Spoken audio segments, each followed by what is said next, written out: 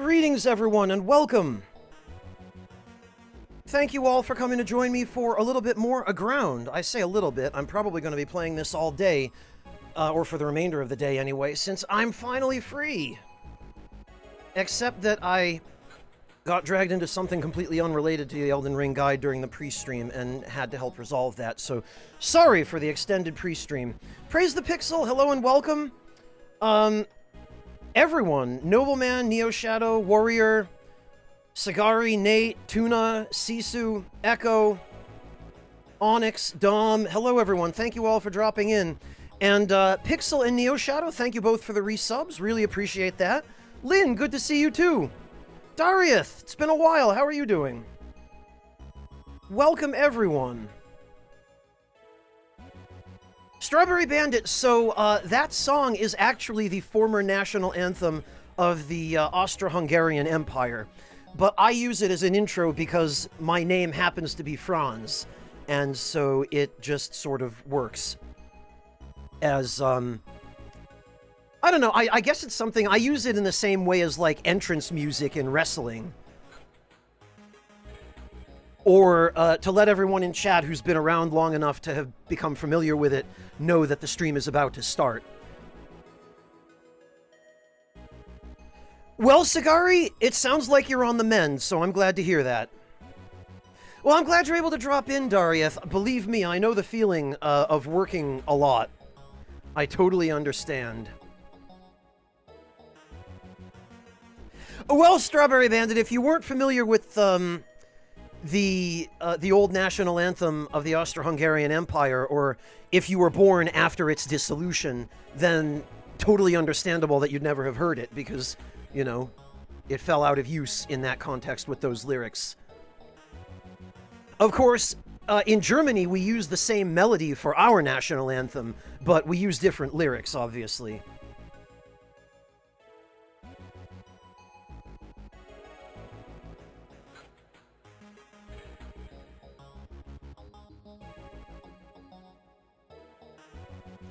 Yeah, Pixel, if you're Hungarian, then it'll probably be familiar to you, yes.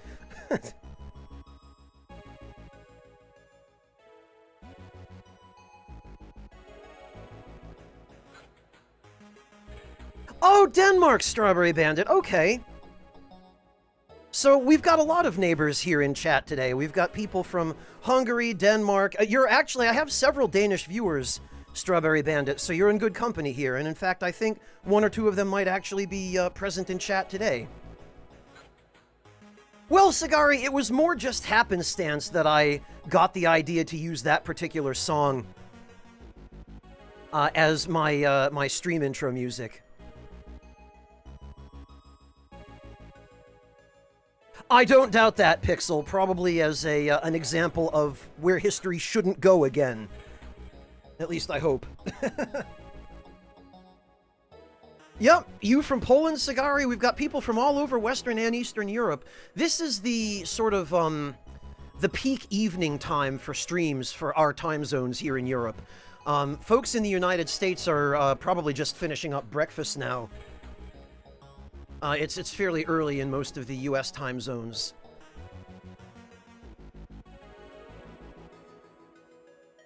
There you go, thanks, Tuna. Good to see you, Tuna. Thank you for dropping in.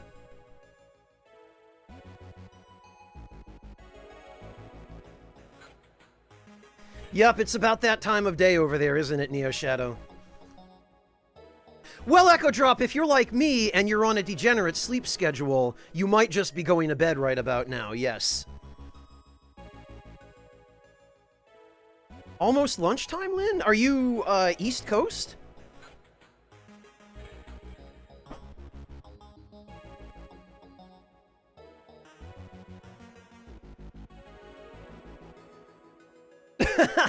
Oh, I do, Tuna. I always appreciate knowing that you're here in spirit. It means a lot.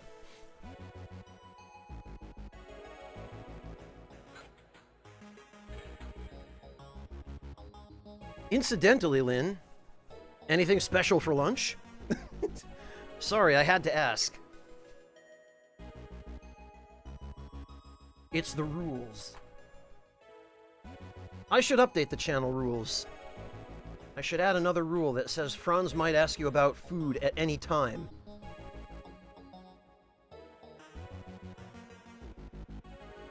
Because that might happen. You better be ready.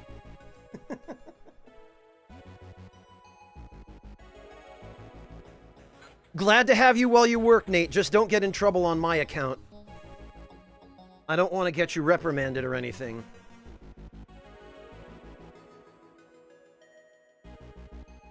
Oh, West Coast, Lynn. That's an early lunch. Chicken Supreme with smashed potatoes. What is chicken so supreme? Ah, Sunny T Games, thank you so much. Holy, 6 months in advance. And not a username I recognize, so you must have really decided you liked it here very quickly. Thank you so much, Sunny T Games. I really appreciate that. Either that or you're just a long-time viewer who's only now decided to subscribe, in which case I apologize. But either way, thank you. Yeah, the food talk sold it. That's how we do around here, Sisu. I've got to have something redeeming about the streams to keep people interested. It sure isn't my gameplay. Sitting here on the title screen talking to chat for half an hour, after I made you all wait for another half an hour during the pre-stream. Again, I'm really sorry. Maybe for you, it's the fact that I hate mayonnaise and you always tease me, Echo Drop. Ah, okay, Sunny T, so I was right the second time. Well, I'm really happy that you decided to drop by. It's great to have you. Thank you so much for joining us here on Twitch. Well, Pixel, it fails when Echo Drop turns the discussion to mayonnaise, but other than that... Yeah, go ahead, Lynn. You're always welcome to post pictures of food. As long as it doesn't contain mayonnaise, because then I'll ban you. No, I won't really.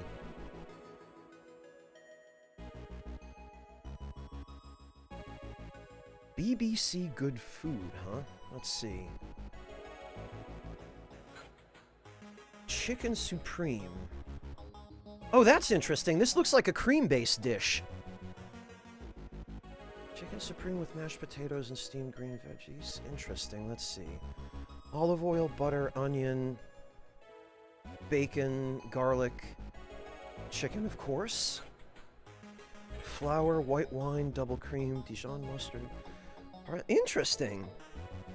Okay, I've never heard of this dish, but it looks like a fairly orthodox example of French cuisine. Fascinating. Yeah, that'd be my luck, Pixel. Echo Drop is the only one who has the audacity to be so blatant about teasing me in that way, but I tolerate it because I know he's a good person at heart. Yeah, actually, Echo Drop, it does look quite a lot like Chicken a la King. I kind of got the same vibes. Chicken a la King, though, is more of a, Chicken a la King has mushrooms in it, I think. And it's usually, Oh, Suprema de Pollo. Do you know, this actually looks quite a bit like Jägerschnitzel. But then again, these sorts of dishes all borrow inspiration from each other, and they usually have overlapping historical origins. Neo Shadow, the number of times people have asked me that, I've lost count. And no, it's not about homemade versus store-bought. It's about the fact that mayonnaise was made for the devil to eat in hell. And I am trying very hard not to end up in hell.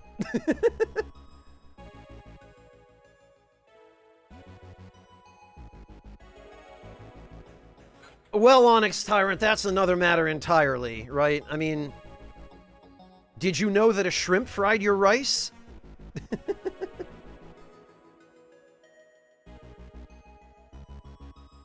Yeah, no, that's the genuine answer, Neo Shadow, is that no matter what it is or where it comes from, I just can't stand mayonnaise.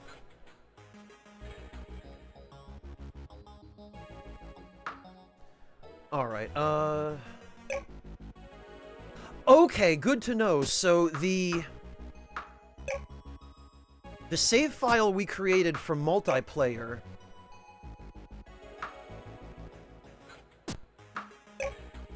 is in fact accessible when you're not logging in via multiplayer. That's good to know.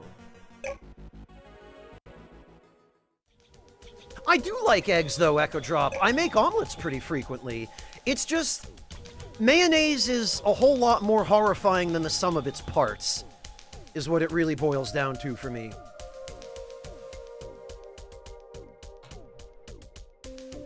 Yeah, tuna, if you get a sandwich at a restaurant, sometimes even if you ask them not to put mayonnaise on it, they just automatically will.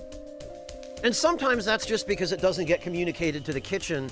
But sometimes they're like, what? No, you don't really want us to take the mayonnaise off. And I'm like, yes, actually I do.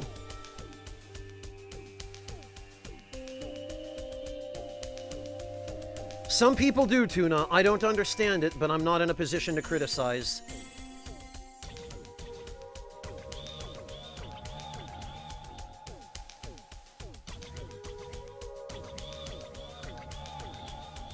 Echo Drop, biscuits and gravy is not a dish I go out of my way to eat.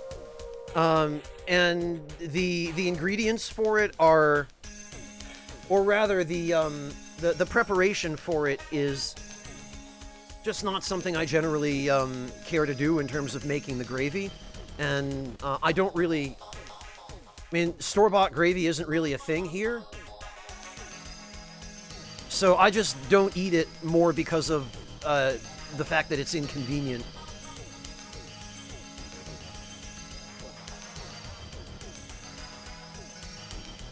I mean, Echo Drop, if somebody offered me biscuits and gravy, or if I went to a restaurant or something and it was on the menu, I might order it.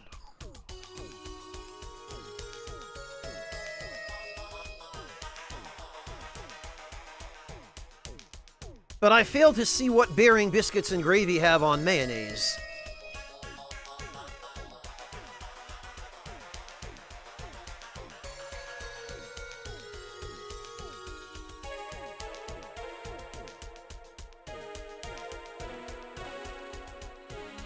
Oh, well, Echo Drop, I think that was because Alex and his mother prepared a local version of biscuits and gravy that I commented on that it looked really good, but biscuits and gravy does not normally have mayonnaise in it.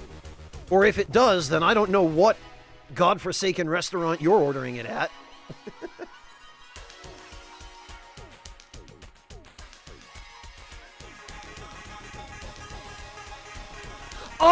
Oh, that one, Echo Drop. Yes, okay. That was the, I think it was Breakfast who posted that. That was the, someone decided that they were going to take a short video clip of the McDonald's biscuits and gravy, and it was just horrifying. No, I wouldn't order biscuits and gravy at McDonald's, but then again, you wouldn't catch me dead at a McDonald's.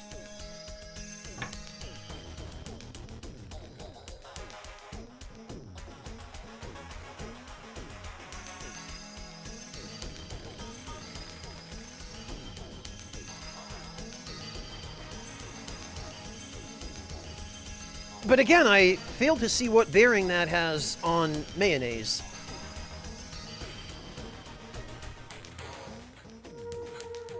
Any case. Whoops.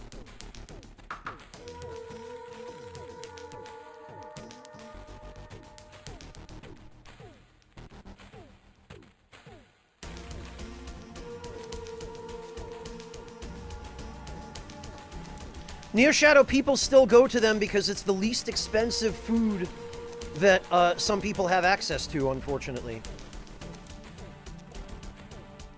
Oh, no. And Echo Drop, I don't know that mayonnaise is what I would even call a sauce. But no, it definitely has nothing to do with white sauce. Like, I'm a big fan of Mornay. I try not to eat it too often because it's like a heart attack on a plate. But, you know, Mornay, bechamel, I don't mind those. I've been known to make macaroni and cheese from time to time. Again, not often, because when I do make it, I go all out and, you know, I'll use like 8 different kinds of cheese, and I'll usually add bacon and lobster and whatever else I can get my hands on, but... Depends what country you live in, Neo Shadow. But you said you were in the US, right? I mean, in some countries, McDonald's has always been pricey. A friend of mine who went to Bali on vacation came back and told me that in Bali, McDonald's is the sort of place that, like, you dress up for and go out to on a Sunday, and you pay for a meal at McDonald's what you would pay in other countries at, like, a sit-down restaurant. Burger is $7 now? Jesus Christ, Echo Drop. Well, good riddance, Pixel. The population will be better off.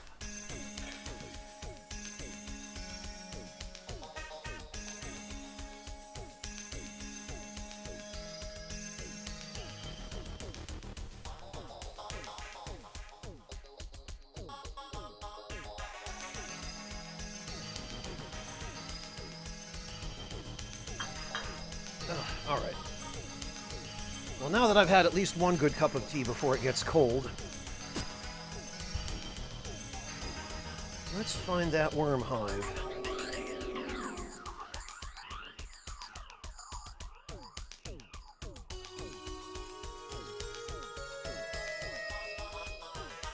What the heck is the alchemist doing?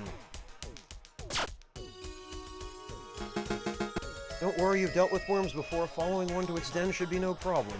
Well, that's kind of not the part I'm worried about. Also, I didn't mean to bring all this pie with me.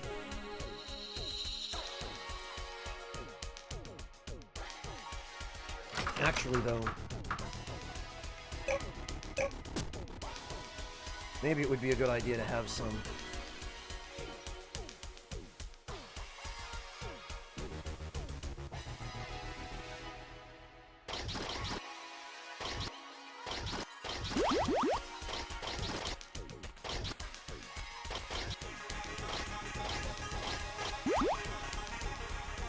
Blast it! And you know what else I forgot to do? I forgot to...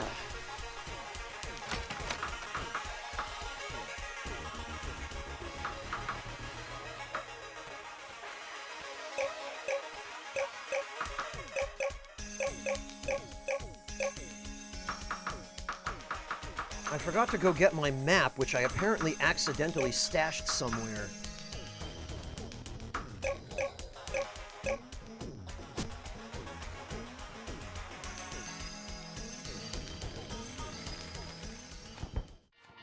Let's just go deal with that now.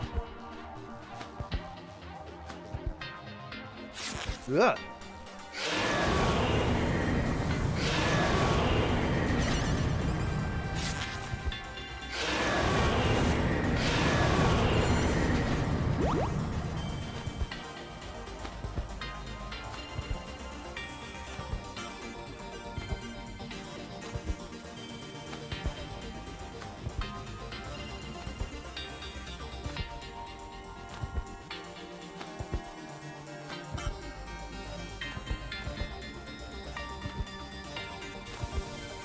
Because otherwise I'm just going to forget.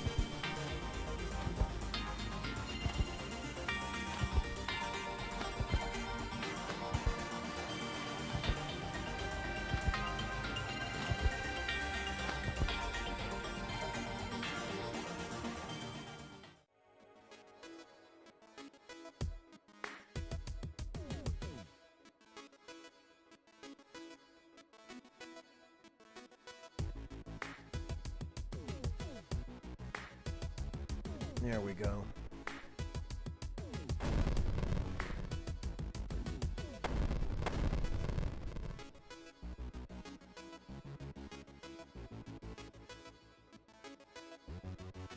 Oh, Pixel, you must have been watching the playthrough I did of the remaster of SMT3 then.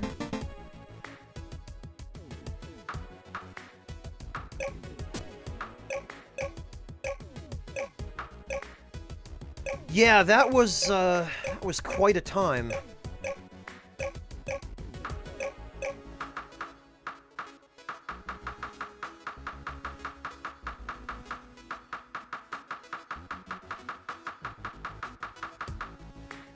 Okay, my map is definitely not here.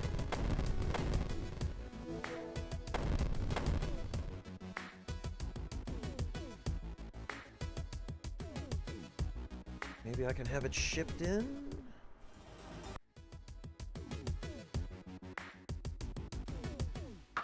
Is it at Sunset Haven?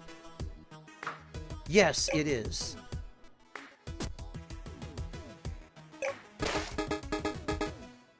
Well, that was stupid.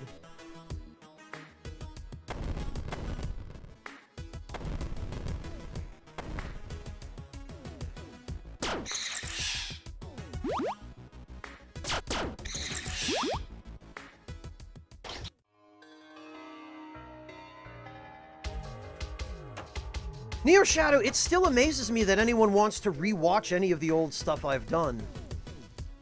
Maybe it's just me, but I have a hard time rewatching any of my own content.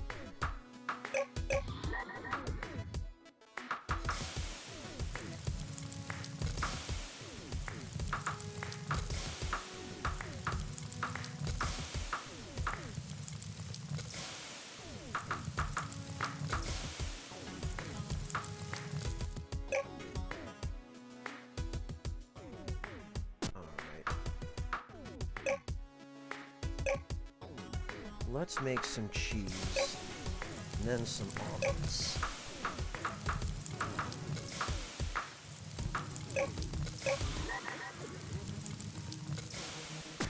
Oh, well, I really appreciate that, Lynn.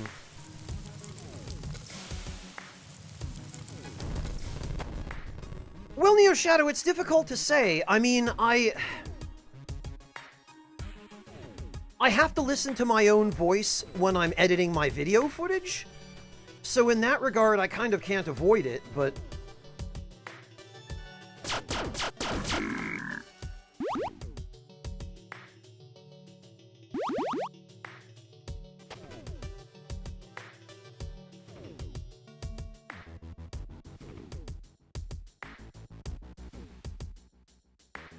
Apart from that, I just... I don't know.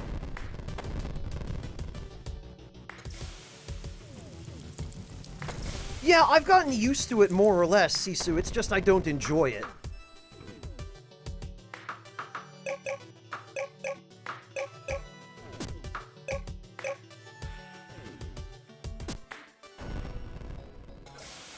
But I guess if you're not me, it's a little bit more novel to watch a playthrough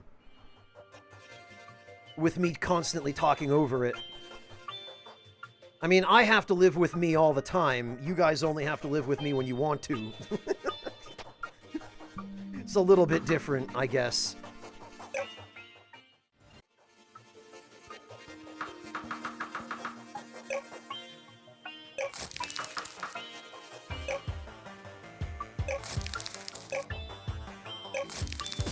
There we go. Hey, Hello Kitty, welcome! Good to see you!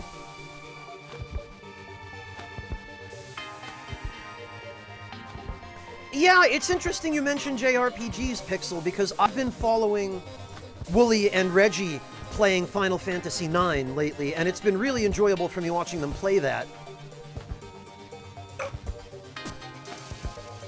And part of that is because FF9 is a game that I played back in the day, when it first came out, back when I was a kid. But also because the dynamic that Wooly and Reggie have is just fantastic and super entertaining.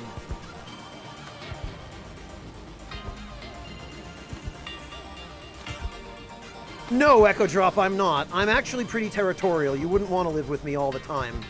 And frankly, I wouldn't want to live with anyone all the time. I mean, unless it were maybe a romantic partner. But even then, I'm pretty particular.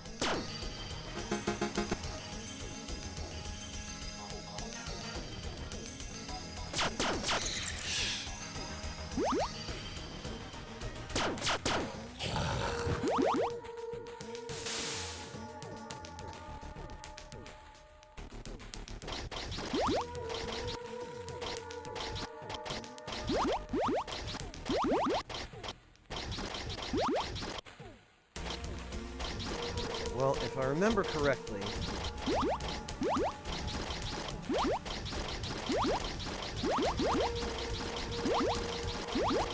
all we really have to do here is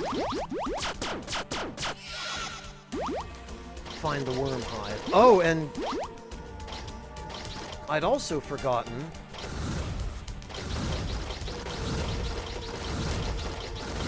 that the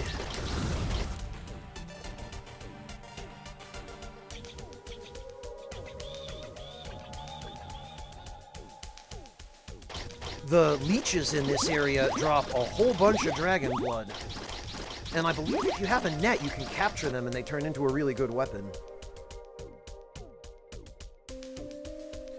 I'm alright, thanks, Slow Kitty. How about you?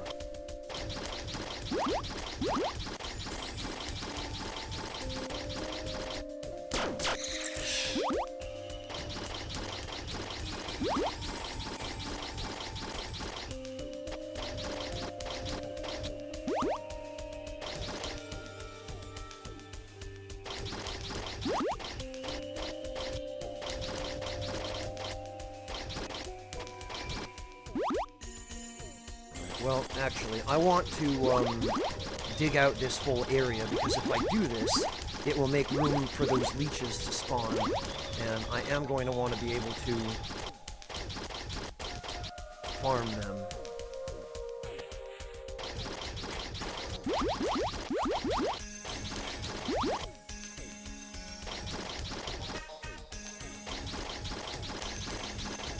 Actually, what am I doing? I should be waiting to do this, because as soon as we complete this event, I think we'll have access to the Worm Queen, which can dig a lot faster.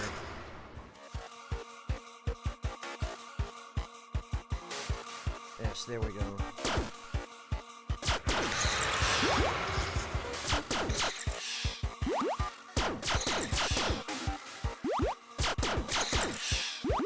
Yep, there it is.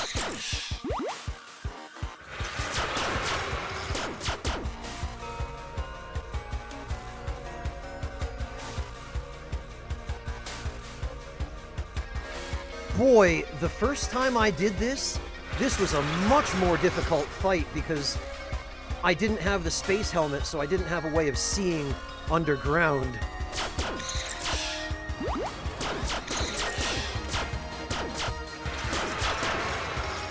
Wow, okay, and the laser gun does half her health with one shot.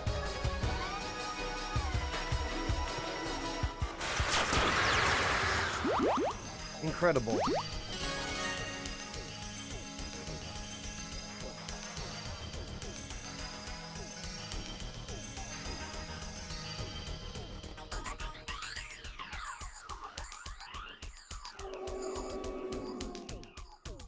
Echo Drop, if you're trying to use that to convince me to let you live with me, I'm afraid you're going to have to do a little better.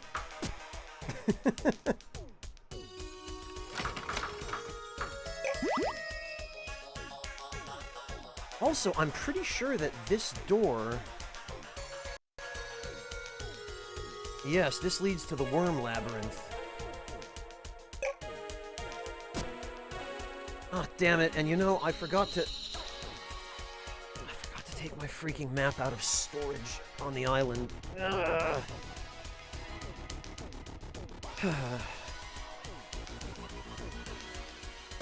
Oh, nice, Slow Kitty! I hope you've been having a great vacation.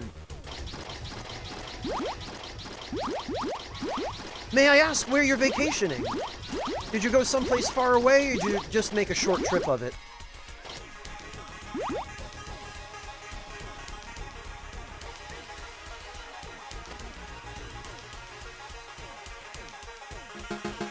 What's that? There was a Worm Queen? That's irrelevant. Look at the spirit gem you found.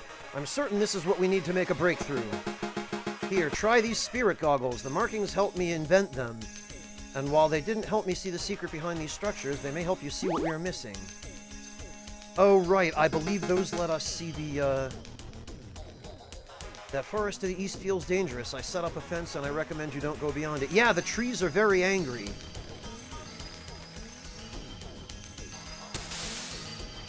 They don't like me.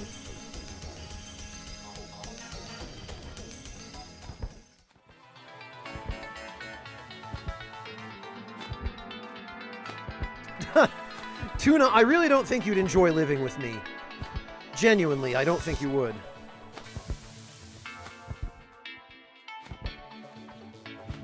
Oh, okay, Lokitty, so it is a fairly long trip.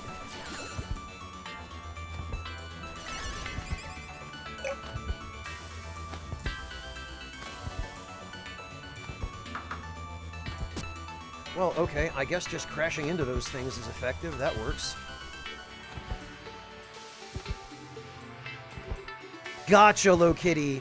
Gotcha. That's totally fair. Well, I hope you have a great time. I really appreciate you taking time during your vacation to stop in and see us, Lokitty. That's really kind of you.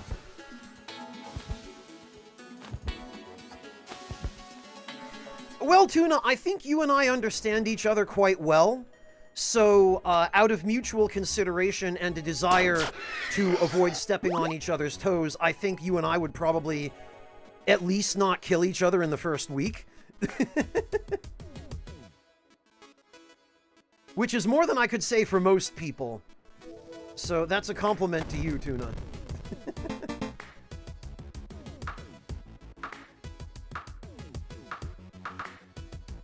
Alright,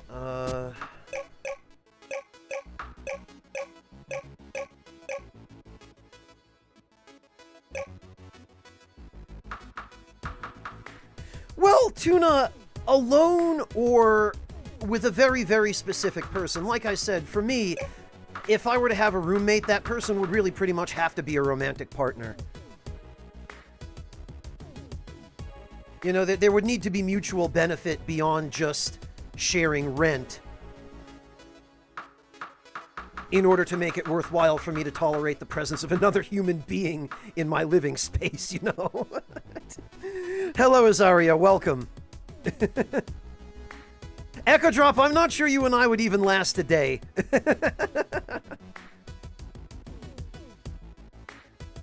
And don't take that the wrong way, Echo Drop. I like you just fine as a person. But I have a feeling our taste in food would probably become a point of contention very quickly.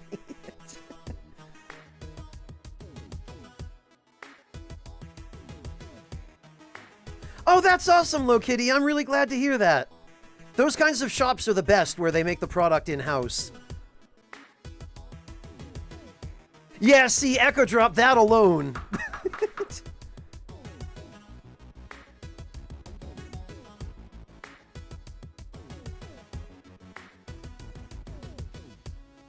Yeah, Tuna, nothing is black and white, especially relationships.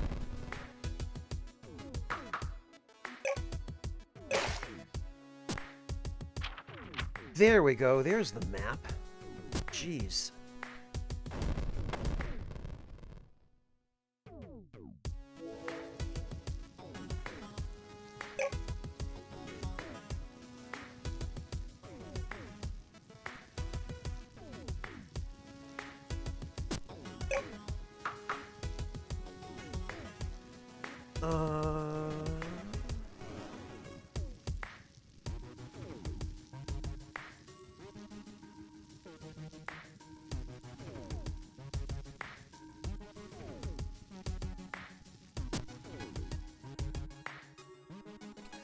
The same as it is anywhere else, nobleman. It's a crapshoot at best, and you're lucky if it lasts more than a couple of dates. I mean, I say that, but it really depends on where you're looking for your candidates, because if you're just randomly dating, like on the internet, if you're using Tinder or something, or if you're just going out to places in public to meet people you've never met before, yeah, then what I just described is absolutely true. But that's also true any place where you do that. Whereas if you're dating from a pool of people you know slightly better, then obviously the dynamics change.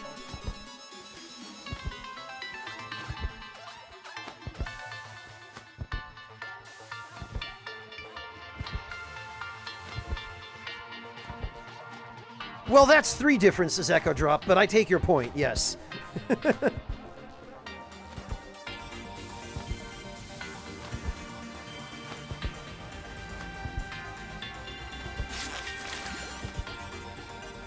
Neo Shadow, that was my reaction too when he first said that. Ah, see? See, it's not just me.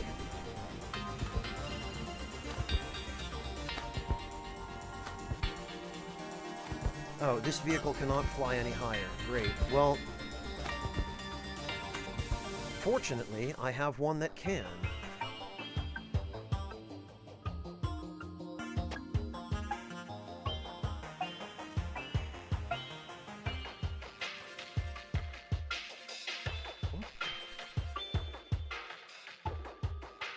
Oh, right! This is the exit from the crawler labyrinth, which only appears there once you've completed the labyrinth.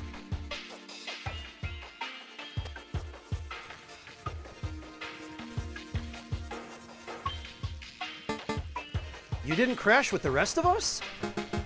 No, I was part of a scouting mission for the colonization program. Yeah, this dude's been here a lot longer. We were 4, but the other 3 died, and when they came soon after, I knew this planet was cursed. I barely survived using what I'd learned of magic. Perhaps if I'd had those spirit goggles back then, things would have been different. They were here after you? Yes, I believe they were jealous of my magic, or frightened of it. It's hard to say for sure.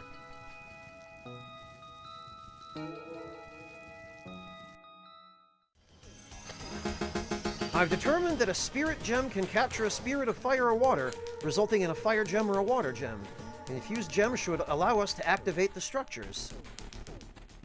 Okay, we need a fire gem and a water gem. Which also means we need to put on our... Yeah. The pillar reveals this enchantment. Rusty axe plus those things equals ancient axe, which we'd already figured out.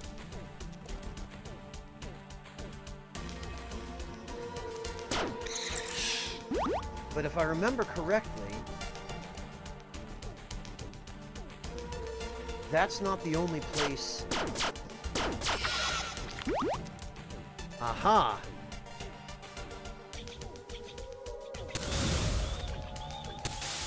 Freaking ow!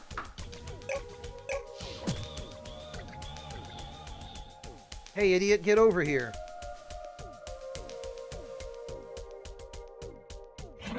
Lol. Got him.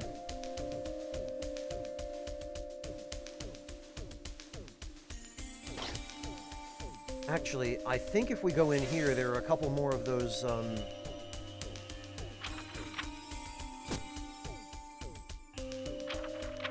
Yes, or there's at least one of those recipe pillars.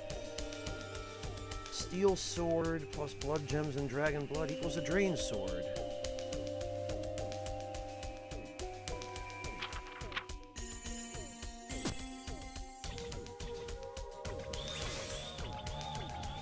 There we are.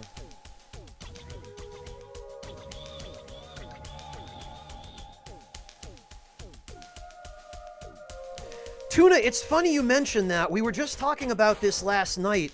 One of the developers of this game actually dropped by.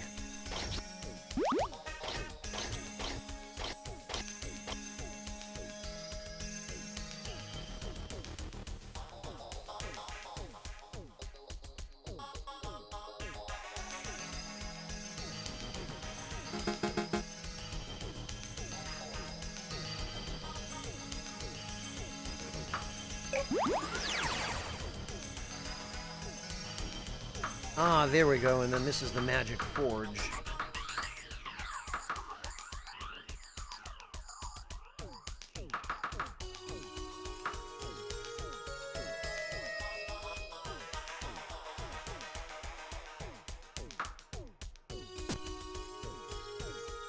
So, Tuna, basically, the subject came up that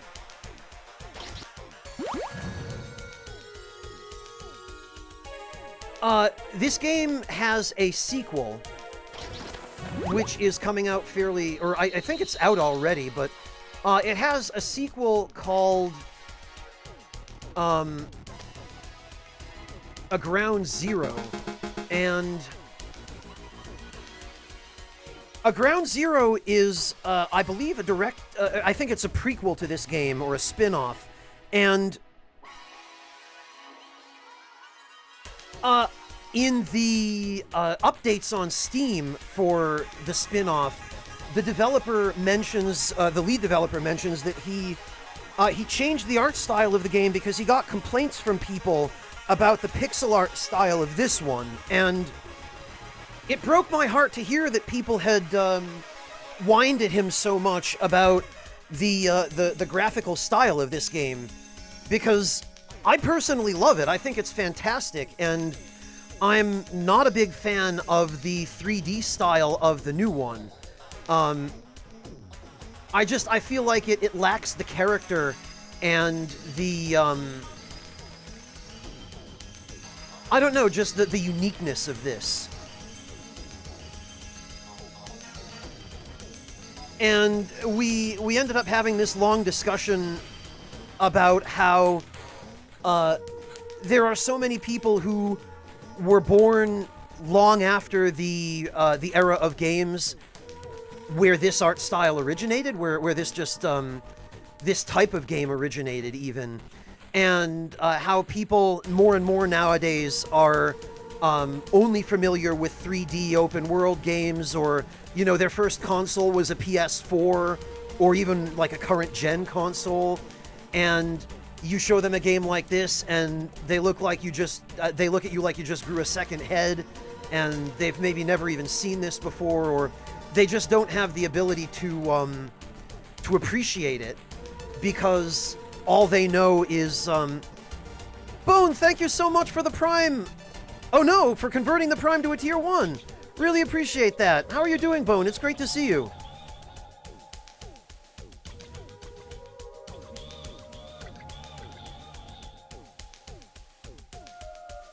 Yeah, Echo Drop, that doesn't mean it's a good way of preparing those ingredients.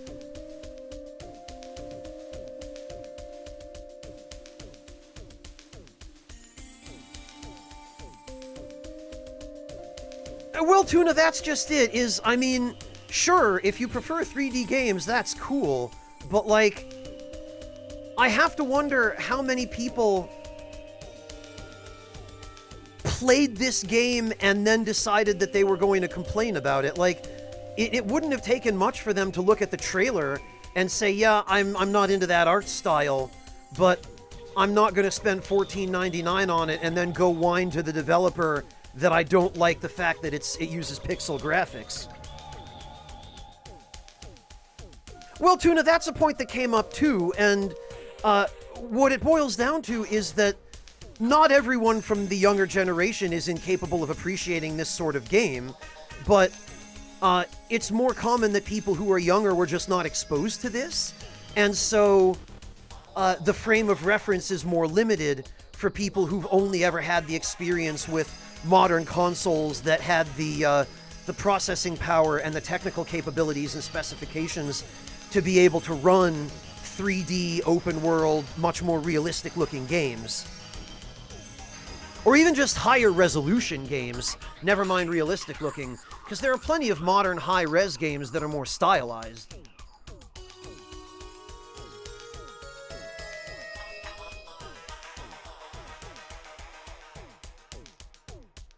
It just made me sad that the dev for this game decided to change the art style for the sequel, based at least in some part on complaints from what I have to think was a vocal minority who just didn't have the ability to appreciate the sort of game that this is.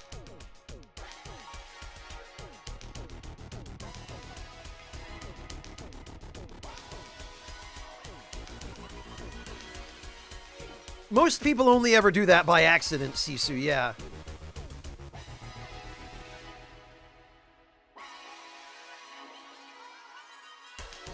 That's impossible to know, Tuna. At least for me. I mean, I don't know what the exact comments were the dev got, but... Yeah, Chopin, I feel like this game is a lot more unique than the sequel. I appreciate what the sequel was going for, but, like, for me, just watching the trailer for the sequel was enough for me to know that I wouldn't be able to deal with that art style. Which made me really sad, because when I found out there was a sequel to this game, I was really looking forward to playing it, because I really, really like this game, and I wish it were longer. I wish there were more content in it. But...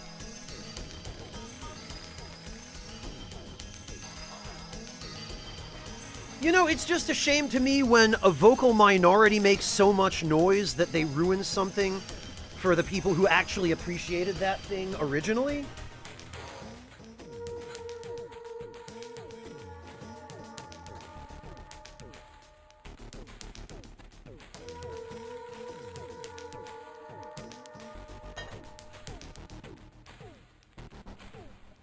It just makes me sad, you know?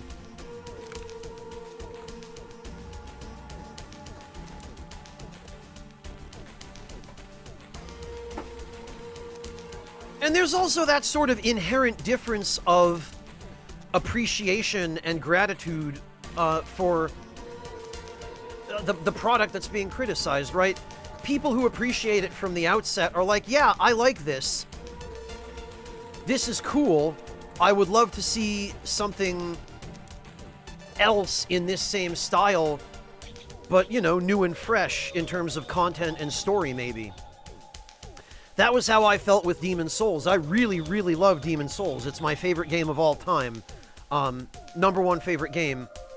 And Dark Souls 1 was a great sequel to it, because Dark Souls 1 was more of the same style of gameplay. It made some improvements in terms of quality of life.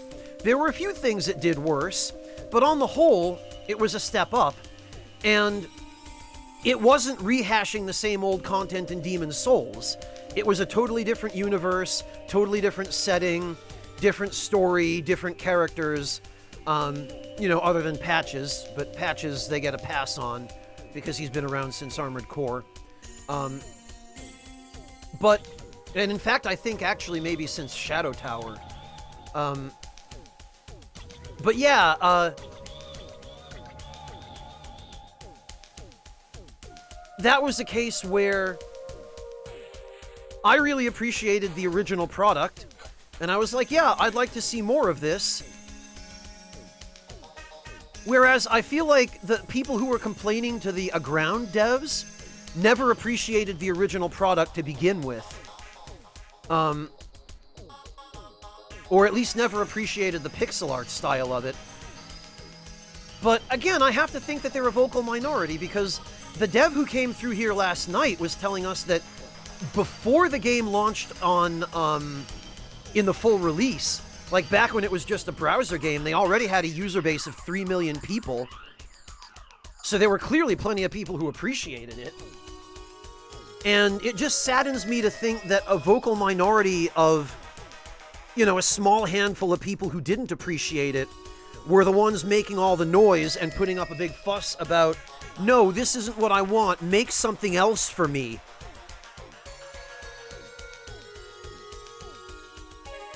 And that the developer felt so pressured by that minority that that it actually influenced his decision on the next game.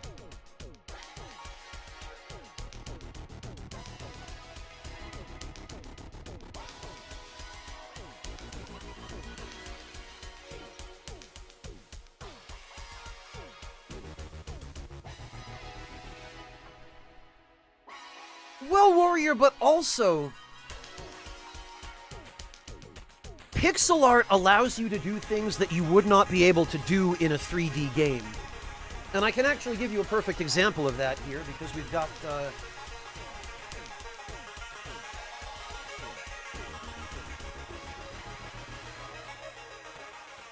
Yeah, unfortunately, Low Kitty, they can.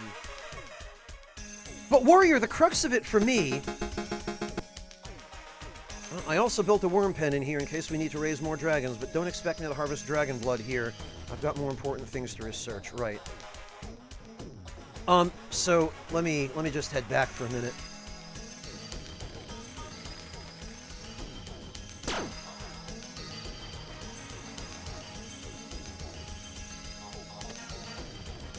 Okay, so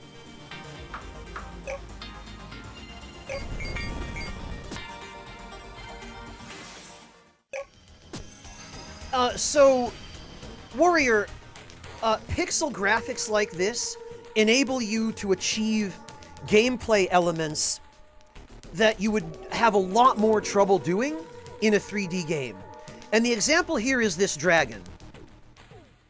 So, the dragon is an enormous unit. It's 4 or 5 times the height of the player character, and probably 8 or 9 times the length. It's a huge, huge unit. In a pixel game, in order to make this dragon a usable ally that you can fly on, you can ride on it, you can make it a familiar, you can have it follow you and attack enemies. There are all sorts of things you can do. You can use it to power a power plant, even. But in order to do that, you have to have a talented pixel artist draw at least a few frames of animation for it, right? And I see at least 4 frames of animation on this dragon's idle sprite, which is enough. You know, it's pretty cool. And then we hop on its back, and there are quite a few more frames to this than 4. This is probably like a 15, 20 frame, maybe, flying animation. But, and then you've got the different variations on it for when you're moving, when you're hovering, when you're attacking. So, a fair amount of work goes into making each complete sprite sheet, but the amount of work required to do that is not exactly the same as building a 3D model of this same dragon in a 3D modeling program, rigging it with a skeleton to animate it, and then animating frame by frame, or even just using keyframes, each action or motion that that dragon needs to make in order to be convincing and in order to look natural. So, well, yes, you could, Tuna. That's the extreme example, but yes, that's basically the end stage of what I'm describing here. But yeah, Warrior, like, this is what I mean, is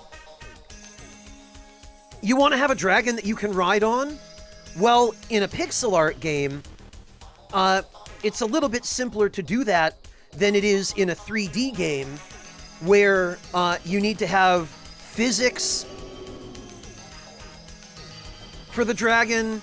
You have to be able to control it in 3 dimensions. If you're going to be able to fly on its back, you have to be able to control it in 3 different dimensional planes. Those controls have to work smoothly. If it's going to attack, you have to figure out 3-dimensional vectors and hitboxes for all of its attacks. It's an enormously more complicated job to create a creature like this in a 3D game than it is in a 2D game. And then coloring and texturing it it's just an enormous, enormous amount of work.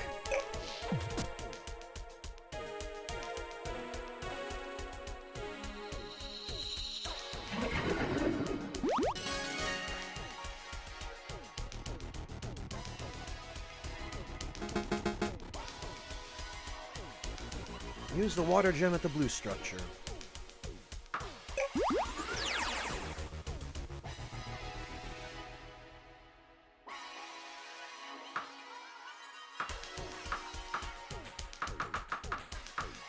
Huh. Okay, and then I guess this is the synthesizer.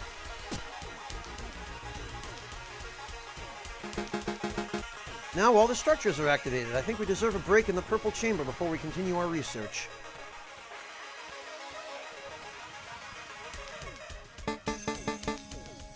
You met them on this planet 10 years ago?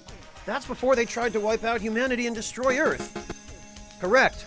I was the first to encounter them, and the first they tried to kill. I don't know what I could have done differently to stop the war. They arrived suddenly with their biological weapons and attacked without a word. If only there was a way to communicate with them. We probably could communicate with them now using my magic translation, but hopefully we'll never encounter them again now that they seem content to ignore us.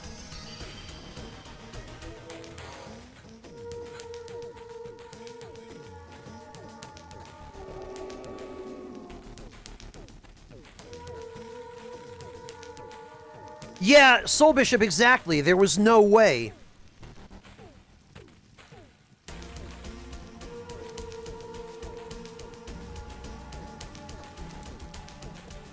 Well, that's really the core of it, Warrior, is the less trouble you have to go through in order to make your vision happen, the more creative freedom you have.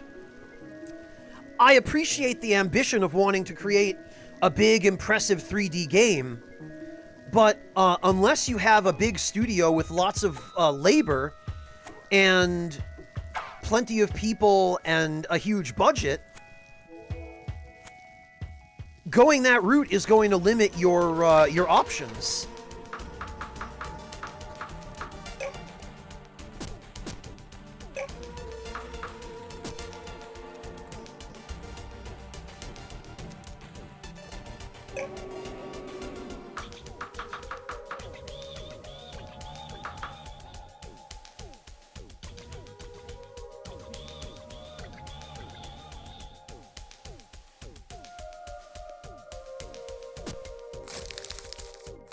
Let me heal up here.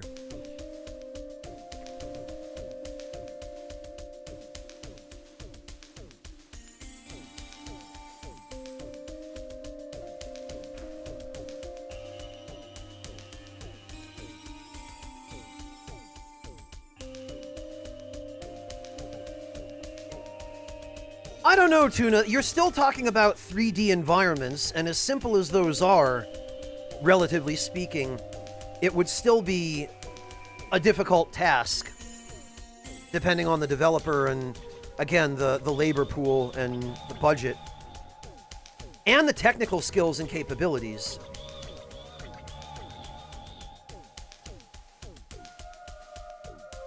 Yeah, Neo Shadow, even Hollow Knight uses sprites and hand-drawn backgrounds, and it uses them brilliantly. Hollow Knight is an incredible game. Just absolutely gorgeous, and it plays very, very well. But there's a reason Team Cherry did not go the 3D route with that. And part of that reason is that Team Cherry is 3 people.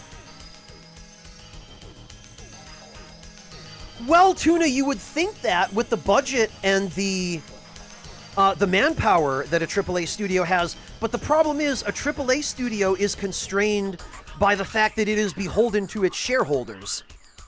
And there's a whole lot of competition for control over the creativity in a AAA studio, Tuna. And so there are a lot more restrictions on how much of that creativity the dev team can actually exercise. There's a lot more pressure on them to conform than there is on an indie studio that's, you know, just 1 or 2 or 3 people working on a passion project with nobody to tell them no, right? And if you look at some of Hideo Kojima's games, you'll see what it looks like when someone who has the AAA budget and the AAA manpower is in a position where nobody can tell them no.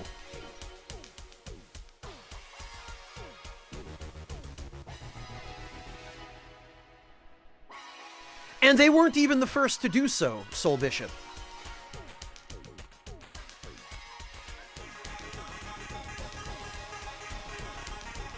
Well, Konami eventually did Echo Drop, but look at what it took.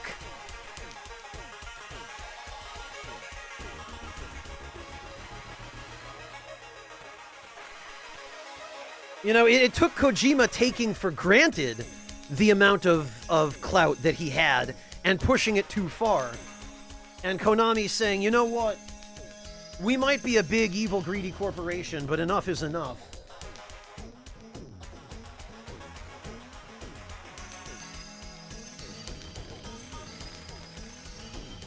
I feel like Kojima is not accustomed to being told no. Oh god. I'm being hit.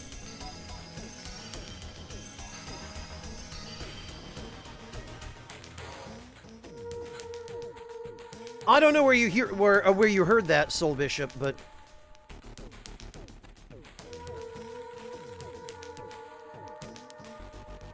Low Kitty, are you talking about Senua's Sacrifice? That game? Okay, Warrior, have a good one. Good luck with your meetings. Yeah, Low Kitty, I watched, who was it? I think it was Charlie I watched stream Senua's Sacrifice, and it looked like a really short game, but, for the experience that it was pretty cool. But that also, Low Kitty, was a game whose entire purpose was to be cinematic and realistic looking.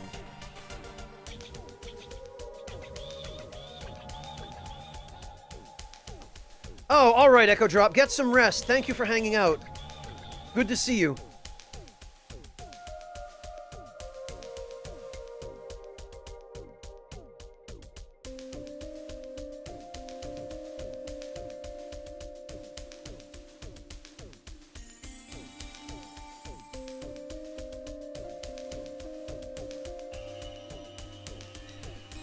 All right,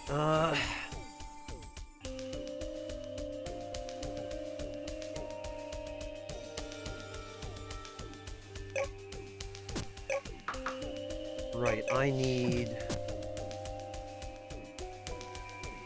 to capture this guy and then activate that.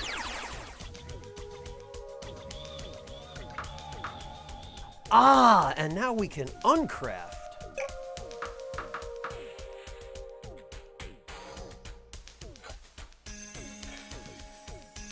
Uncrafting is going to be super handy because it will allow us to obtain high-tech parts without having to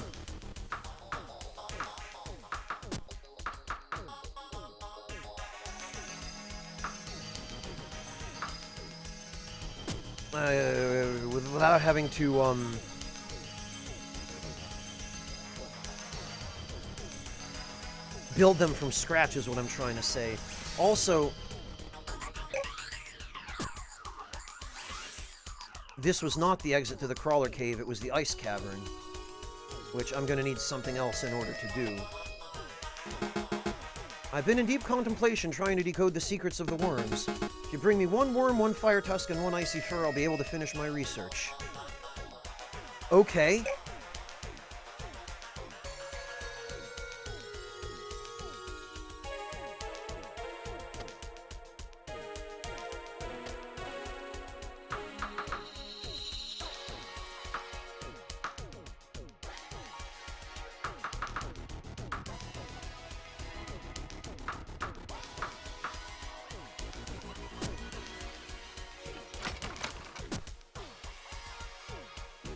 I think we can find diamonds down here, can't we?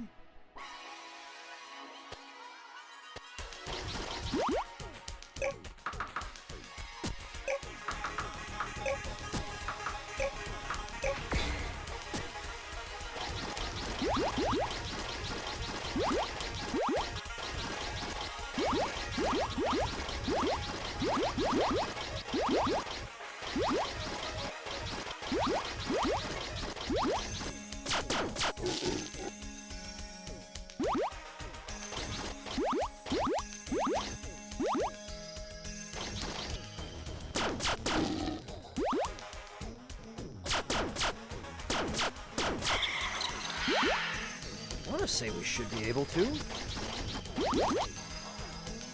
Yeah, there we go. I knew they were in here somewhere.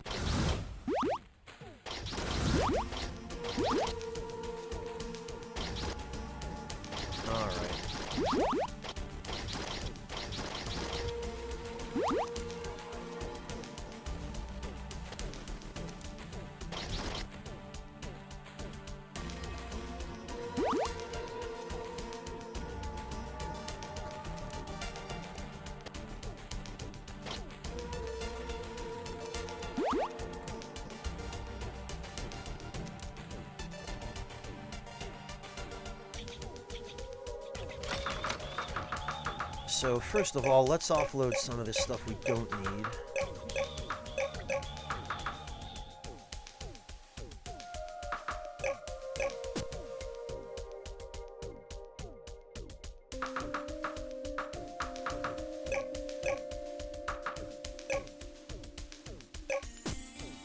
What did he say he wants? Blue structure is a magical synthesizer. It can create items from magic. Red structure is some sort of ancient magical forge. It can enchant items. Focus gems to power the synthesizer.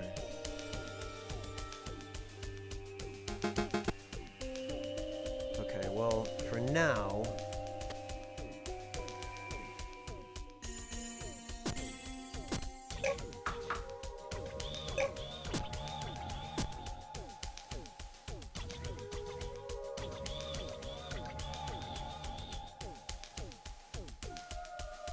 Now we need to find... Ah, there we go.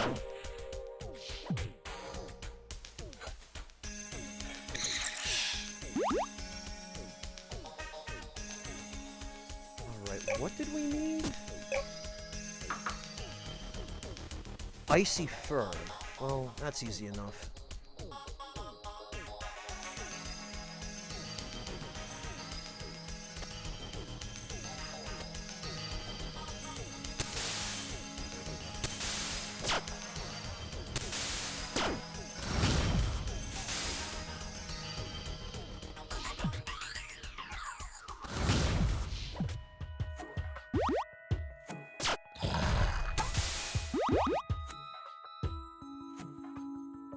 Well, there should be a Yeti up here.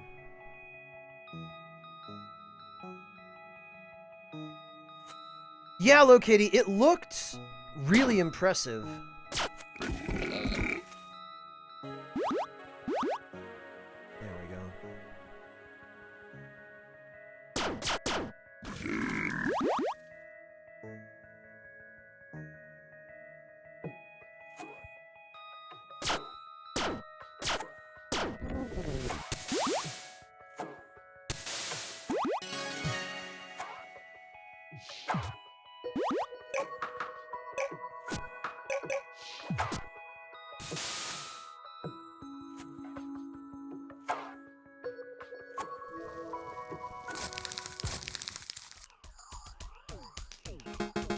I've done it. I've created an altar gem. This will allow us to transform worms and probably other creatures into usable equipment.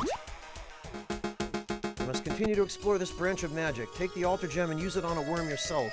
If you need more, I've added the recipe to the synthesizer. Use the altar gems on well-fed creatures. Hungry creatures won't stay transformed for long. Been noticing some very strange spikes in magical energy lately. It could be nothing, but it could be one of them. If you find it, summon me immediately, and if it really is one of them, we are all in grave danger. Find the source of the energy spikes.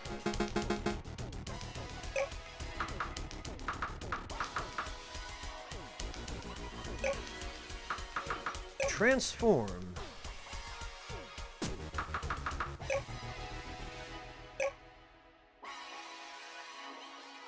Transform worm drill. Huh. Okay.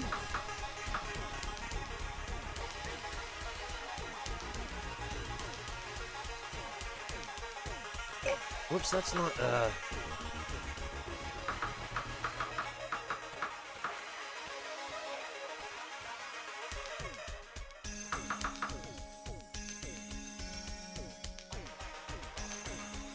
There.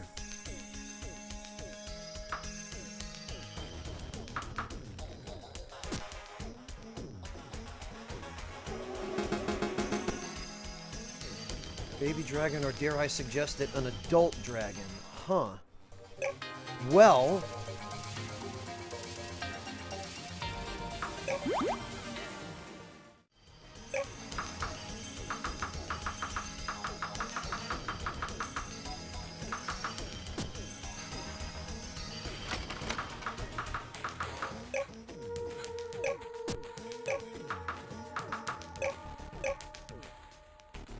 Dragon armor, huh?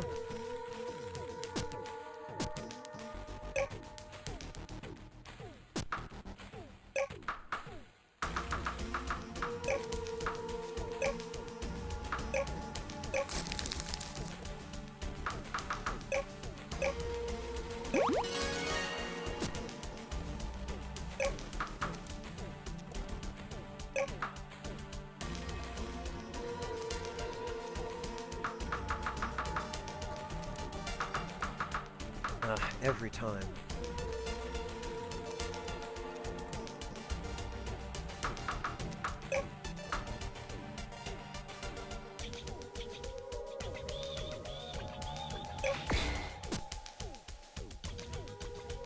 There we are.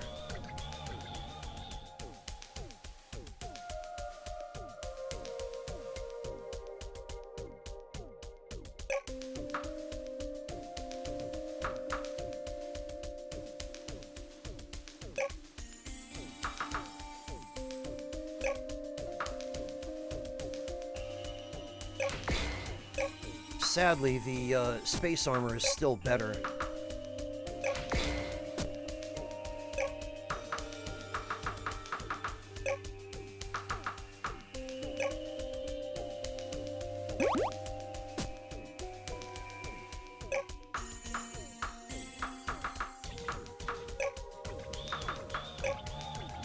Well, we'll put him here.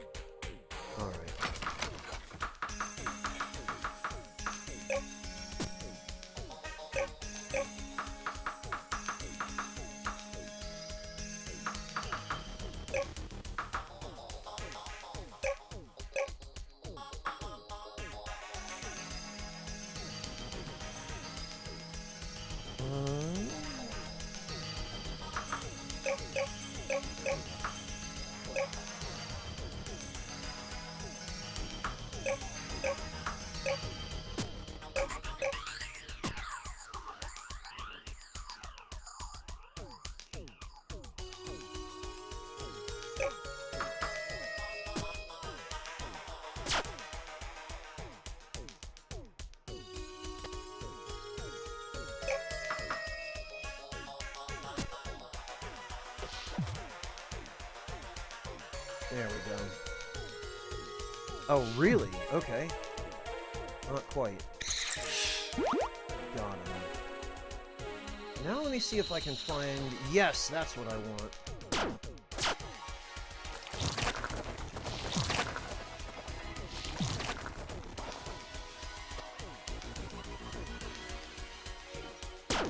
Okay, I guess I can't capture him yet.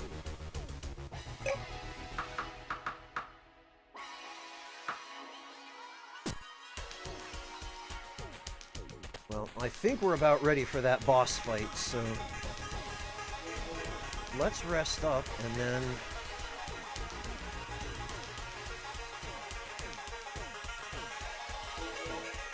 Oh, it automatically checkpoints us.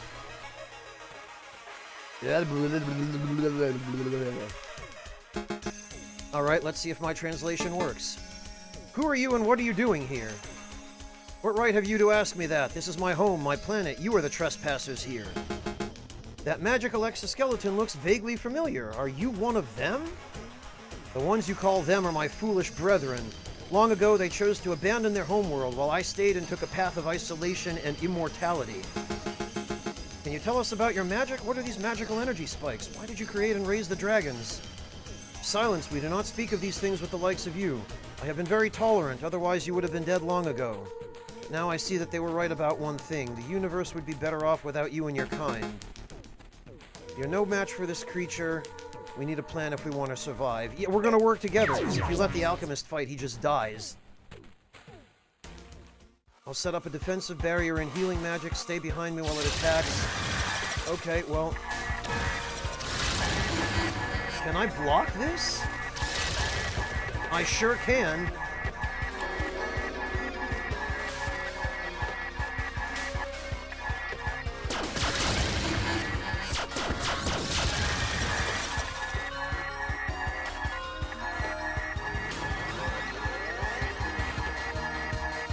Oh, hi, Dee.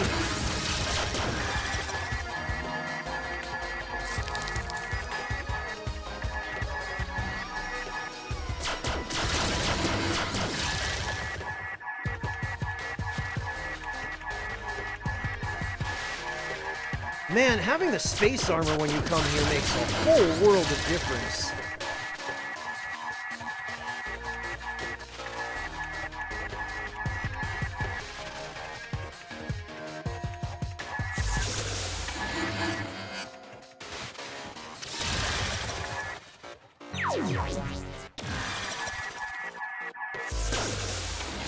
Okay.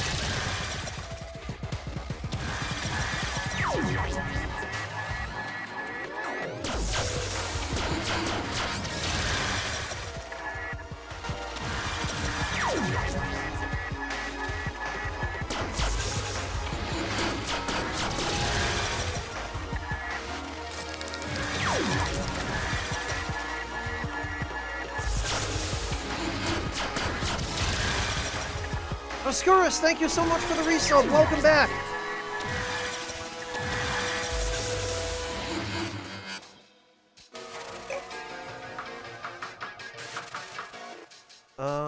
This could be a problem.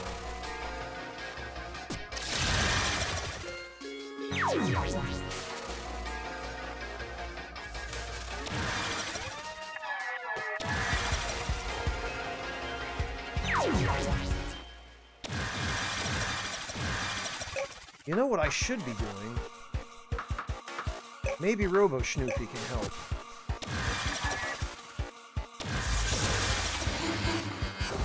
Yes, he can! Huh!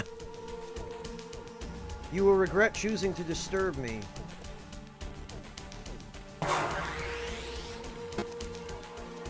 No! What's wrong? Didn't we win?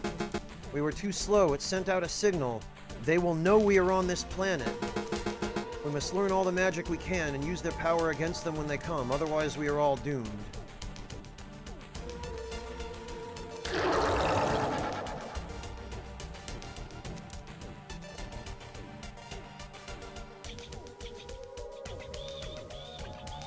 Doing all right, thanks, Oscurus. How about you? How are you holding up?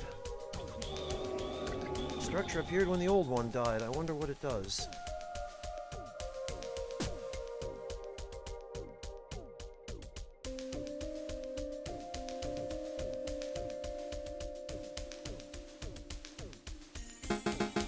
What have we done? Now they will return, and unless we do something soon, we will all die.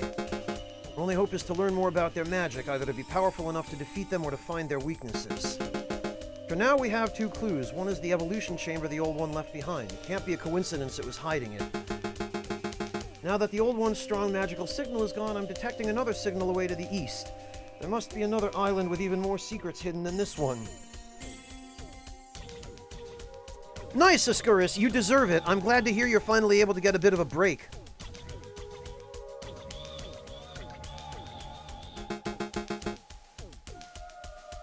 I've learned everything I can here. I'll return to the laboratory to see if I can uncover anything else before they return.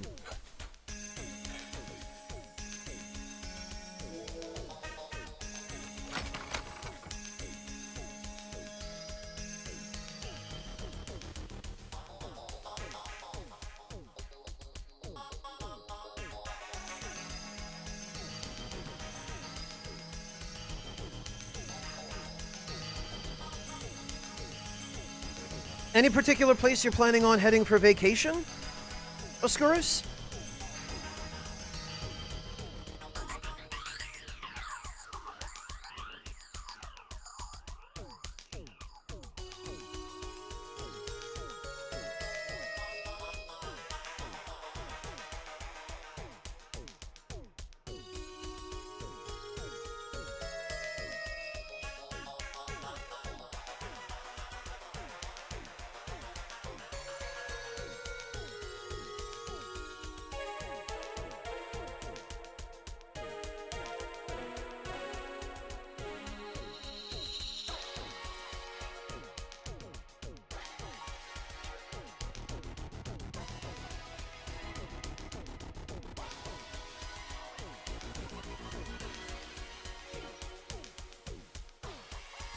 Yeah, sometimes you just need a break.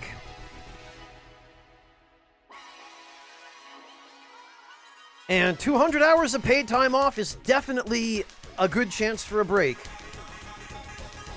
Oh, you're going to Calgary and then Vancouver. That's fantastic. I hope you have a great time.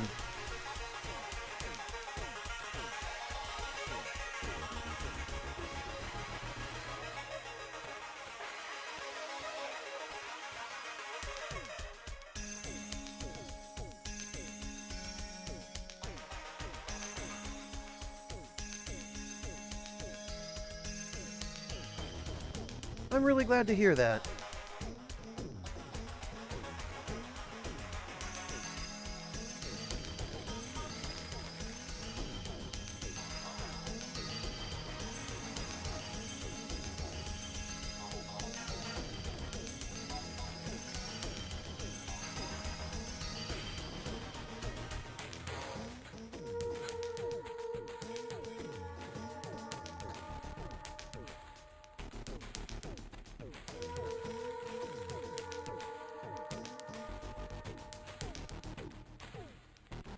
Desu, is that the convention?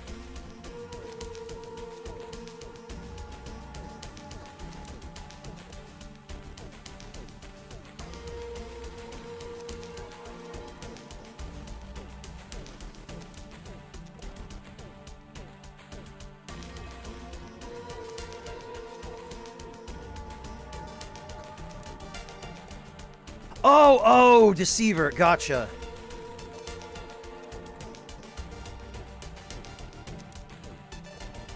Come to think of it, I think I've seen that username before.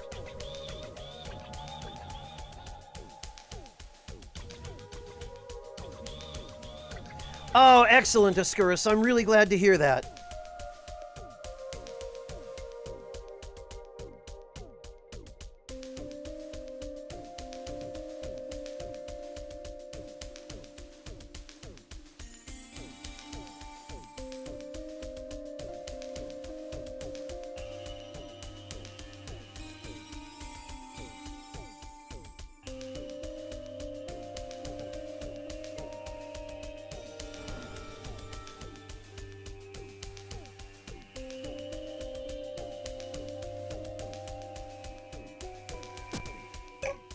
Alright, well, let's see.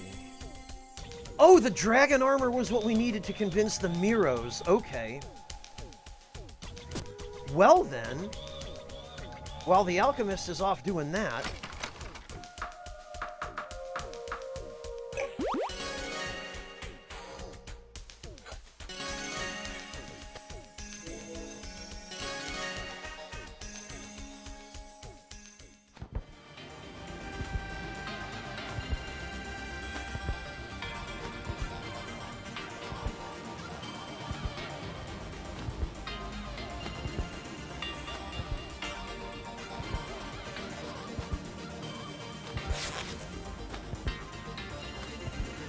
Yeah, at least you get to see them a little bit, Ascuris. I can appreciate that. I have relatives in Boston whom I only get to see once or twice a year. If that, I haven't been able to see them even that often the past few years for one reason or another. Either one of them has been sick, or my mother has been sick and we weren't able to make the visit happen, or just something or another has come up.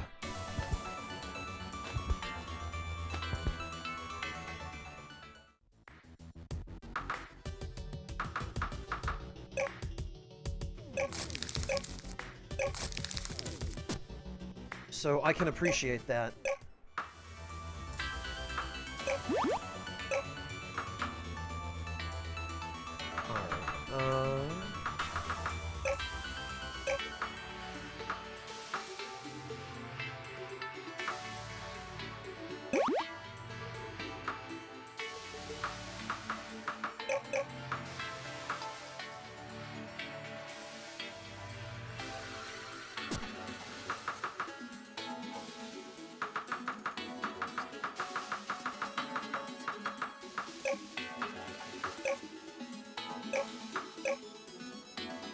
Alright, oh, I don't have anything to feed him.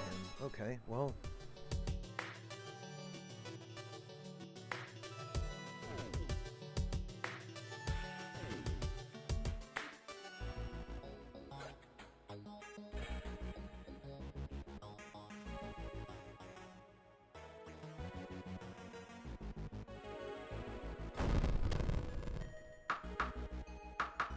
All right.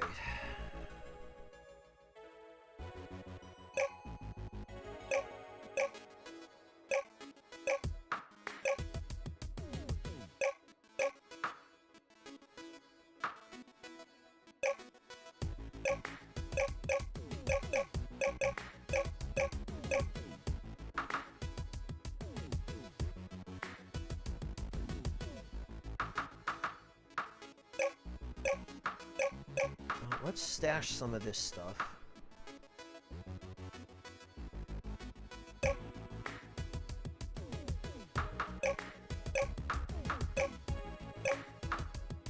Pretty much everything we don't need.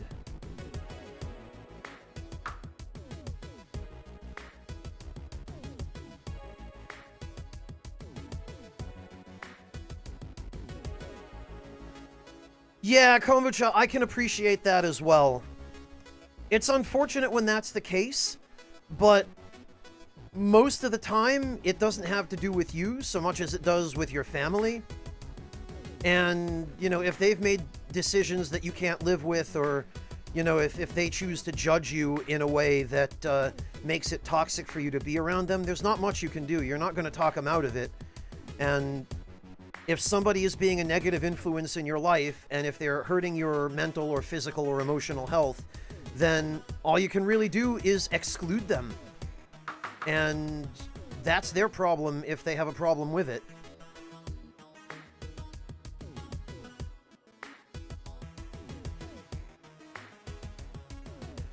Yeah, Sisu, everyone has different circumstances, and yeah, I had a feeling it was something like that, Kombucha.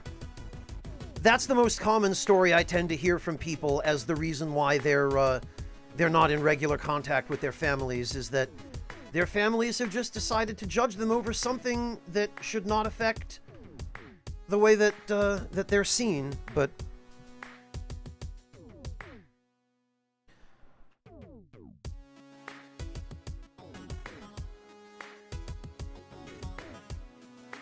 unfortunately, some people are just so desperate to cling to their erroneous preconceptions that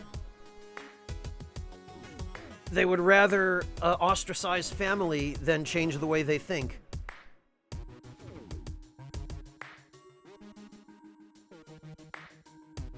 And it's really difficult when you've got someone like that in your family, but at the end of the day, no one like that has a place in your life. If someone is treating you that way, and if they're not amenable to reason, then you can't control their decisions. You know, you can't make their choices for them. All you can do is make your own choices, and you have to put yourself first in those situations.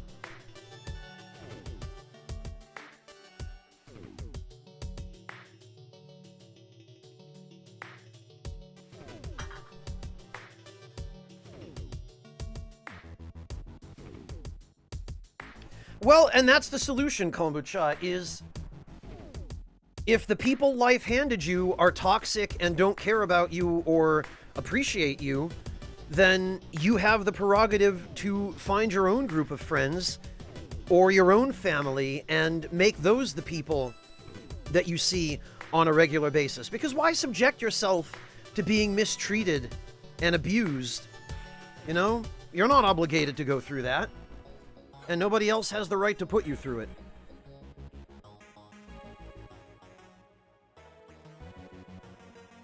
Precisely, Sisu.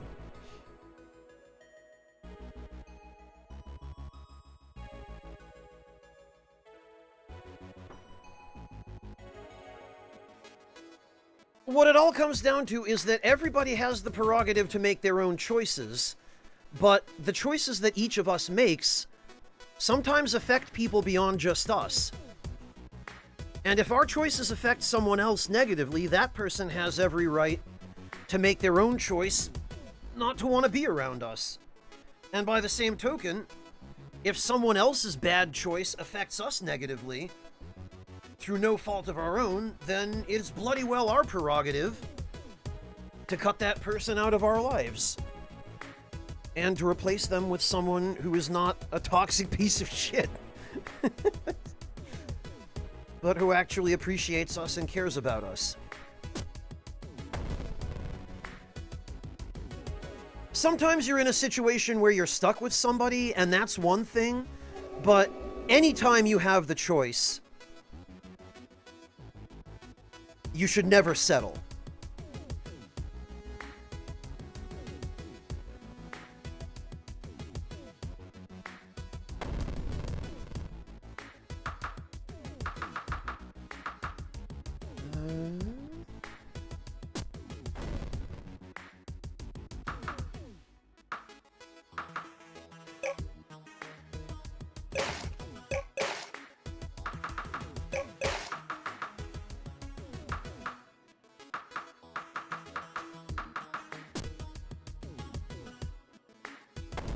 Actually, before we leave...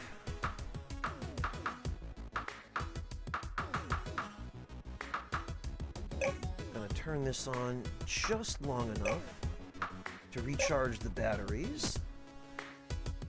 There we are.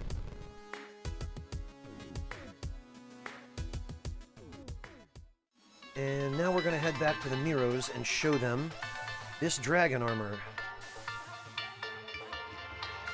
Yeah, humidity's no good, Kombucha. I never was fond of humid climates. Give me someplace cool and dry. Whoops.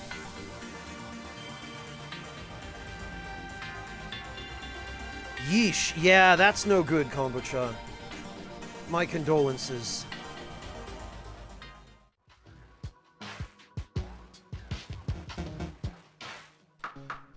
Look at this guy. Why, yes, I believe I will take some uranium. And some titanium.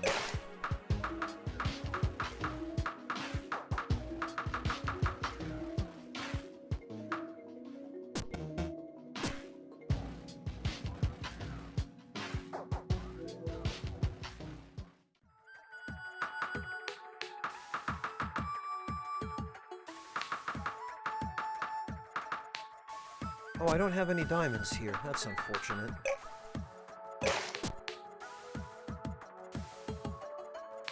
Hey, Systemi, welcome! Good to see you!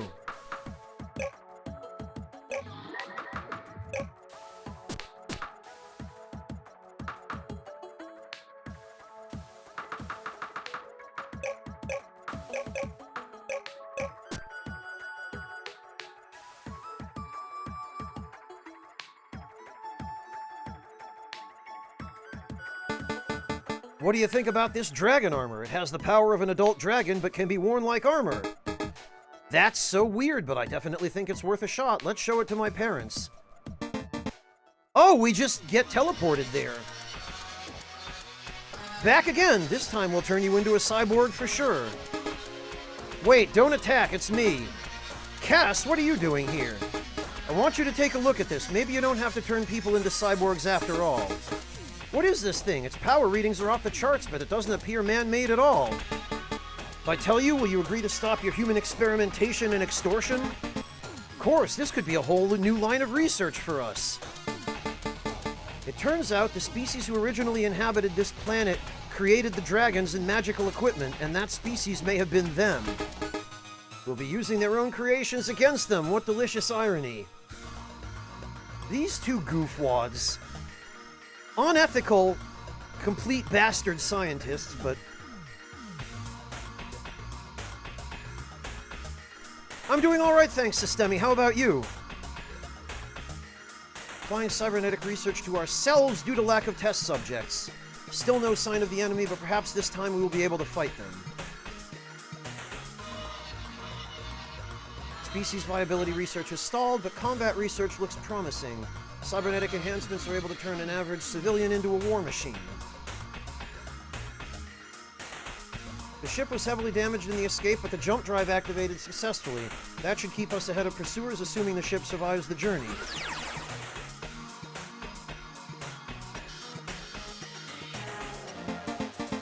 Many essential ship components landed in the ocean when we crashed. If we could salvage them, perhaps we could find a way off this planet. How can we retrieve them from underwater? Could we build a submarine? Certainly, if we had a good launch point. I think there's an underground cave on the western side of this island that has access to the ocean. Hey, Monotone, welcome! Yes, it is the same game.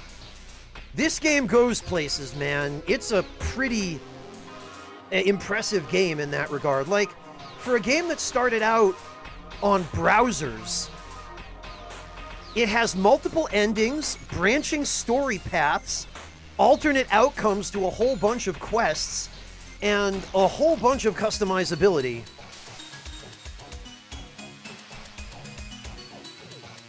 Oh yeah, Soul Bishop, these guys are responsible for the cyborgs wandering around in the desert outside. And they're also responsible for the diode wolf species, which is my current familiar Robo-Schnoofy. You find this cave and bring us some materials, we could build a sub-pen. Heroes want to find a cave to build a sub-pen. Oh, and we just need some steel. Okay.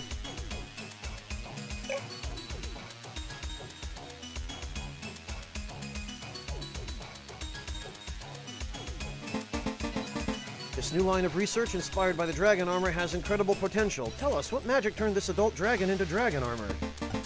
An altar gem? Try combining one with a mecha worm and see what happens. Feel free to use our surgery lab. We'd be very interested to see how powerful you become with our cybernetic enhancements. Oh god.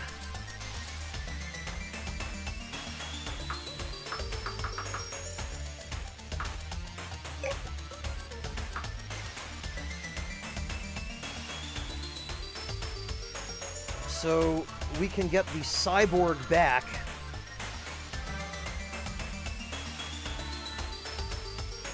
Which basically gives us power. It gives us a regenerating power source. However,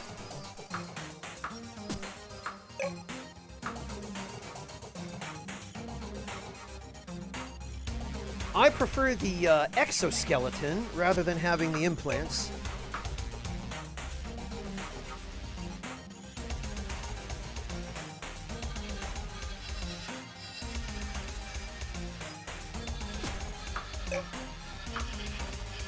And look at that, we can get a machine gun arm.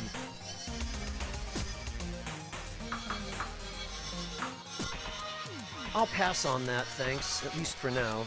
Hey, Cowbell, welcome!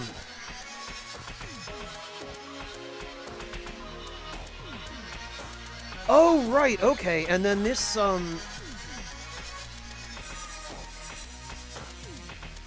this puts us on the ship's bridge.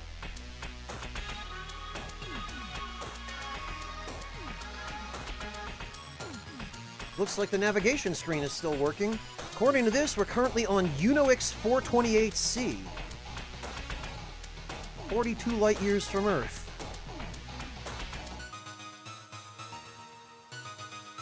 Earth-like inhabitable planet, colony location number 21. Did the Miros add this note? I have to ask them about this. Suspected of being enemy homeworld. We're on the enemy homeworld? How do you know? We can't be certain, but we took samples of many ruins on this planet. Not only are they a match for their technology, but they date back over 1 million years ago. But they're gone now? We haven't detected them on this planet, but even if they did leave, they're sure to return eventually. This is why we were willing to sacrifice everything for strength. From the day we landed on this planet, a confrontation with them became inevitable.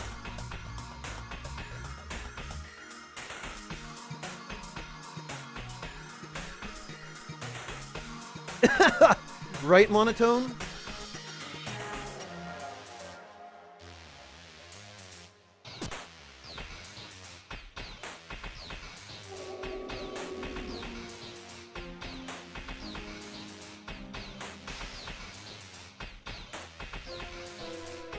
Man, I tell you what, this bridge got pretty screwed up in the crash.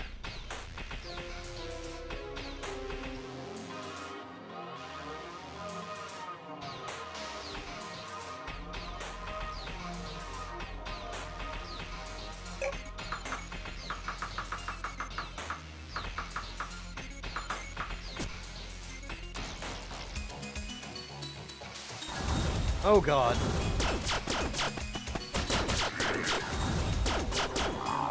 Get him, Robo Schnoofy!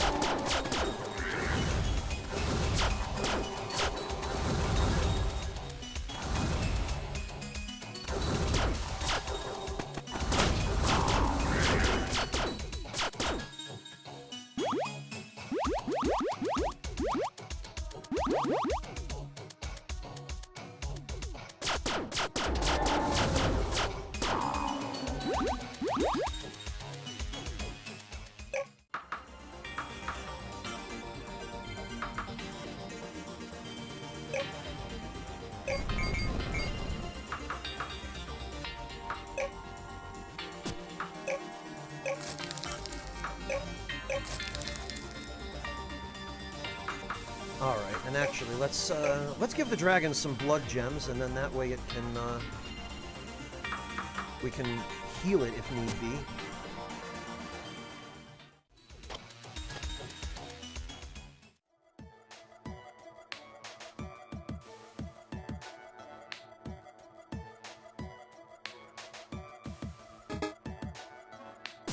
Okay, nothing, huh?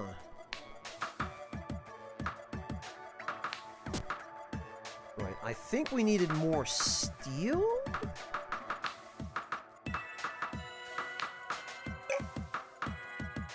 Yes.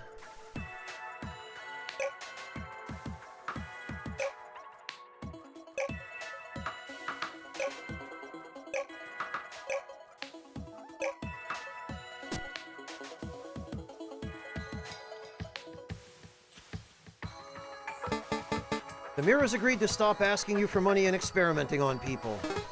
Excellent. Maybe we can finally have some peace around here now. Here, take this as a token of my appreciation. Oh good, 10 coal. Thanks. Coal? What? I'm not running a charity, you know.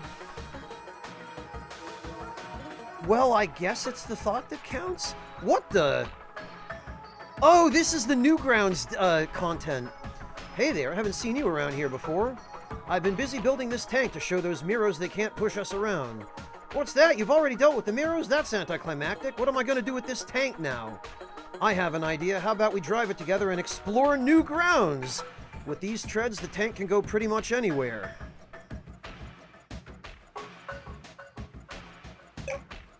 Yeah,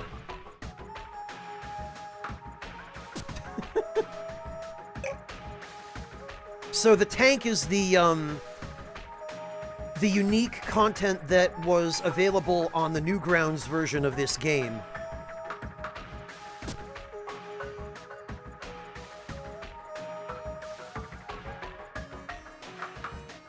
And as you can see, it resembles the Newgrounds logo. That's not an accident.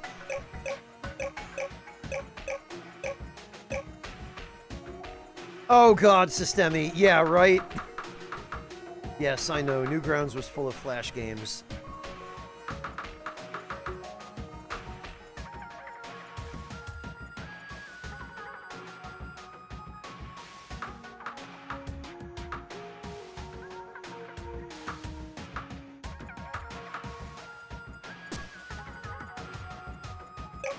Actually...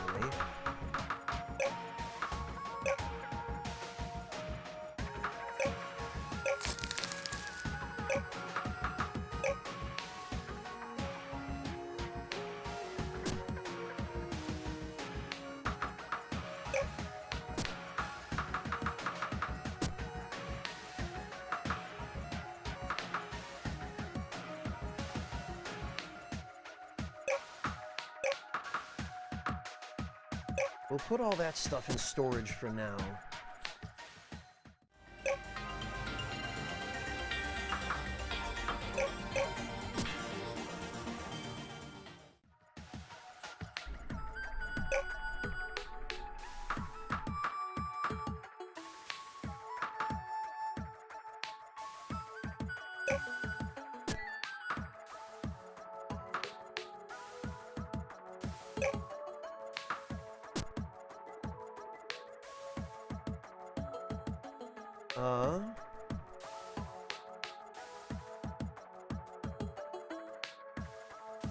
I don't seem to be able to pack up the tank.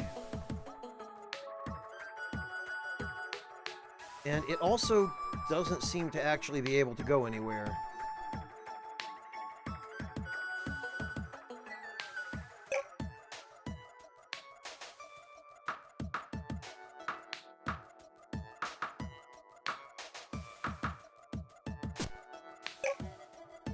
Yeah, there's no pack up option.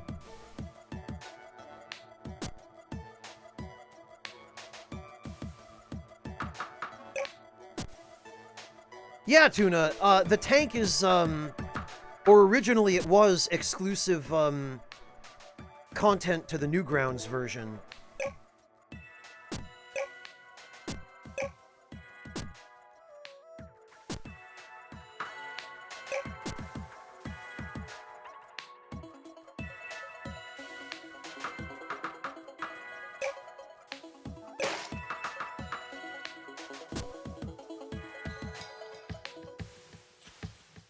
Yeah, there's a very distinctive look to the Newgrounds tank logo, isn't there?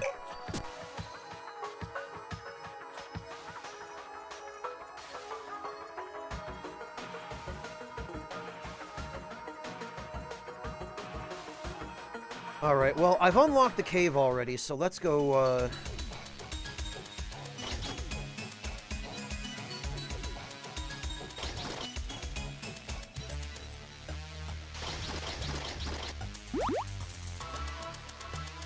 should be around here, I think. Oh, God.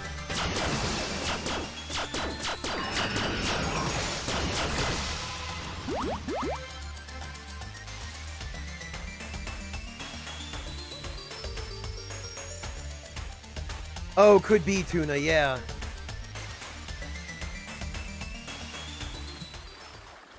Oh, maybe I just have to go talk to the Miros.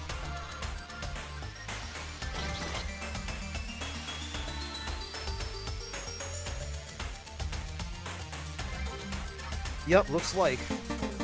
You found the cave and gathered the materials? Excellent. Let's head there right away. You can build and upgrade a submarine at the subpen. You can also recharge the submarine's battery power here. Based on the water currents, the high-tech parts should have traveled west. If you can find some, it'll open the doors to many powerful inventions. We also made this comm device so you can contact us anywhere on the planet. Get in touch as soon as you find something. Added the Miros to your contact list.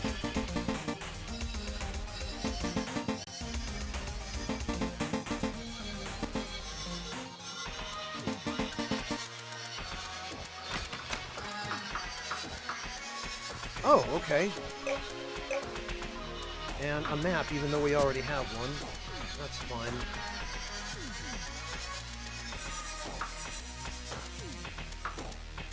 Alright, so we need some steel and some silicon.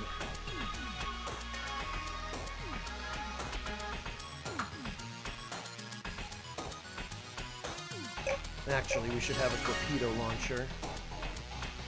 So we're going to need a whole bunch of steel and silicon, basically.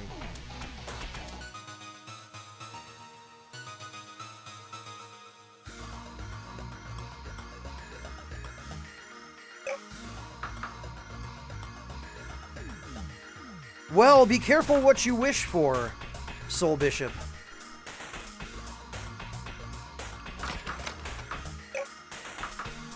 Look at these guys. In the short time since we've been here, they've set up a lab.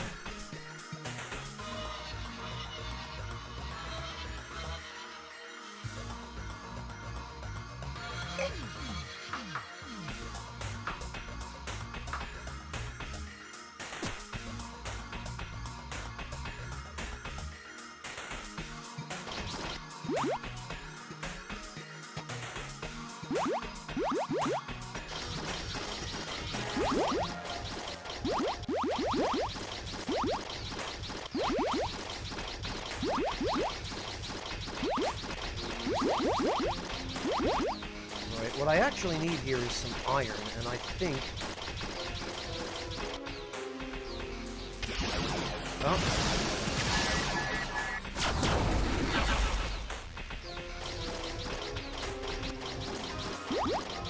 Yes, there we go. I think there should be iron here.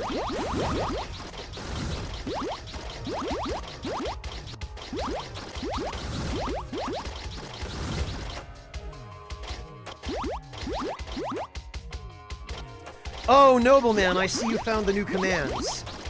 Yeah, if you have any questions about those, let me know. I don't really like making a big deal of pointing them out to chat and advertising them, because they're kind of just there in case that's a thing anyone feels like doing. Since people had been asking me to add more ways of contributing to the channel besides just donations. And it happened that a few weeks ago, I received an email from a partner manager at Throne saying, hey, do you want to check out our platform? It's pretty cool. We'd be willing to make you a partner if you want to sign up. And I did some research and asked a whole bunch of very pointed questions and was satisfied with the answers I received to those questions. And so I said, yeah, you know what? I'll give it a try.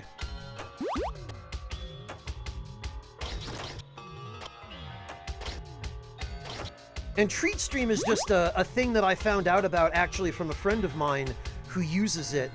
It was something that I'd seen in action before, and I thought it was a cool concept, but when I actually went to the trouble of setting it up, it seems that there are a few issues with it, so I mean, we'll see. We'll see how well it actually works if anyone decides to use it, but...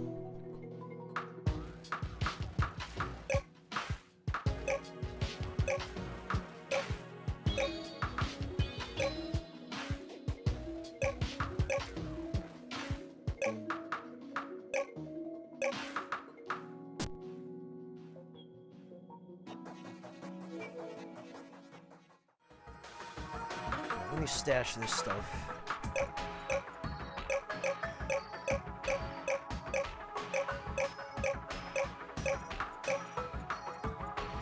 So for the time being, I need some coal.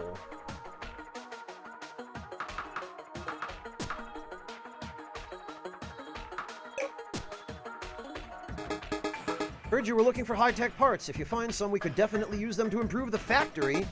Here, I can give you my blueprints for the factory upgrade. Oh, that would be fantastic. Don't forget that the factory needs power, so only build it where you have a power plant or generator. Right.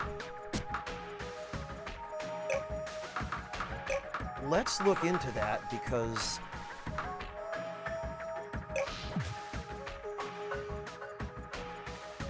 Okay, high-tech parts and steel bars.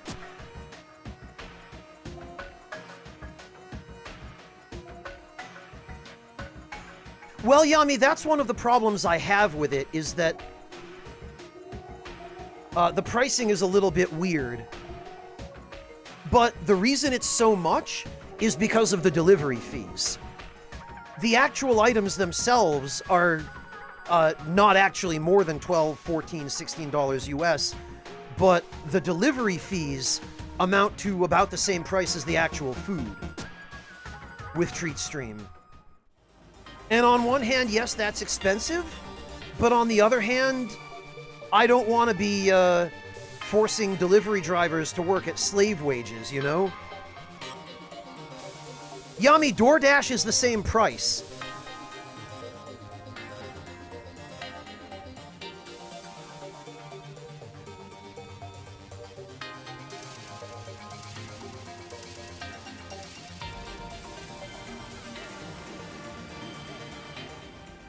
Yeah, see, it's...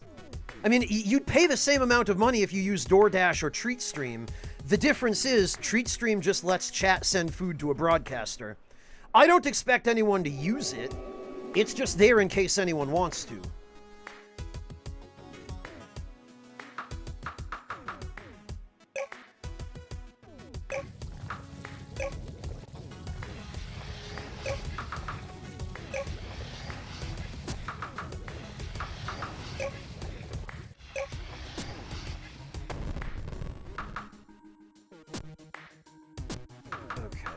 Before I forget, let's prioritize storehouse inventory for the moment.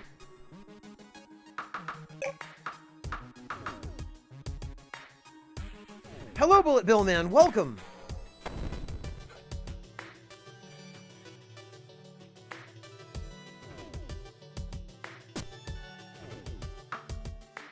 Oh, right. We have to add fuel.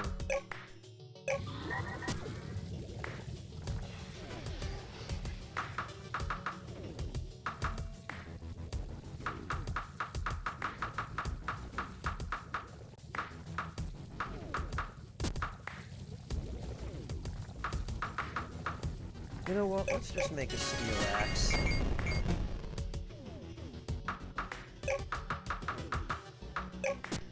And then...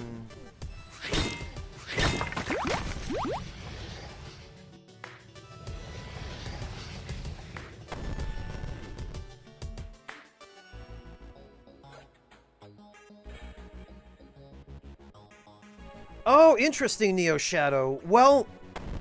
That's not at all surprising.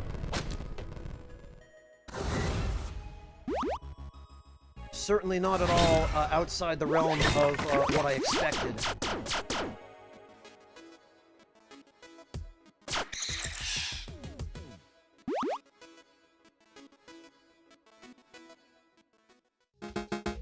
What? You showed a dragon armor to some scientists? I must go and confirm that they are using such powerful magic responsibly. Oh, there he goes. So, you are the one who discovered the secret of this dragon armor.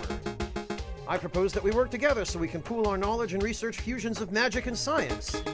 That sounds like a good idea. Come to our lab and we can begin our research. Right, well, I worry a little bit less about the Miros doing some shady shit now that the alchemist is keeping an eye on him. What are you doing here? I'm using the laboratory to analyze samples from the Eastern Island. I mean, how did you get back here so fast? The same way I get everywhere, by teleporting, obviously.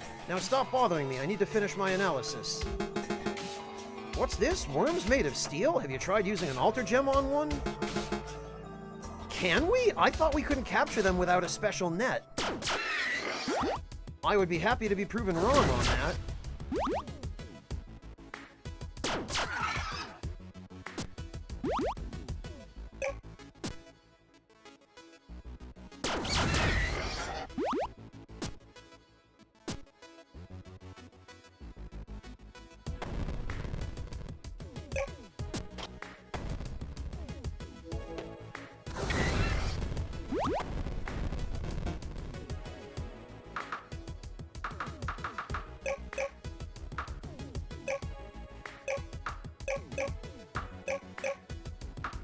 I might have just put my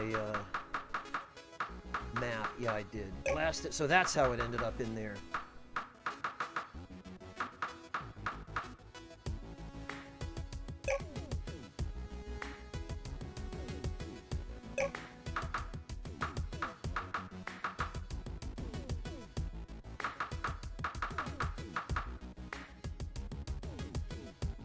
Okay.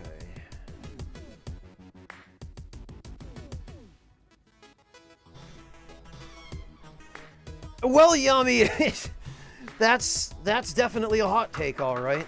I'll grant you that. All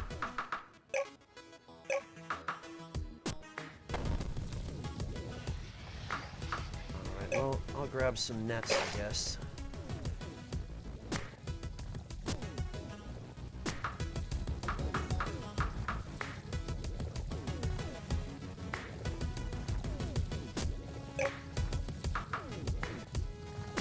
Ah, blast it, and I forgot.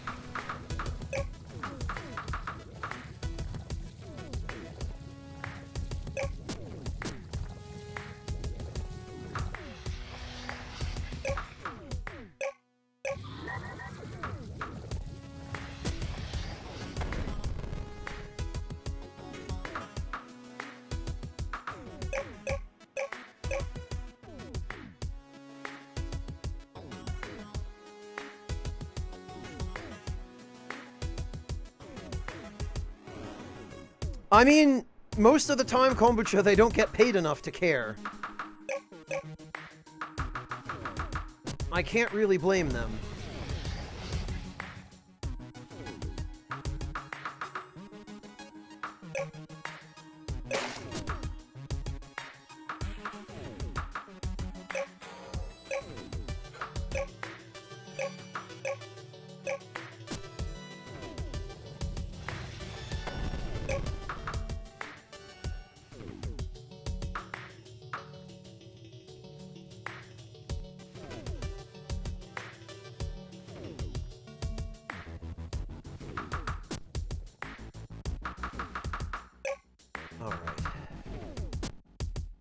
I hope this is enough nets. Now, while we're here, another thing we need to do is...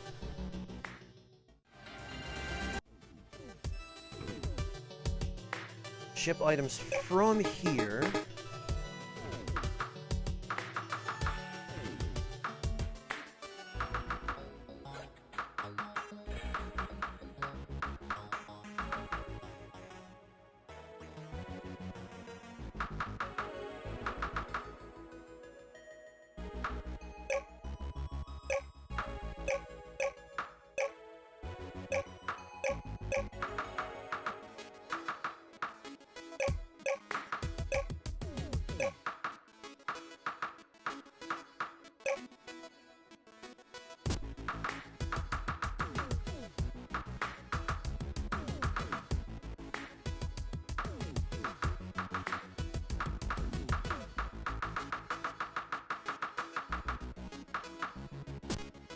to Sunset Haven, I think.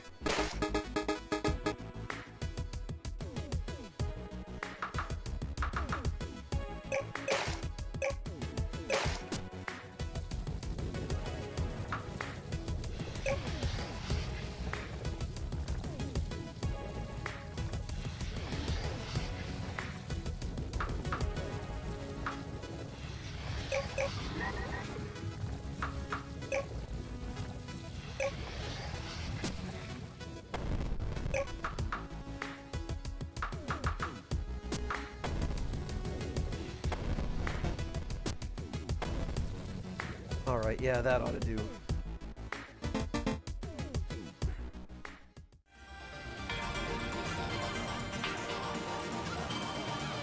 Yeah, that is very fortunate for you, Kombucha. I wish I had access to a wider selection where I live without having to travel a little further.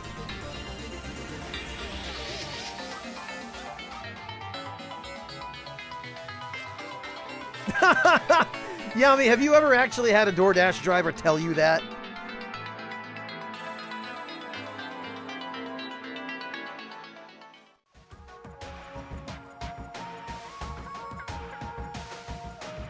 Also, I love that these seabirds are just hovering there.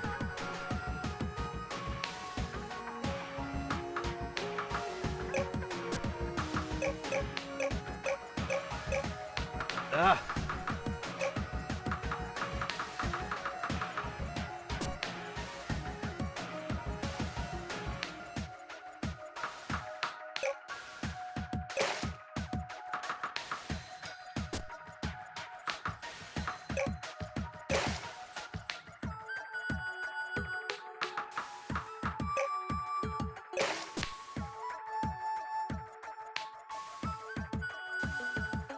Okay, we need high-tech parts. Damn it, I forgot to send them over.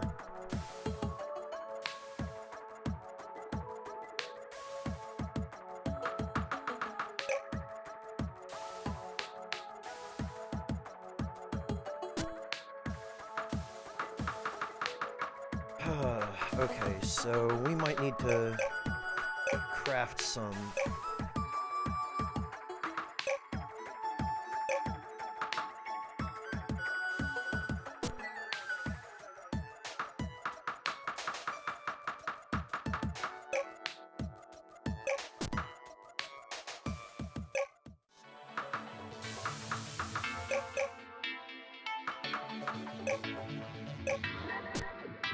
Alright, we are going to need to craft some, so we'll have to go back to Divider Island.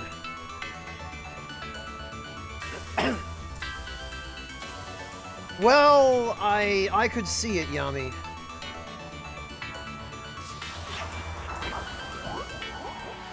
I'm certainly with you on needing any excuse to get out the door. I appreciate that. That's me.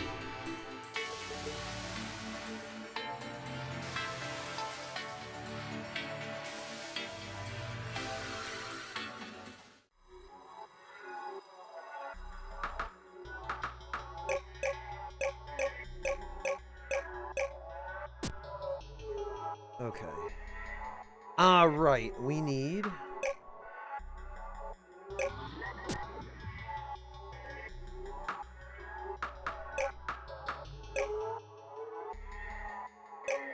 those.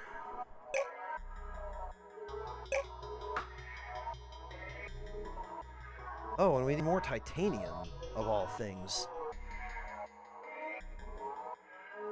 Okay. Well, that's going to be a little tricky to find.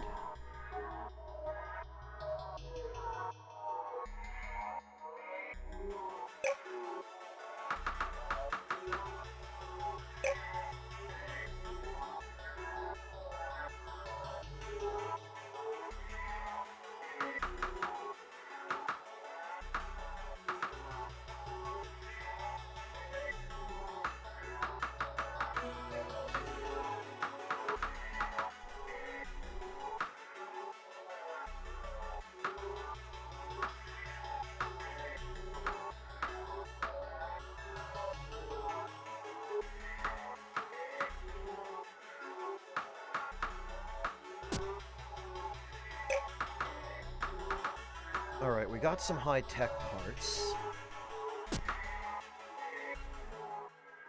Which means we can now go upgrade the factory, and I think, now that we have access to the upgraded factory, we should be able to produce some equipment that even the advanced lab doesn't have.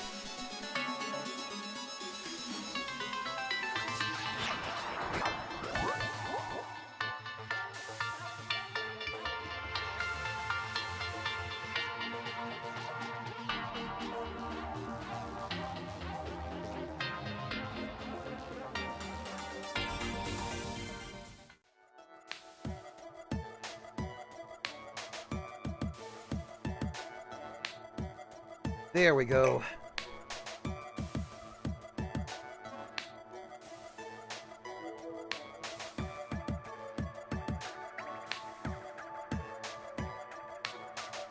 I think now we'll be able to build some basic vehicles in the factory.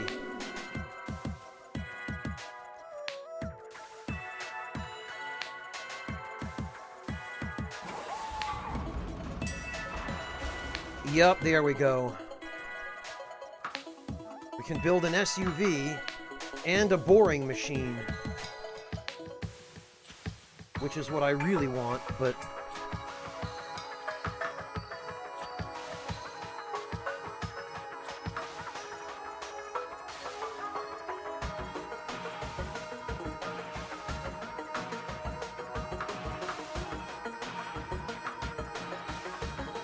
Ah, an advanced net, huh?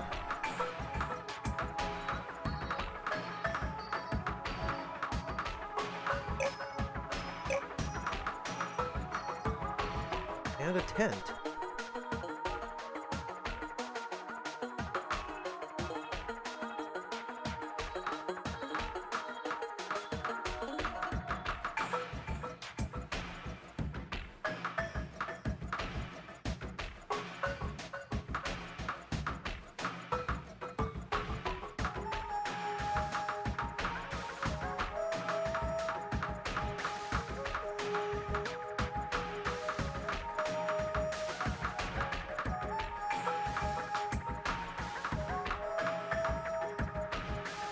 Huh.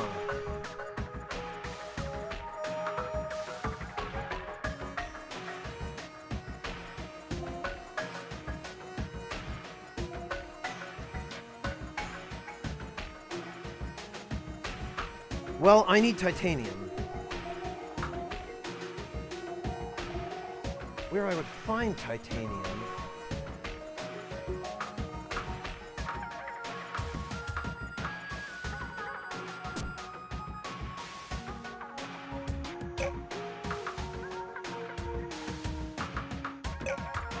What I really need is to be able to...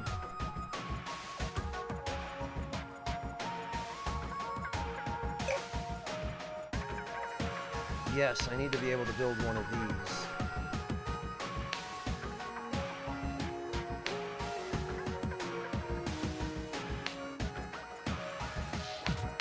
There we go.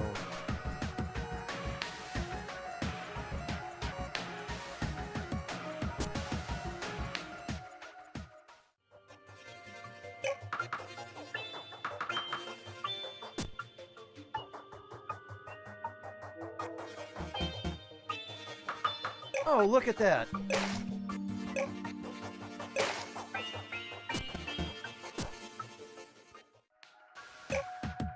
Build that.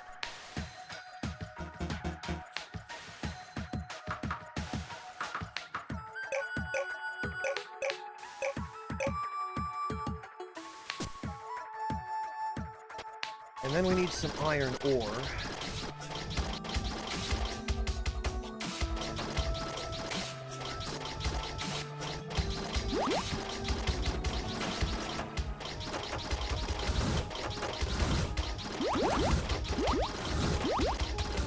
We've got to make some cables.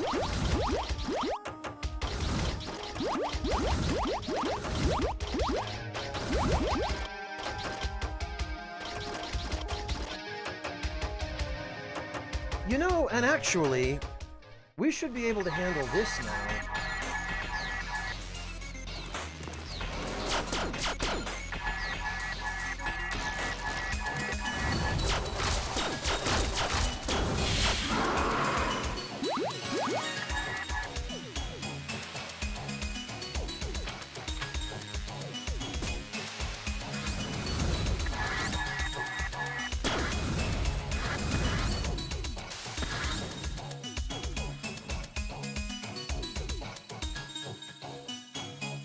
I guess this was supposed to be just a riff on the labyrinth of Crete, where the Minotaur wanders around the labyrinth and just kills you.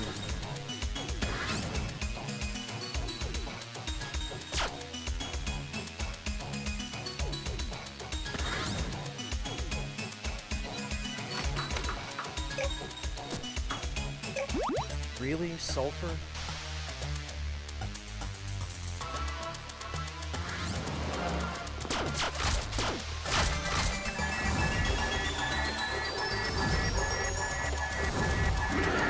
Yeah, get him!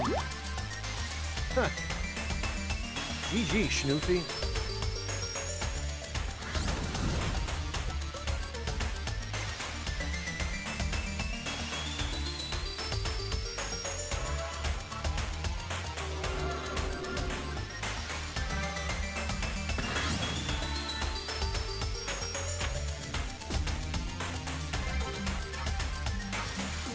I don't remember what, if any, the rewards here are.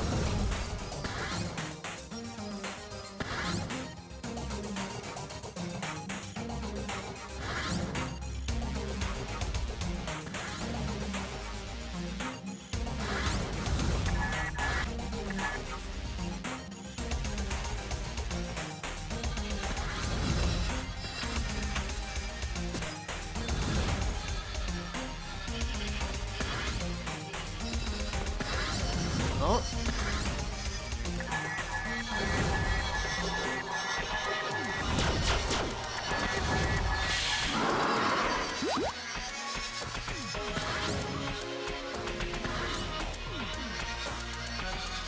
Not that way, clearly.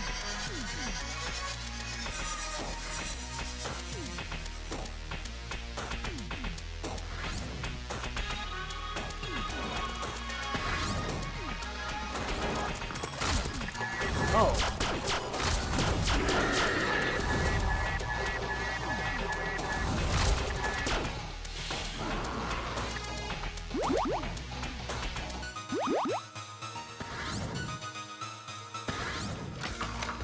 Refined oil?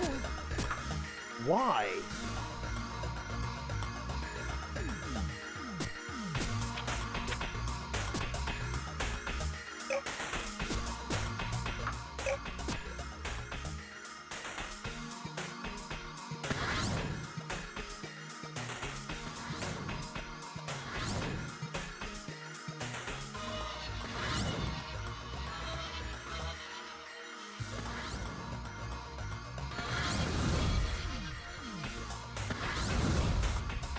I'm beginning to think there's just nothing in here.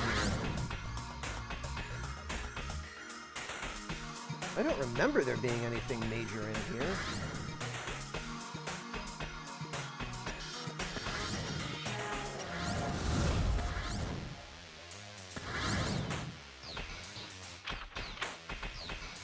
Thank goodness for the map, though.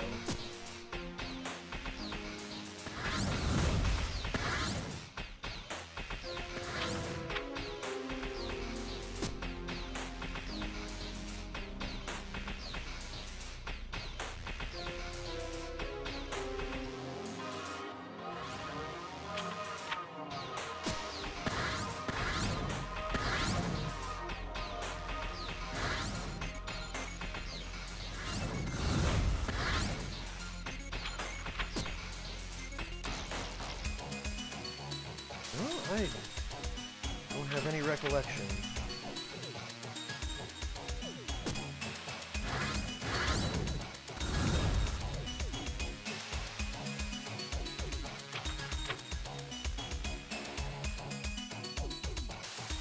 Interesting. It looks like there's something over to the left, though, that I can't reach. There's a whole section of the map over there that...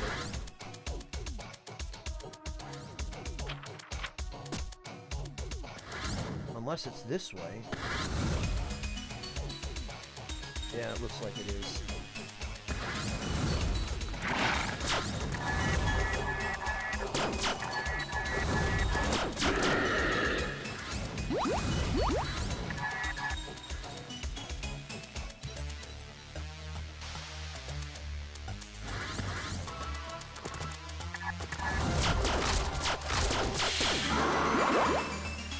I mean, we're getting plenty of meat, at least, and horns, but... Aha!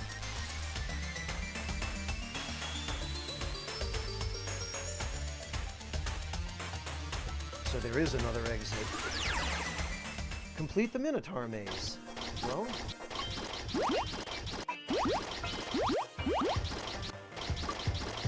Oh, right, but this just puts us on that island full of Minotaurs, doesn't it?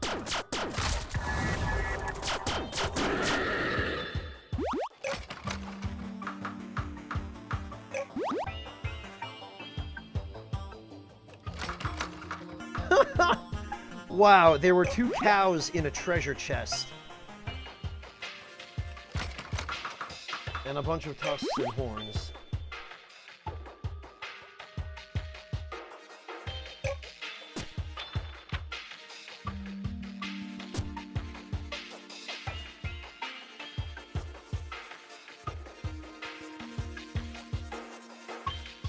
Well, that's great.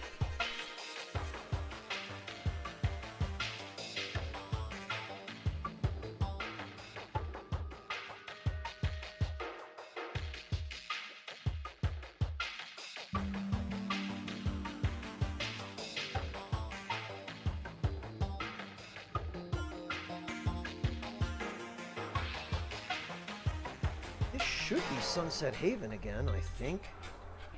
Maybe there was another intermediary island between here and Sunset Haven.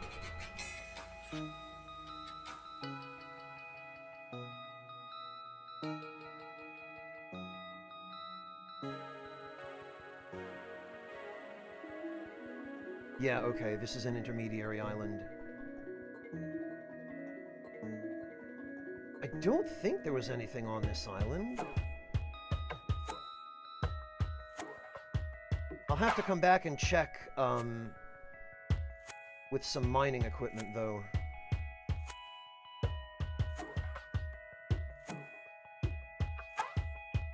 Because we might be able to get some titanium there.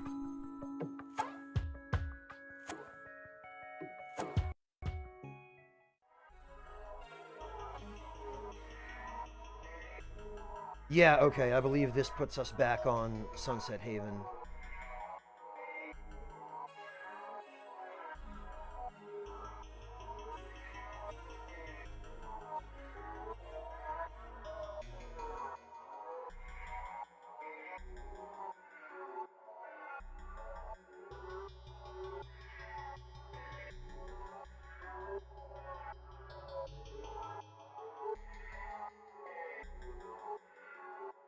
Oh boy.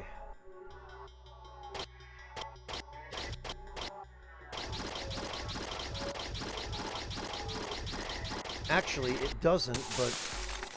Oh, wow, well...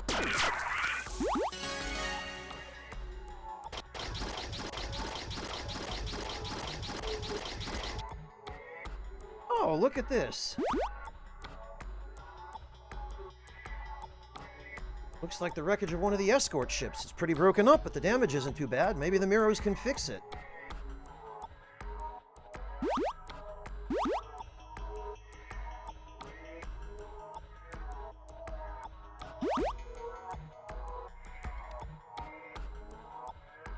Maybe.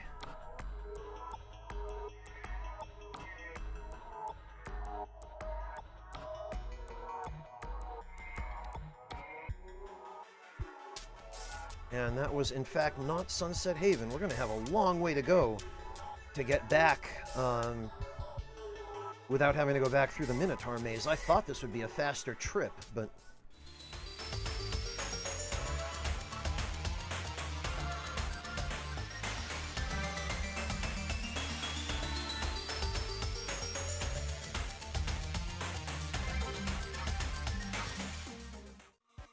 Man, and of course we had to make this trip at night when our armor can't recharge energy from the sun.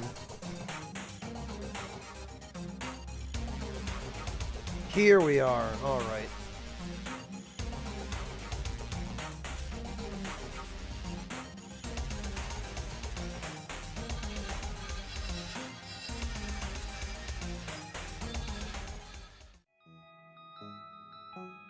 Sheesh.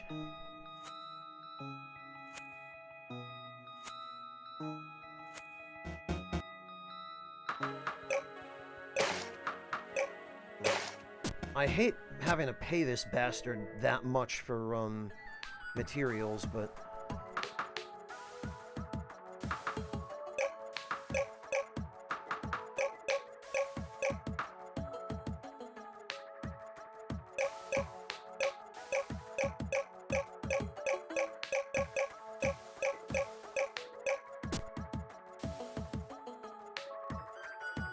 That being said, now that we have some high-tech parts and some titanium, we can build one of these.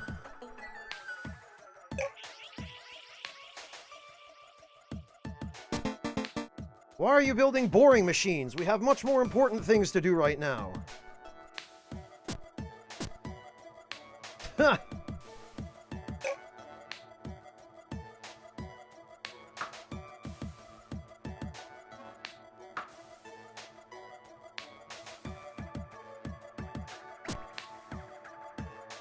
Right, we need fuel.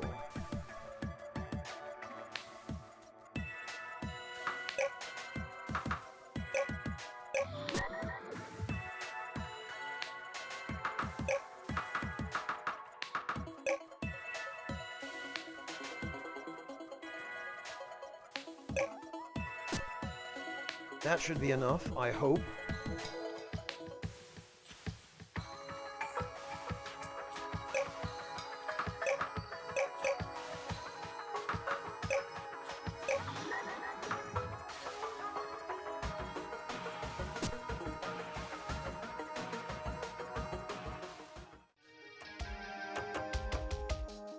And here we go. This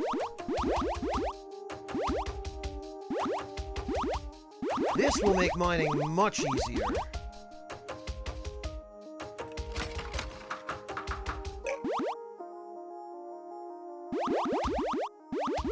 Look at this. Look how quickly we can dig stuff up now.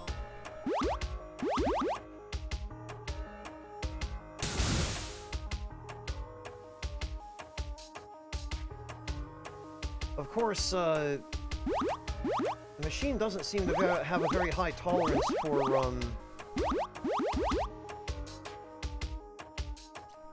lava, but...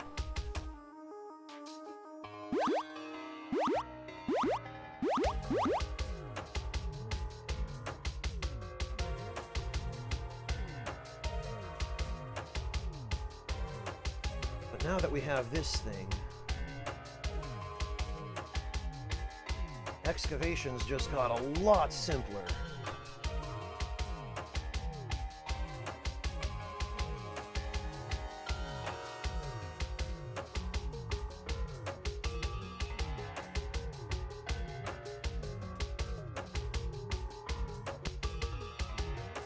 Incidentally, I believe this vehicle is actually based on a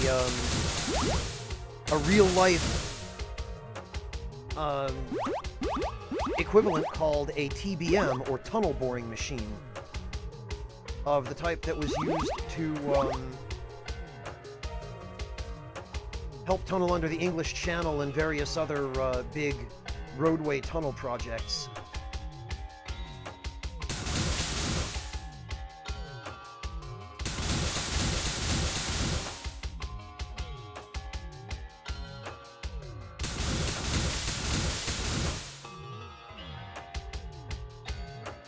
Well, Kombucha, Lanedell is a pretty sprawling area, and especially navigating the back alleys and the residential area where there are a lot of small buildings and dead ends, that does get complicated.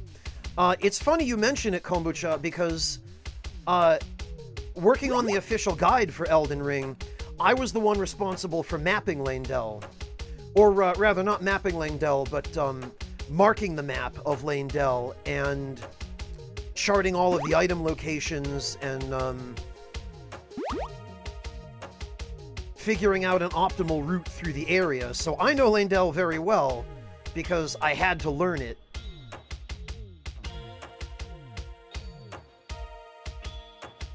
so I can fully appreciate how complex it is. It was a nightmare, Kombucha. In many ways, we had to mark every item, every single item on that map, and there were about 150 of them in Lanedell. Had to mark every enemy location, mark different types of enemies, normal, strong, boss, special enemies. Had to mark all the locations of the Sites of Grace. It was an enormous amount of work.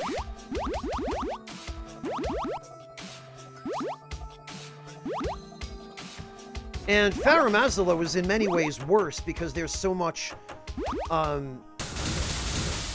complexity to it in terms of the paths you have to take, like dropping from one ledge onto another, and then there are paths that wind up and down and every which way. It's rough.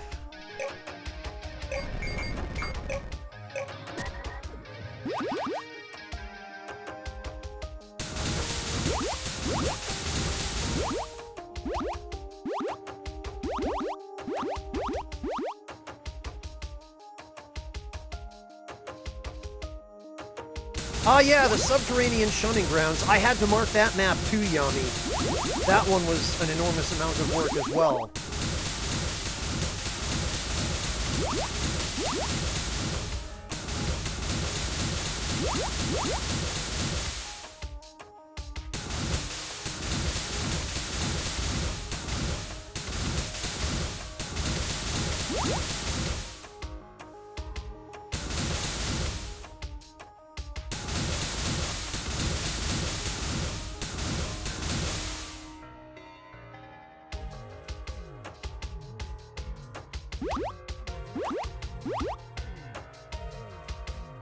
Also, is it just me, or does the boring machine not make any noise when you mine with it?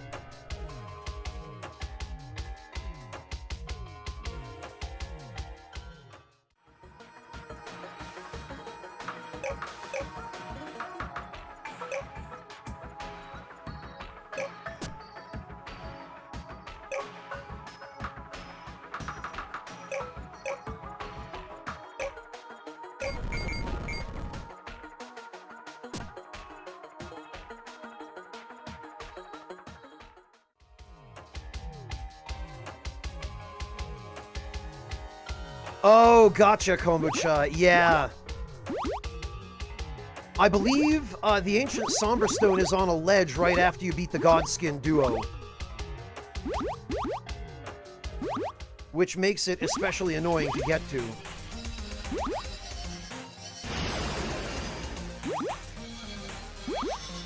Actually, that worm...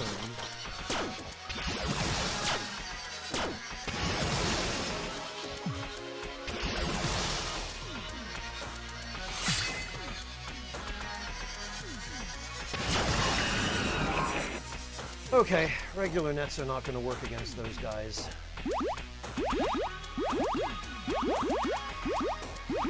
Which means we need advanced nets.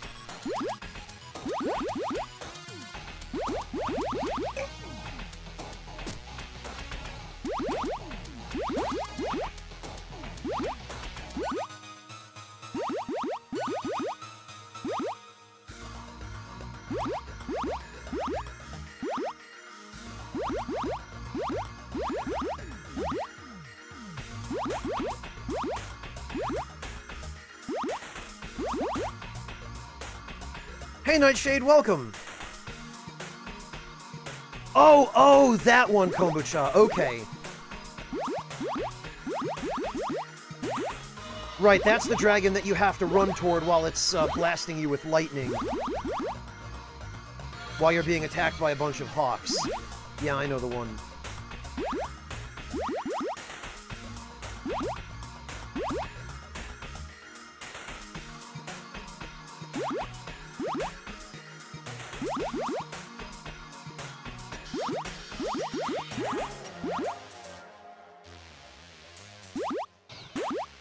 Oh, the Wheel of Giza?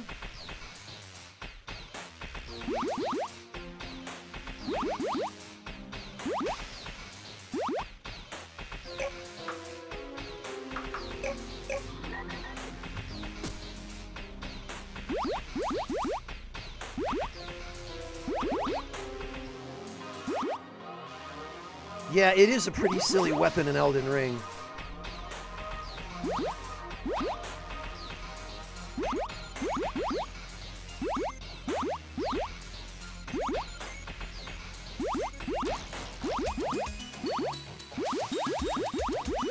You know, tons of oil here, not an awful lot of iron.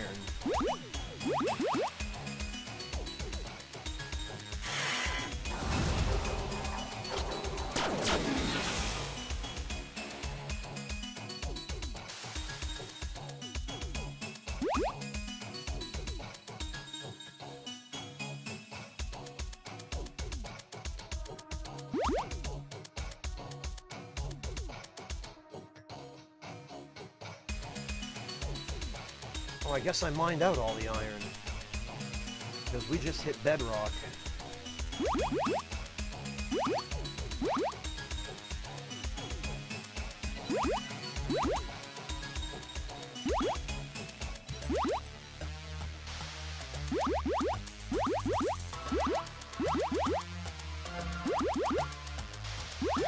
Oh, here's a little iron.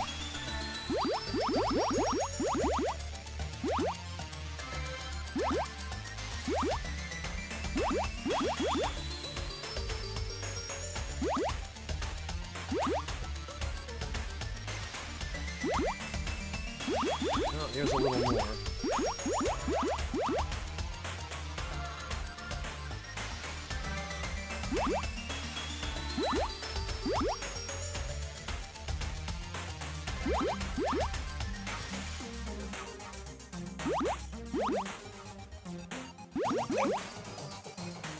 We are at max weight.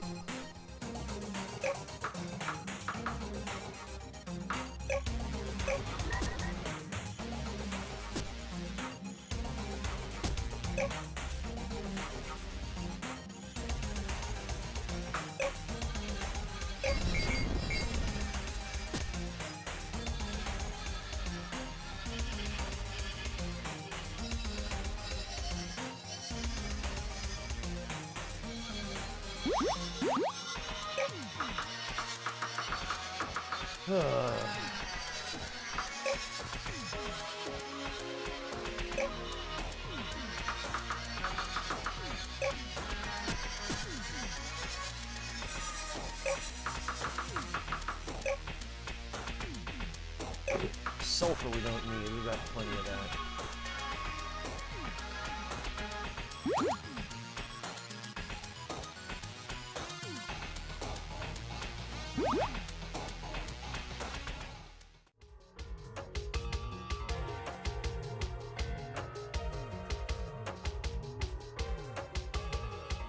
Well, now we can go drop this stuff directly off at the,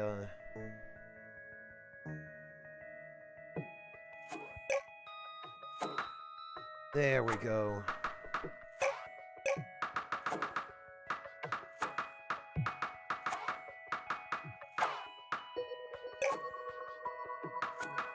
We can transfer directly from the vehicle's inventory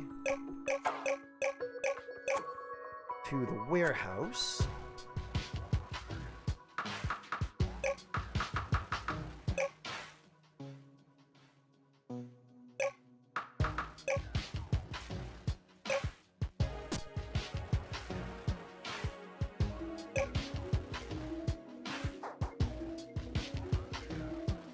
I don't remember if it's an ancient somber or a regular one, Kombucha, but not too long after the god skins, out on a ledge, there's a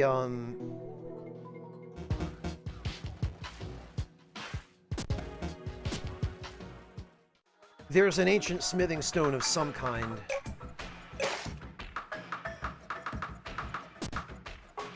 I forget which one exactly. Which I know doesn't help you, sorry.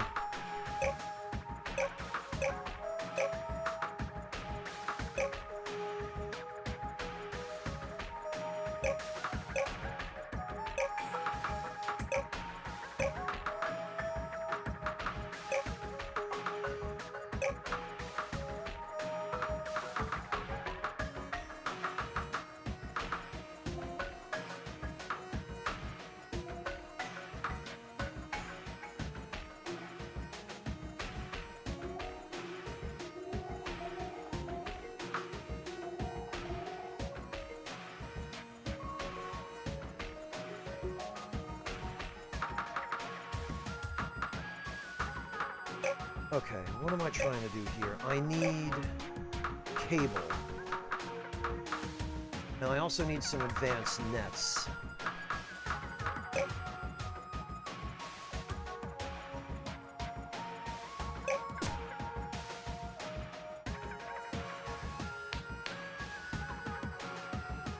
Oh! Alright, I don't need cable.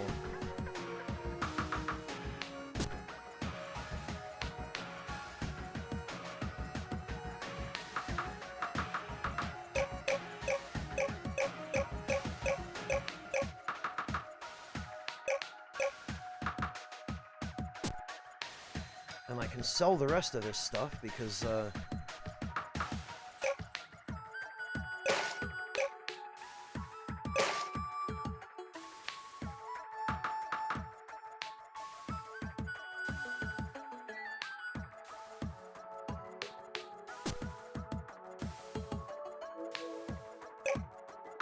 Alright, so let me make sure I have everything I need to build a teleporter. High-tech parts, 5 steel, 5 silicon, and 5 uranium.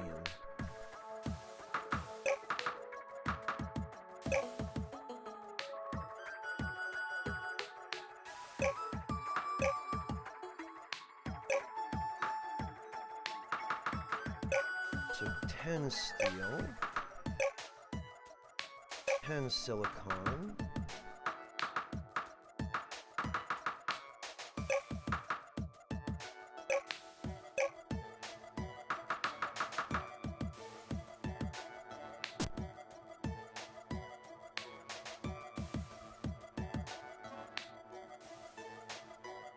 okay. So the first order of business will be for us to build teleporters on each of the islands, because we're going to have to go back and forth quite a bit, and we are going to need them.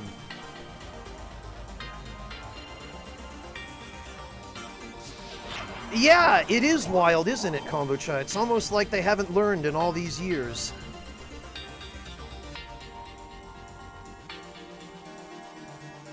Oh, nice, Soul Bishop. That's handy.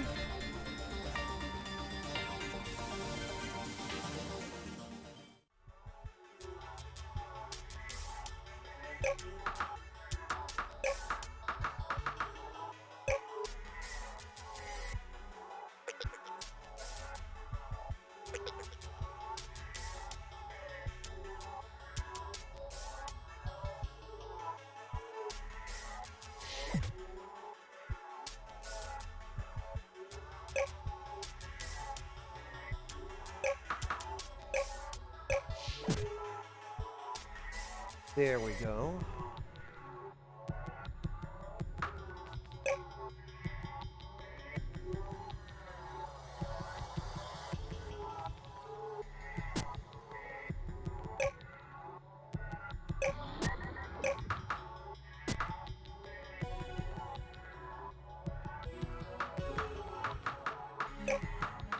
Now... Okay, we're gonna need a solar generator and I think at least one battery structure. And then a teleporter on the starting island. We can use a nuclear generator for now, but...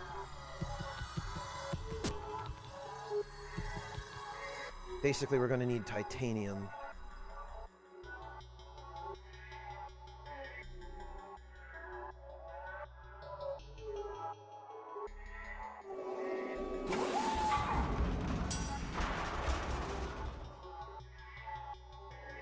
No power? Really?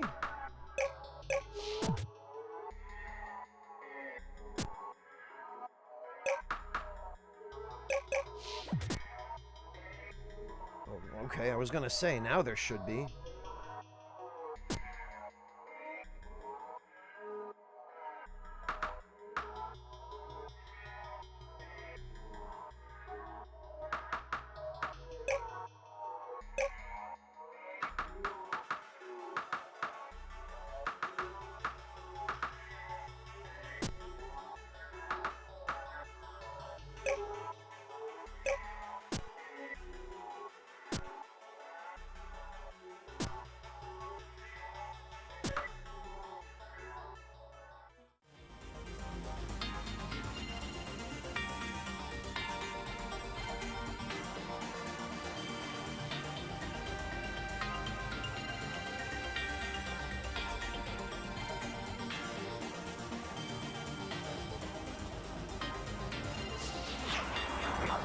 Alright, back to the starting island then, and one more teleporter.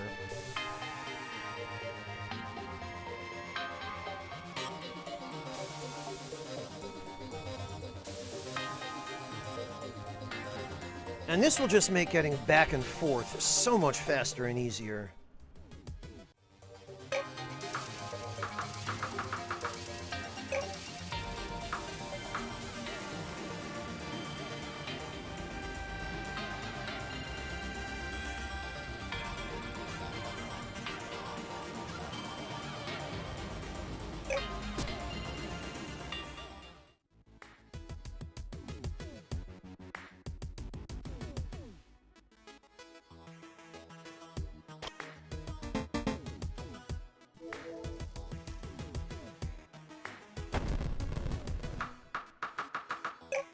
All right.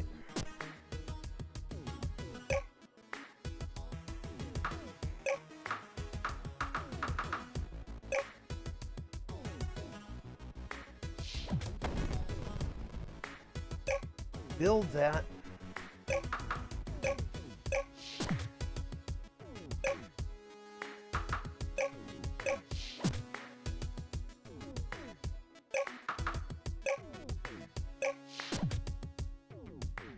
And that.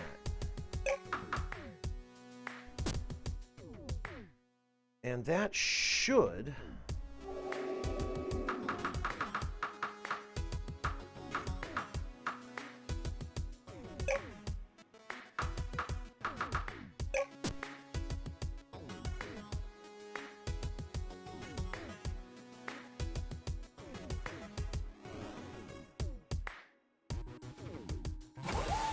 Oh, there we go. Now we're in business.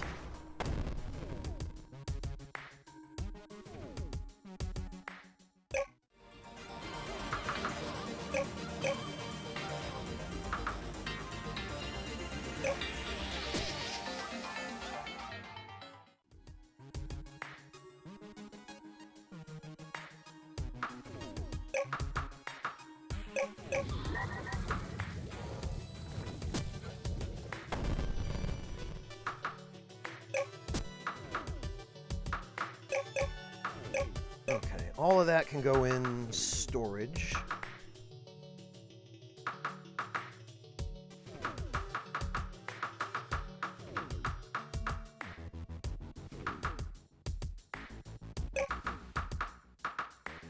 We are going to need some silk, some cloth.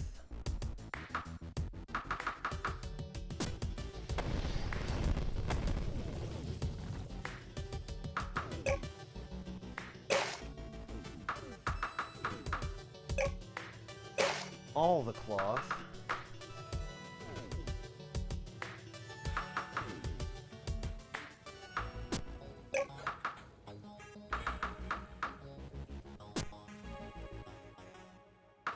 And more cloth.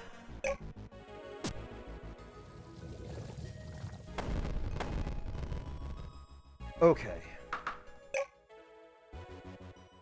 So much easier this way, my God.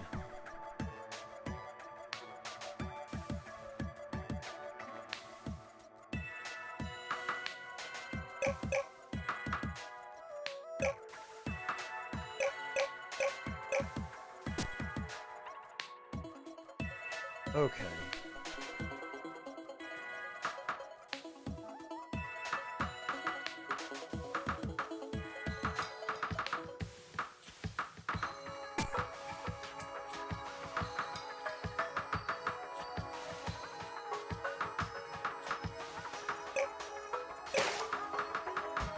Sell that.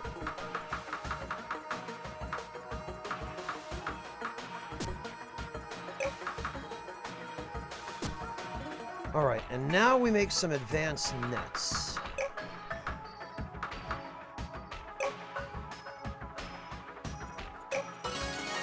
Those consume a lot of material.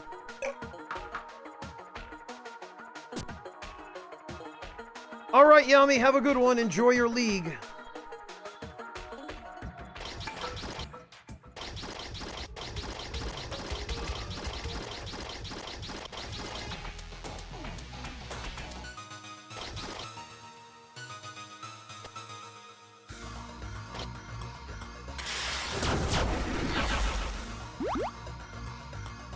not the enemy I'm looking for.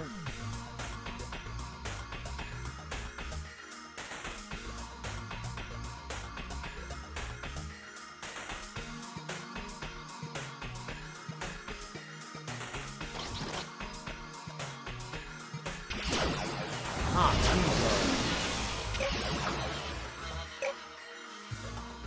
but I don't want Schnoofy attacking him.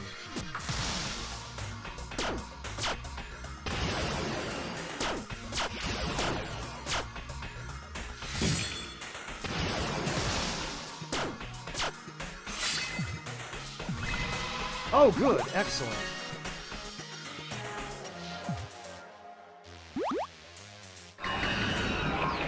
Even better. I'm pretty sure I just saw another one sneak on by here. I sure did.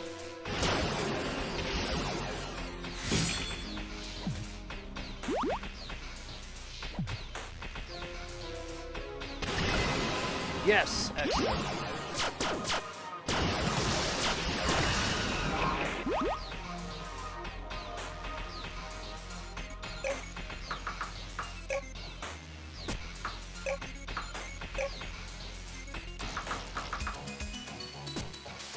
Okay, well, I don't want to waste uranium on those things, but...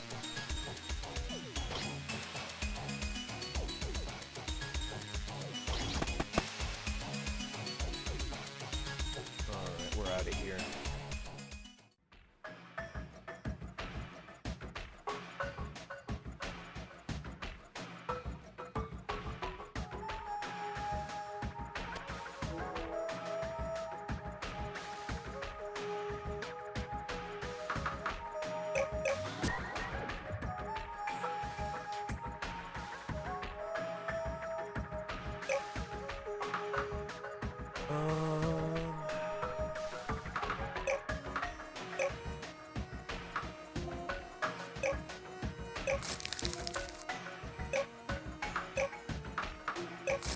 Yeah, we've got plenty of sulfur.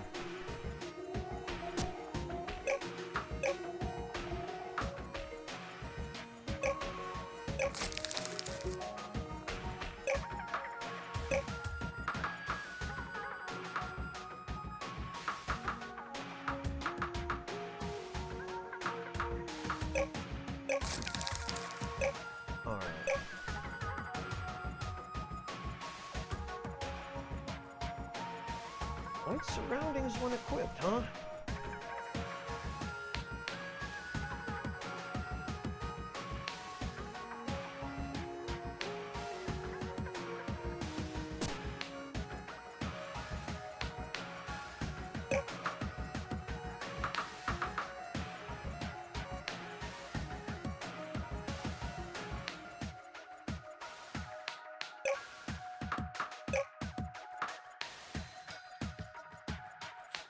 Damage 6, range 8, damage 4. The Mecha Worm is more powerful, and it increases mining speed.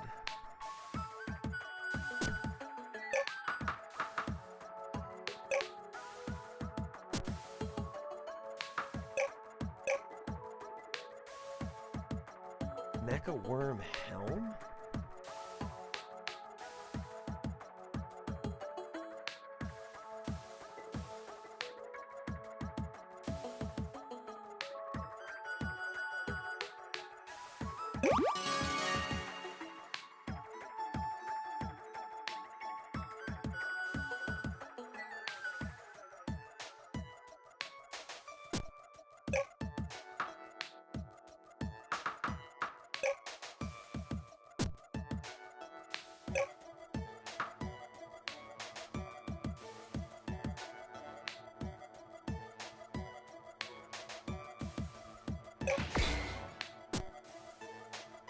God, this looks ridiculous.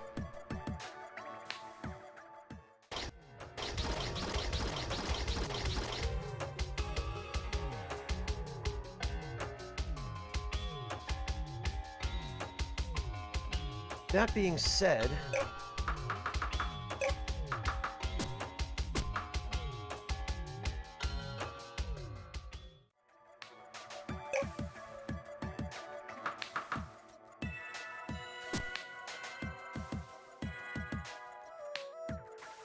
Let's see how it actually works in combat, because I don't think I've ever tried this helmet.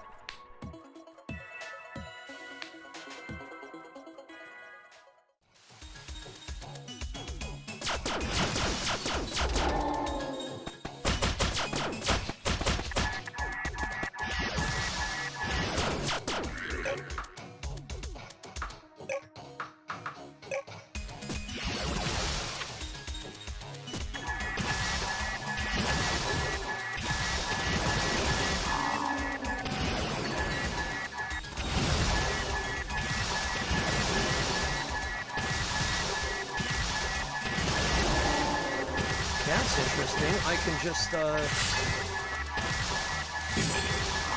it's a little loud, though. I can just hide behind my shield and let the helmet and the mecha worm auto-attack.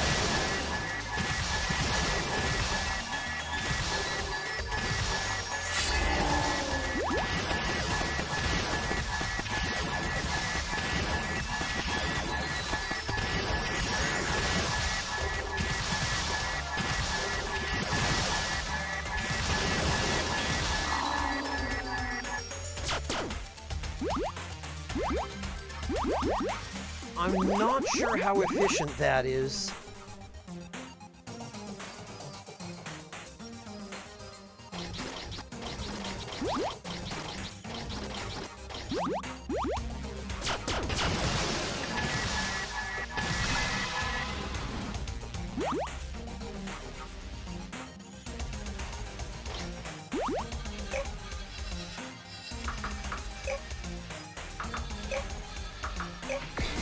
Also, I think I like the space helm a little better.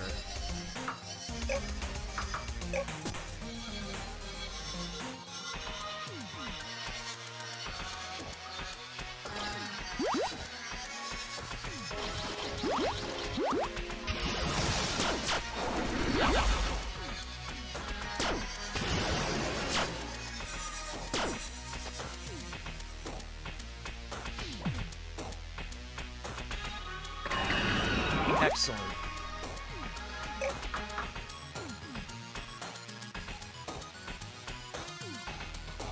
Wow, kombucha. Yeah, I mean, make use of it while you can.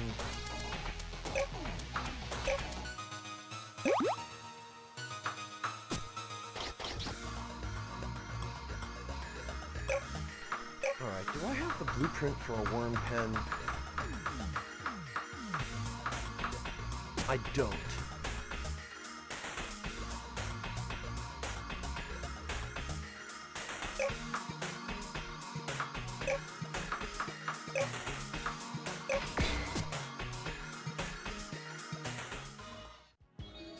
Everything's expensive these days, kombucha. If you were able to find it on sale, then you're lucky you've got it. It's good stuff.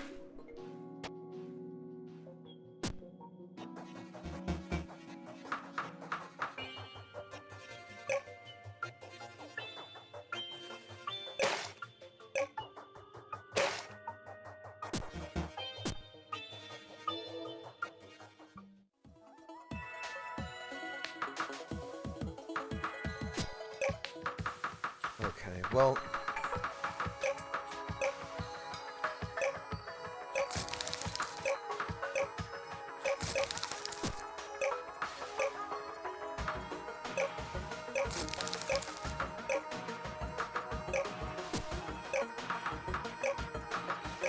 blast it.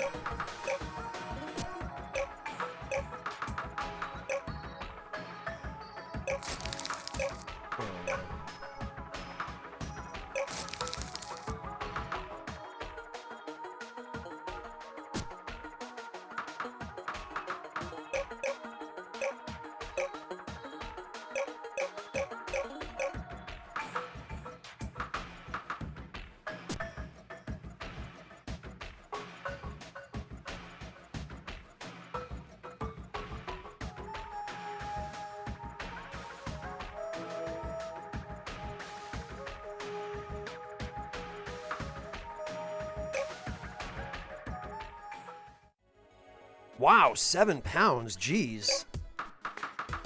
Somebody over there must really like it.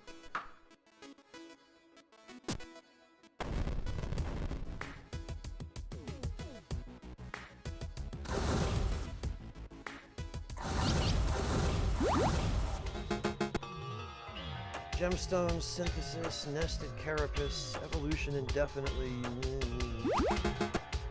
Oh, okay, well.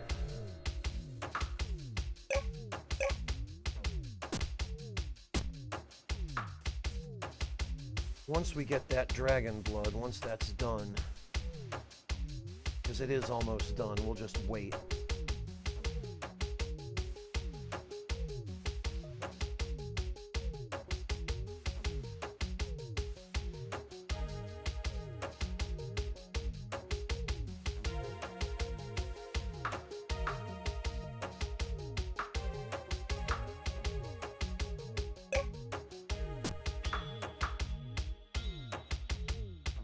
Looks like it's nearly there. Yeah, I do too, kombucha. It's much easier and you have to cook a lot less often. I've got a whole bunch of frozen curry in my freezer right now that I made last week, which I'm very much looking forward to thawing out.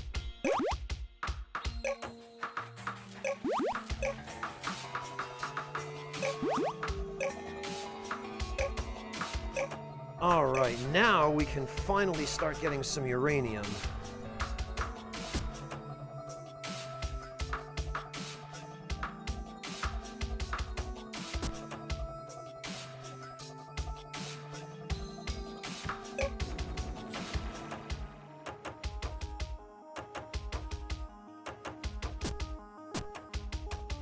Oh! Well, hello.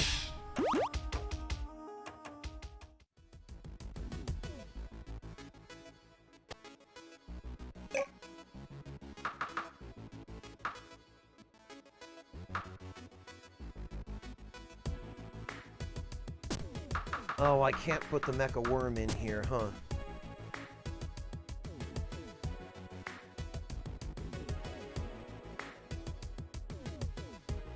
Oh, welcome back, Sagari.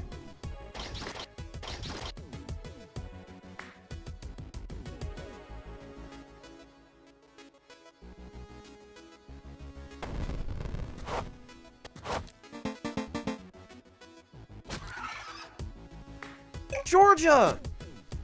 No way! Hello and welcome, Georgia. Thank you so much for stopping in. I'd better... Aww. Hello, everyone. Welcome. I'd better pull up the menu for a minute here so that I don't get attacked. Thank you so much for the raid, Georgia. It's so good to see you. How are you doing? How's The Legend of Zelda going, Georgia? I know that you were doing your first playthrough of Breath of the Wild in preparation for Tears of the Kingdom. Did you manage to finish it this stream, or did you still have a ways to go? Thank you so much for the raid. Guys, if you don't know my friend Georgia, please do yourselves a huge favor and go check her out. She is one of the absolute sweetest, gentlest, kindest, and most huggable, lovable, and adorable human beings I've ever had the privilege of meeting on or off Twitch, anywhere. Go check her out, give her a follow. She's fantastic. She has a wonderful community. She has 2 adorable little cats. She streams all sorts of different games. She plays Final Fantasy XIV. She streams a variety of other games, FromSoft titles, The Legend of Zelda, Assassin's Creed, you name it. And she is just absolutely a wonderful person. Go check her out. Little ways to go? Yeah, it's a long game, isn't it? Well, thank you so much for the raid. I really appreciate that, Georgia. That was so sweet of you to think of me and to come here to join us. This game is certainly not The Legend of Zelda, but it's a really cool one, and one that I played once before and that I actually found interesting enough to replay it, which is very unusual for me. I don't tend to replay games very often because very few modern games really catch my interest enough for me to be able to stick with them for more than one playthrough, but this is my second time playing this, which should give you some indication of what I think of it. Oh, it's a pleasure having you, Georgia. I really appreciate your being here. And I appreciate you bringing your community over. So, for everyone coming in with the raid who does not know me, my name is Franz, and my standard introduction to anyone who comes in with raids is that I play video games on the internet. And every once in a while, I even play them well. Fortunately, this isn't the sort of game you have to worry about playing well. This is a more chill, relaxed game. It's got a lot of different elements. This one has, it's called Aground, and it began as a browser game that you played online, but it ended up getting a Kickstarter campaign and a full release, and subsequently was put up on Steam and PSN, and possibly also Xbox Live, though I'm not 100% sure about that. But it's got some settlement building, some crafting, a little bit of basic combat, but a pretty neat story.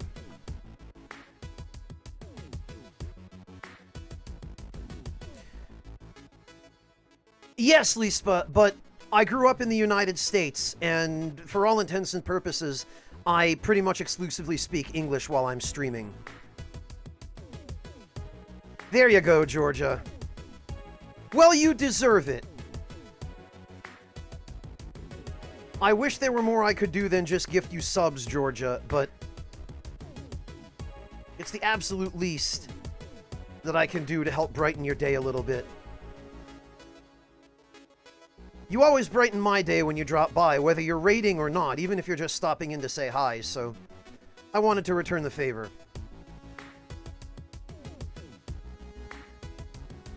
Yeah, Lispa, that comes from growing up in an American English-speaking community.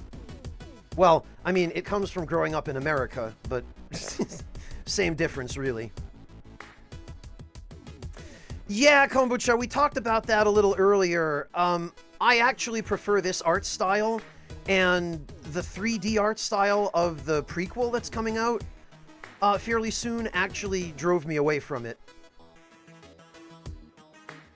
I just have a thing for these sorts of graphics, partly because this is what I grew up with, you know, these pixel graphics and, you know, 8 or 16-bit games, but also because I don't know, modern 3D is very hit or miss for me. No worries, Georgia. Please go take care of yourself. I imagine you must have been streaming for quite a while, because you tend to have some endurance when you stream. You don't mess around. So please go take care of yourself, get some food, pet Penny and Luna, and relax a little bit. And don't worry about us. I just appreciate you stopping in. It's just a pleasure to see you no matter what. So thank you. I really appreciate that, Georgia. But go take care of yourself. You and I will catch up another time when you're a little bit better rested. Have a good one, Georgia, and thank you again for the raid. It's so good to see you.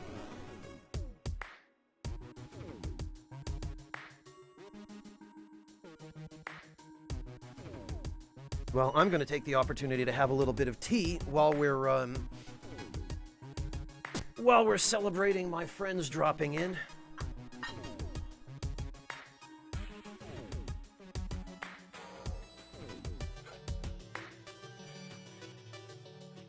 Because every day is better with tea.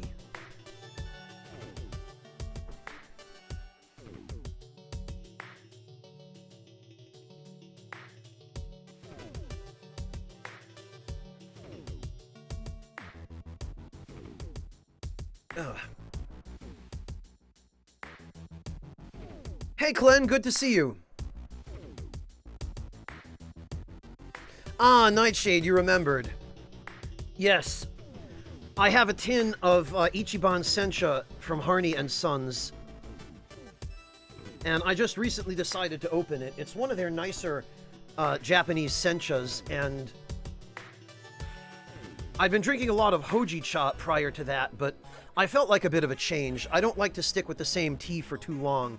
I've got a whole drawer full of them, actually. One of these days I'll take a picture of it, of my tea drawer, and post it for you guys.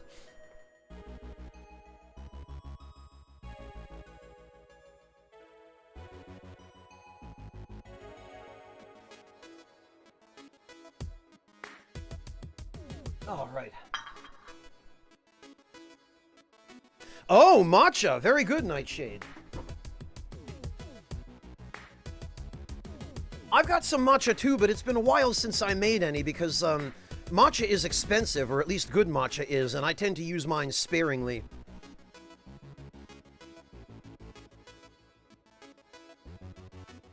Even Marcus, who is a huge fan of matcha, tends to use his, he alternates his with his other tea. I'm gonna have to send him more Earl Grey, because he really seemed to like that.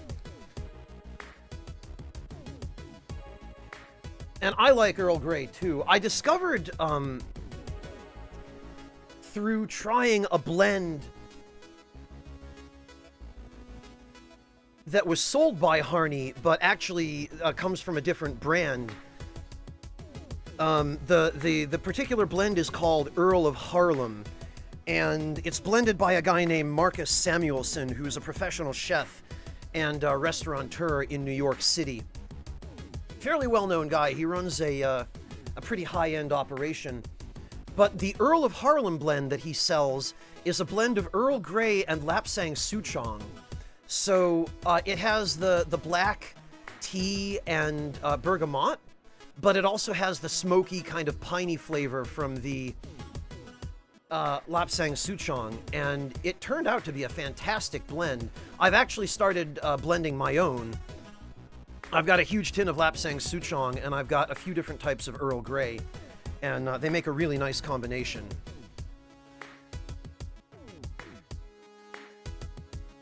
Yes, Glenn, it's called a chasen. You're talking about the bamboo brush that has all the little, individually cut, bristles? Yeah. I do use one of those. You don't have to. That's just... I use that because it came with the matcha, equipment that I purchased. But if you have an electric whisk, those are perfectly good, too. You don't have to use a chasen. Glenn, do you like matcha? Have you, it sounds like you're at least somewhat familiar with it. Do you enjoy it at all? Have you ever tried it? Nightshade, let me see if I can find you a link to it.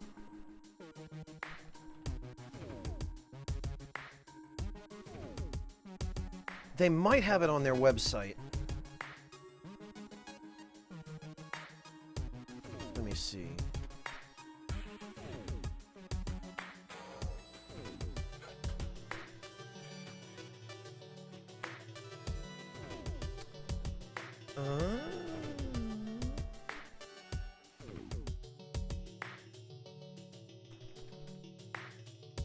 They don't, but... Here it is.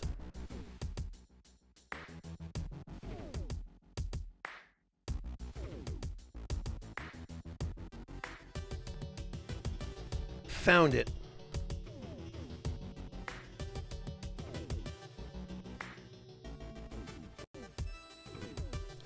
Oh, okay, Glenn.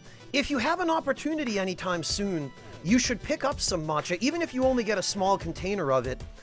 Just pick up some matcha and give it a try. It's, I admit, a bit of an acquired taste, but if you like regular green tea, you'll probably also really like matcha.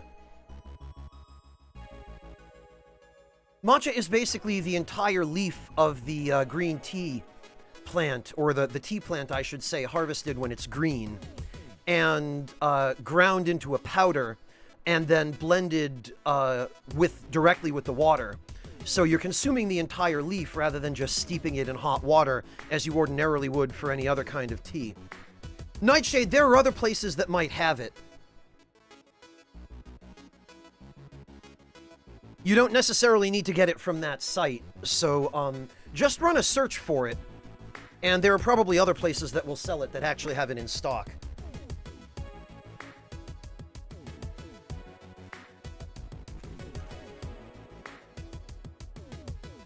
Ah, birch tea, Glenn. I've had birch tea once or twice, and it's really interesting. I don't happen to have any on hand. I more drink traditional kinds of tea, like white tea and green tea and black tea and oolongs and those, but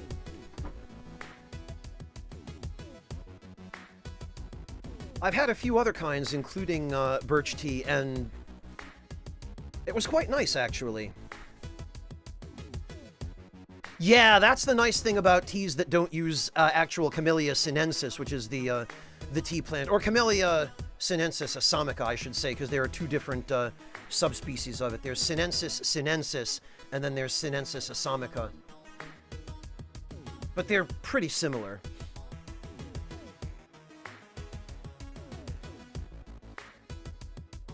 I quite like Earl Grey as well, Archphronomus. It's a really nice combination of flavors. I'm definitely a big fan of it. Blast it, these NPCs don't want to let me into my own storehouse.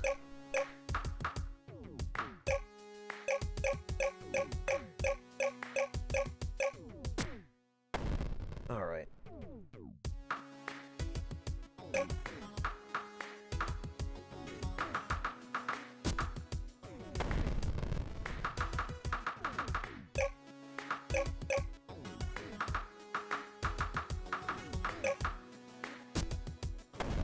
That's going to do it for that, then.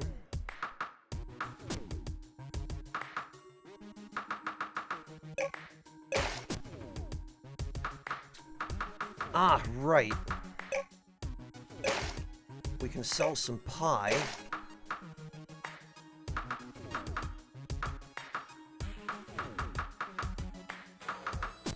Oh, and I was going to say, we were supposed to have some omelets, but I know why we didn't have the omelets, because I never finished cooking them. Hello, Archphronomus. Well, Clen, that's not unusual for black tea. The reason it probably gives you a stomachache is that black tea has the highest acidity of most standard types of tea. It's because of how oxidized the leaves are and how long you have to brew it. Because black tea is typically brewed at a very high temperature for a relatively long period of time. And as a result of that, you end up extracting more of the acidic compounds, the tannins, from it than you do from teas like green tea or white tea that you normally would brew at a lower temperature for less time. So if you're having trouble with tea bothering your tummy, I would try something like maybe a green or a white tea. If you want like traditional tea, or a tisane, which is just an herbal tea. Or, you know, just a tea that doesn't use the traditional tea plant. Yeah, probably the more acidic blends of coffee, I would guess, Clen. Hey, Lord Louise, welcome!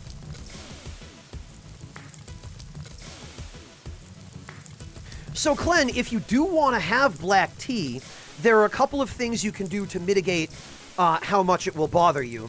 One thing you can do is to brew it at a lower temperature than is called for. Another is to brew it for a shorter period of time, or both.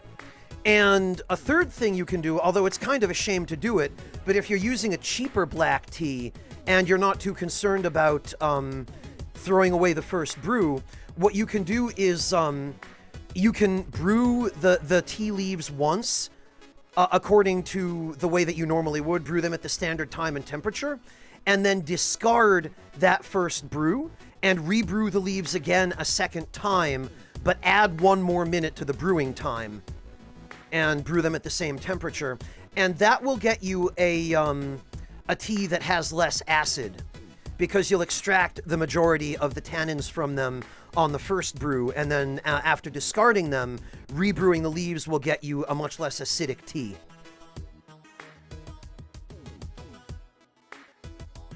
So if all you have is black tea, those are a few ways that you can help reduce the level of acidity.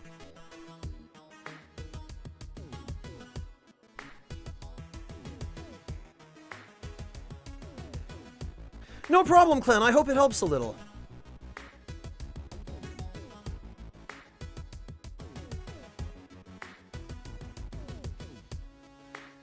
Generally speaking, green tea and white tea have the least acid. So they'll be a little bit friendlier to individuals who are sensitive to acidity.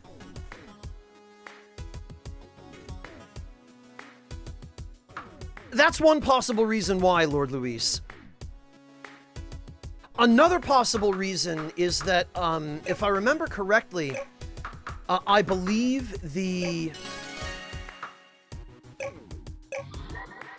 second brew is considered to have a more refined flavor.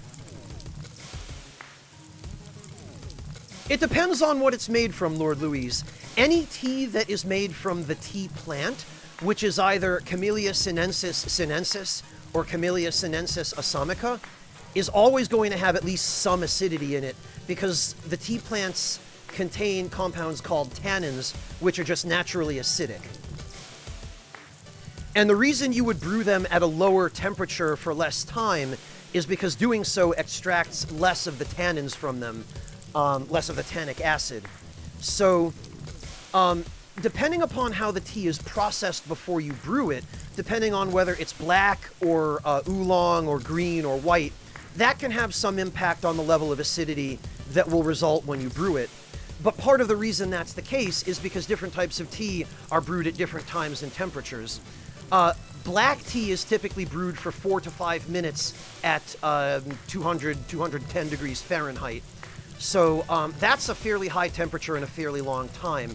Green tea typically is brewed at around 160 to 180 Fahrenheit for 2 to 3 minutes. So just as a result of the difference in brewing time and temperature, you end up getting different amounts of tannic acid extraction. But at the same time, the different types of tea also contain slightly different levels of tannic acid based on how they've been processed.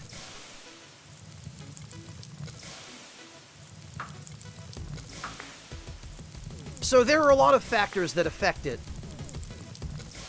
And if you're drinking an herbal tea, all bets are off, because, I mean, if it's something like chamomile, that's not going to have much, if any, acid in it at all. If you're drinking something like yerba mate, which I know you're familiar with, Lord Louise, stuff like yerba mate is not made with the tea plant, but it comes from a plant that still has a fair amount of acidity and that has quite a bit of caffeine. So it all depends. It all depends on what kind of tea you're drinking.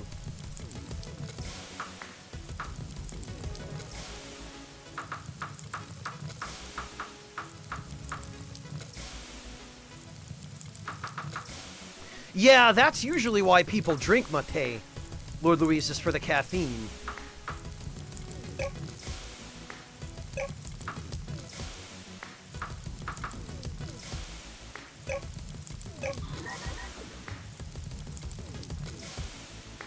Man, I really need to find the house upgrade.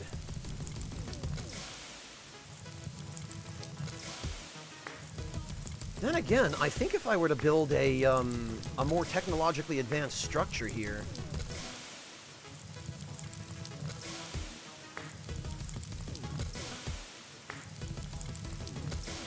Yeah, I don't tend to drink tea just for the caffeine, Lord Louise, so I go for the flavor rather than how badly it gives me tachycardia, because I don't get any energy out of caffeine. It does nothing for me in terms of keeping me awake.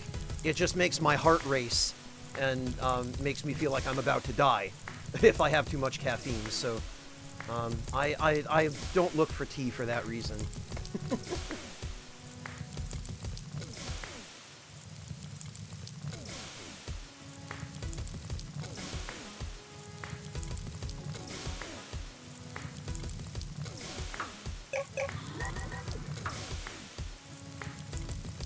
Man, I wish we could,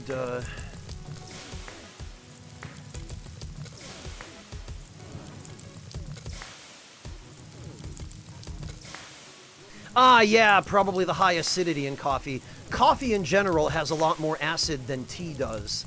And tea has a fair bit itself, but coffee is just really, really acidic.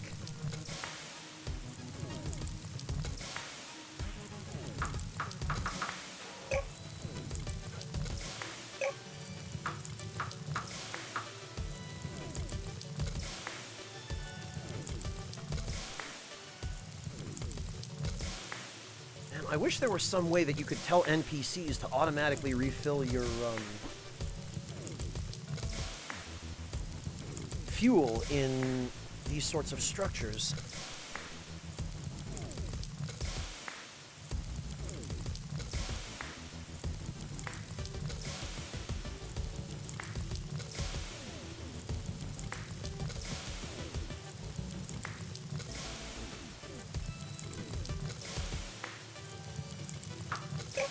Alright. That should probably be enough omelets for now.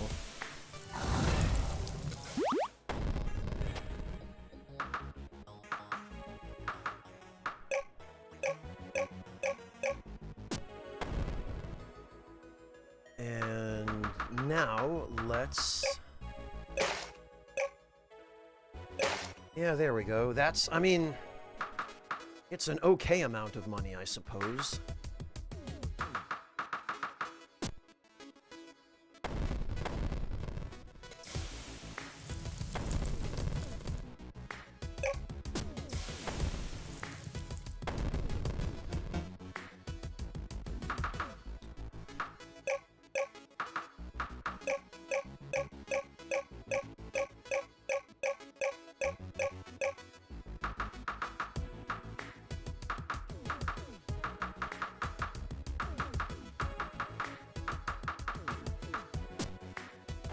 I must say, though, I am disappointed to see that we do not yet have any uranium.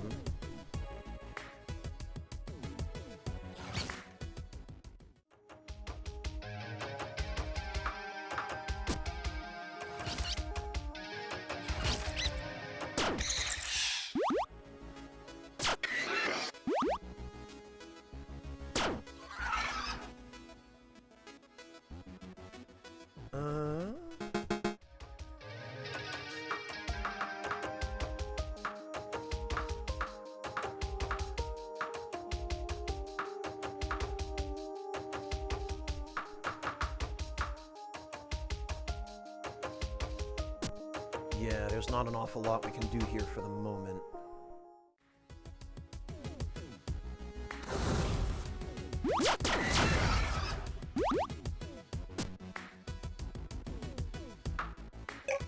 You know what?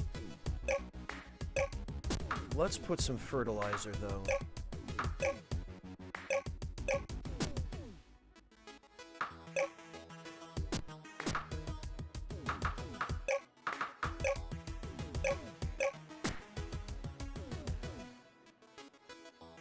Blast it, and I meant to bring some sugar seeds. Ah, whatever.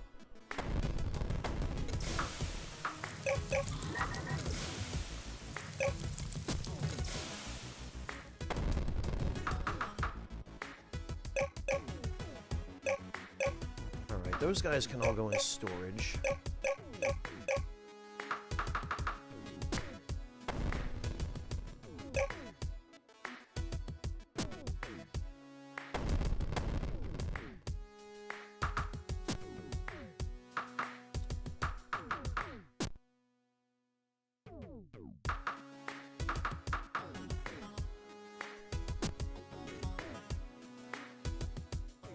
Okay, what are we in the middle of doing? I've already forgotten. Oh, right, we had to build a submarine.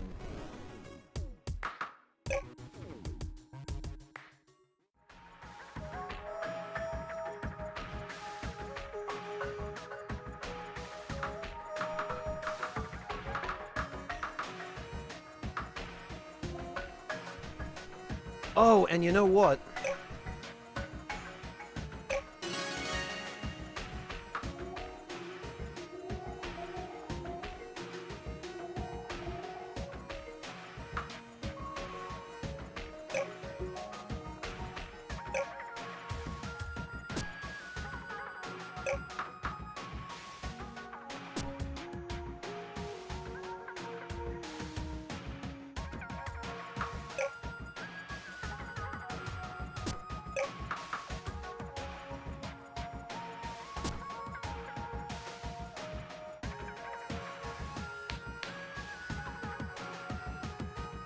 I also needed to double check the...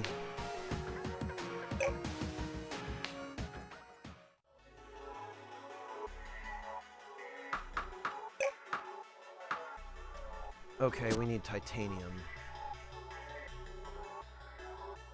Which I think we now have access to.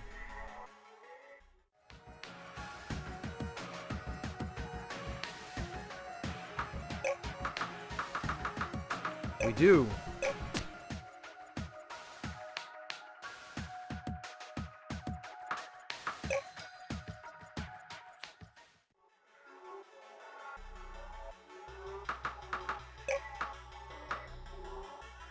All right, we need...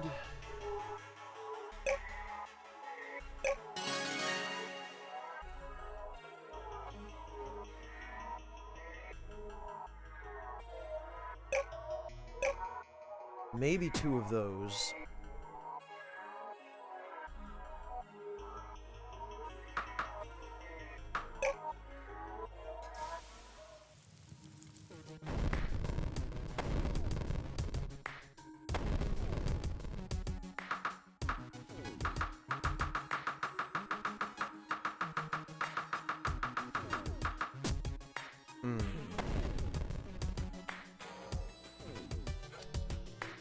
You know...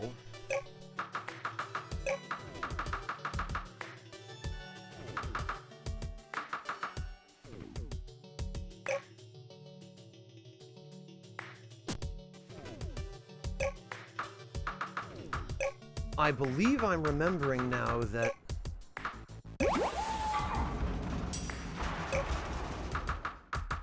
yeah, what we have to do...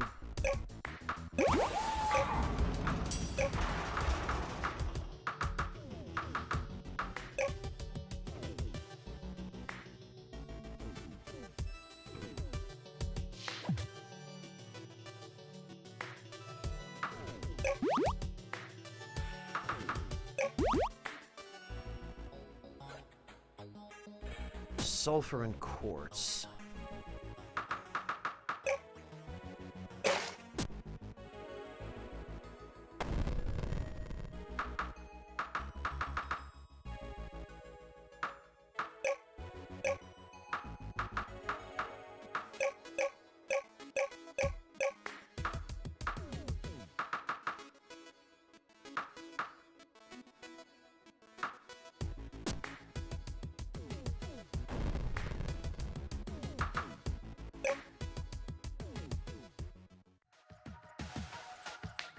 Oh, nice, Neo Shadow. Good choice.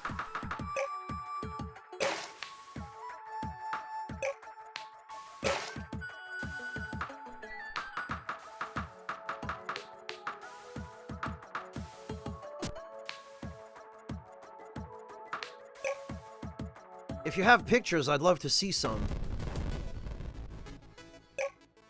All right. Let's get that going.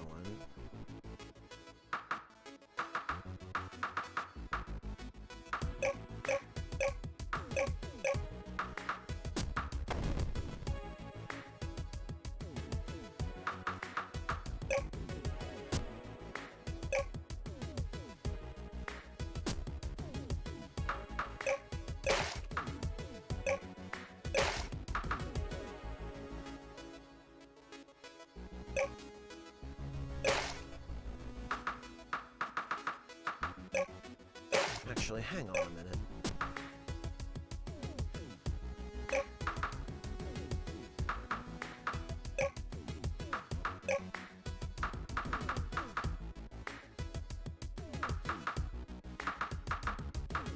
Okay, so the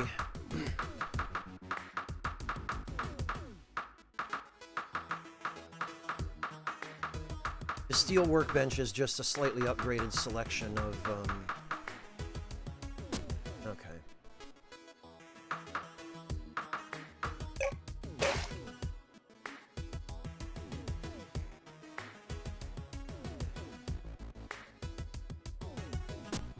Hey, Saiku, welcome.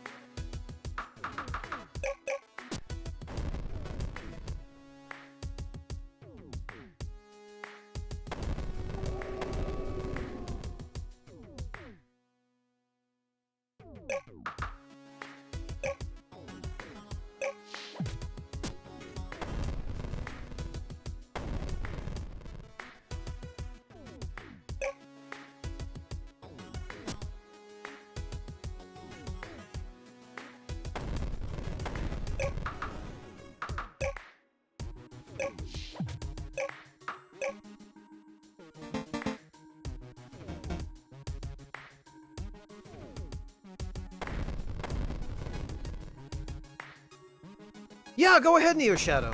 You're welcome to link them in chat, too.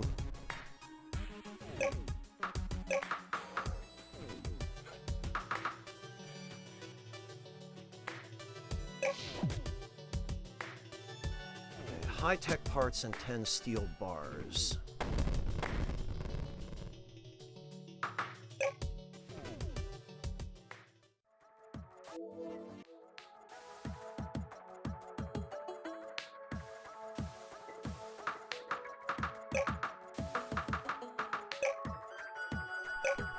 Of those. I think there's some cables here. Yes, okay.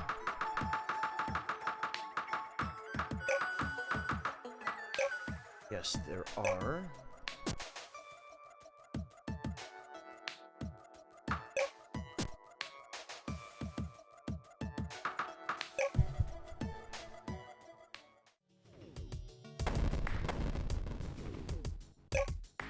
All right.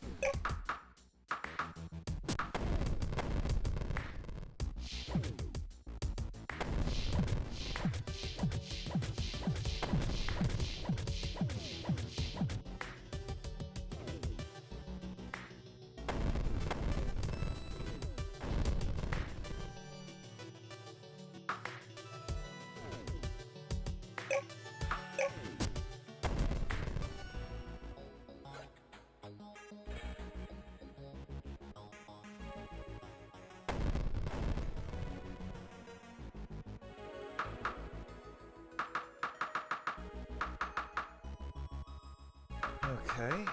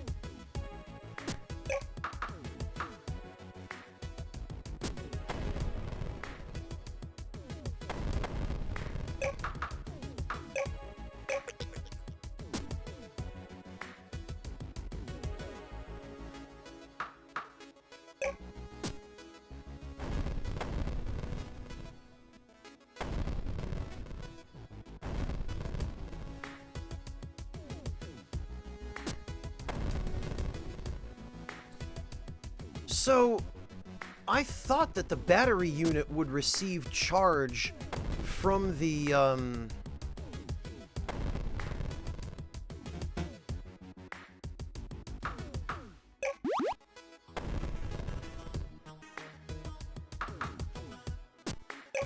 from the solar generator.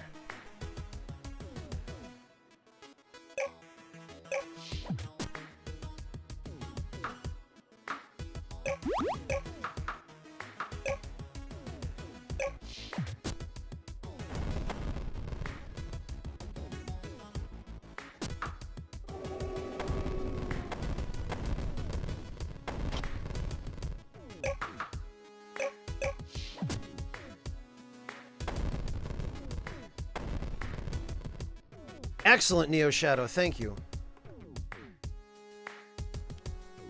Geez, Breakfast, you've really been collecting stuff, haven't you? You know what, Neo Shadow? Don't worry about the way they look. It's very clear from this picture that they're delicious.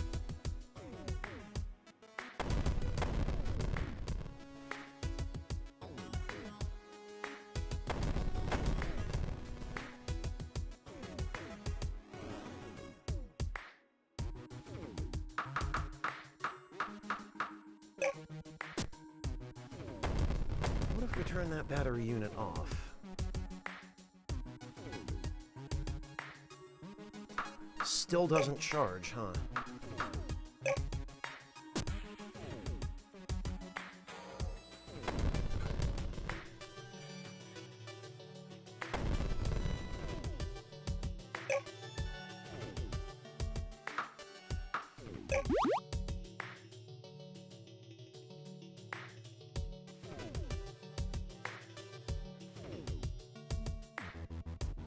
Hello, Nightmare for Lol. Welcome.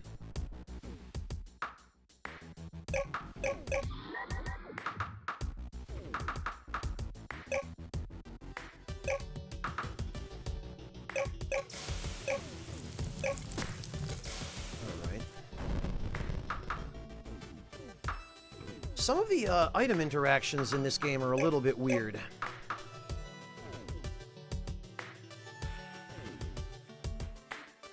Well, Neo Shadow, once you've mastered getting the taste the way you want it, then you can start working on making them look the way you want. You don't have to learn all those skills at the same time.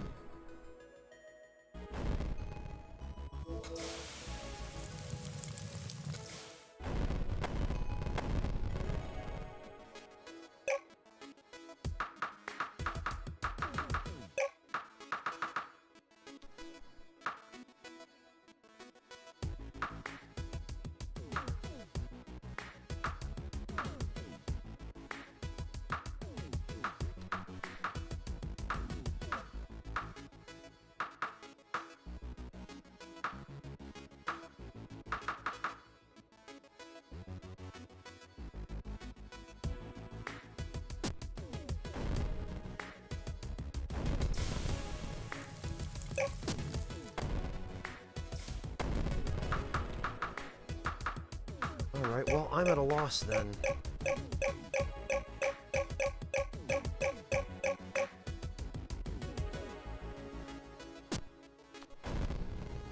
I thought building the factory would advance the level of technology on this island.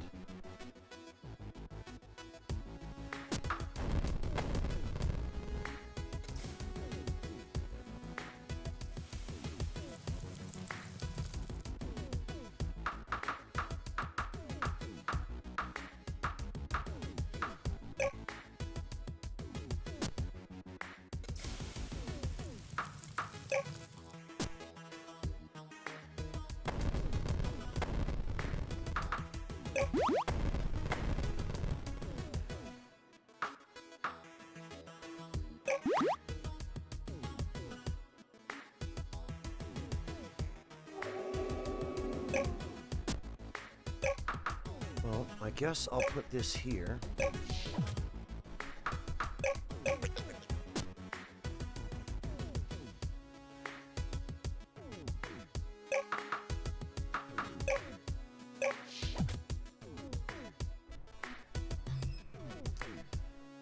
I wonder if there's some way...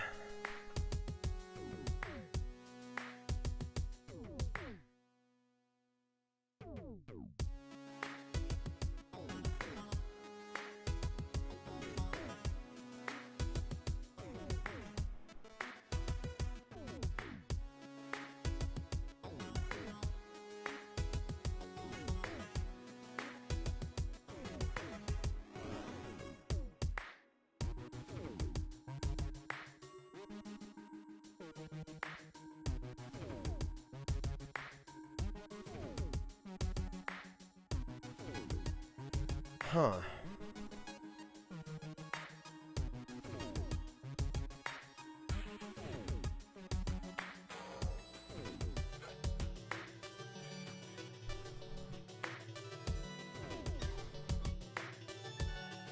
Well, I'm at a loss. I don't think there's anything we're going to be able to do with these battery units. And now that I'm thinking of it, I might have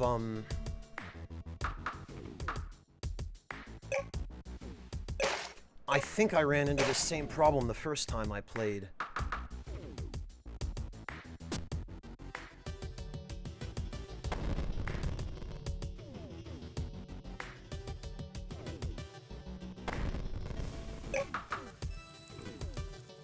Alright, well...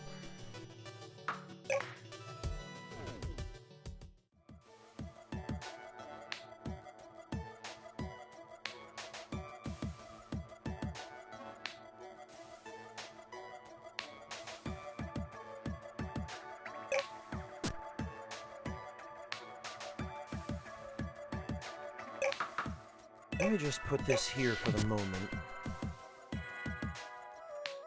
Just as a little bit of insurance. Oh, I need iron ore.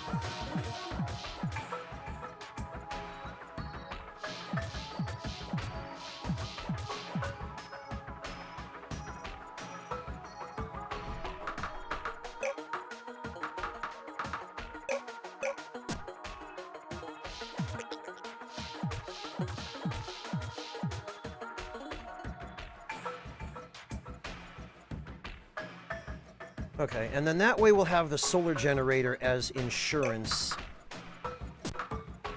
So that at the very least, even if the other power plants go dead, we'll be able to use the teleporters during the day.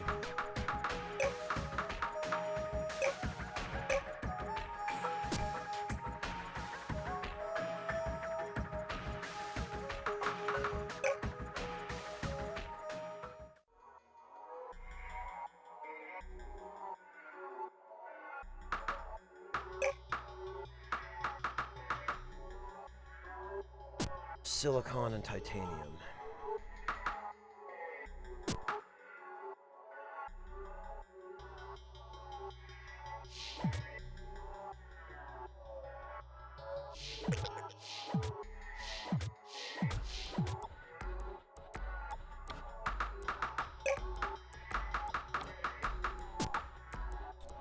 All right, looks like we need a little more cable.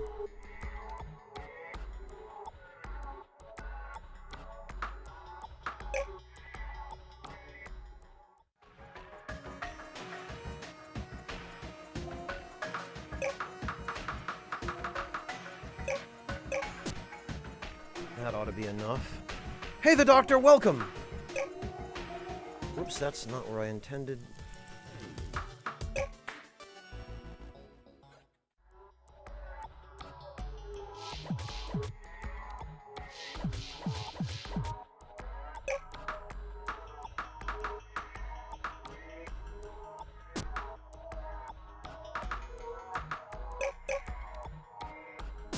All right.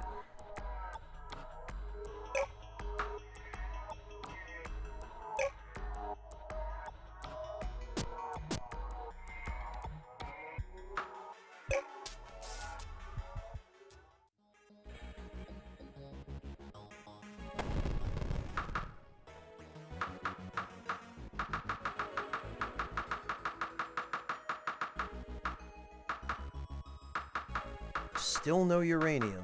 God, that takes forever.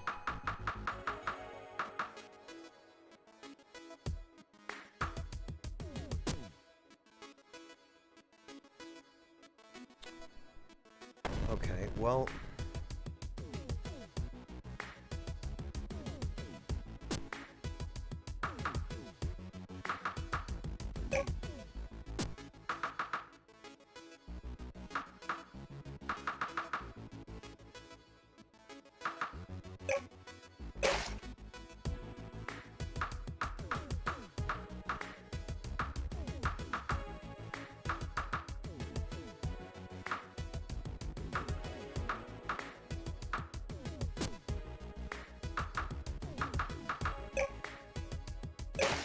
those we can get rid of.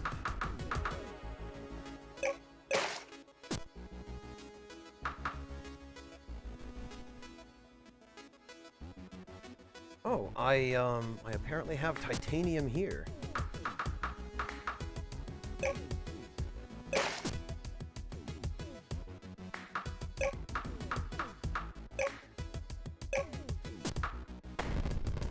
don't know how I ended up with titanium here, but that's fine.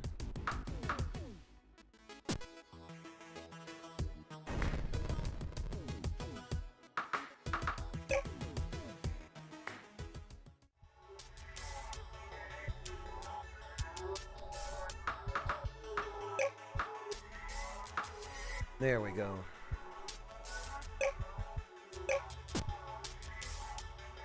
And now at least we have a little bit of insurance that during the day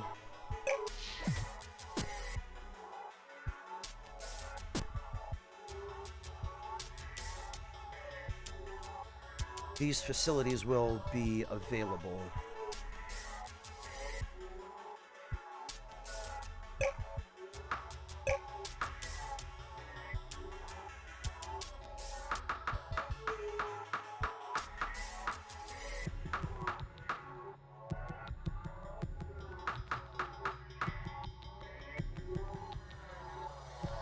Come to think of it, I don't think we ever got a blueprint for the house.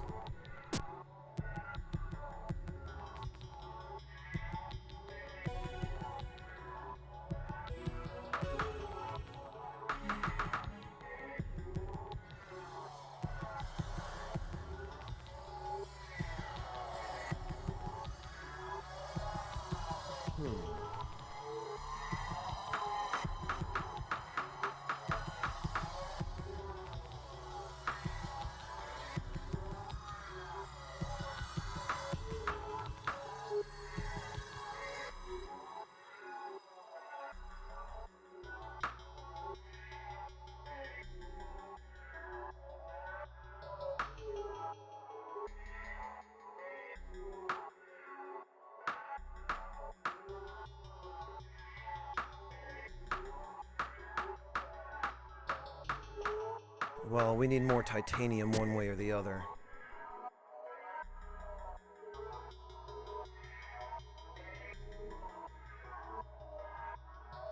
How are we doing on fuel for the plant? That's fine.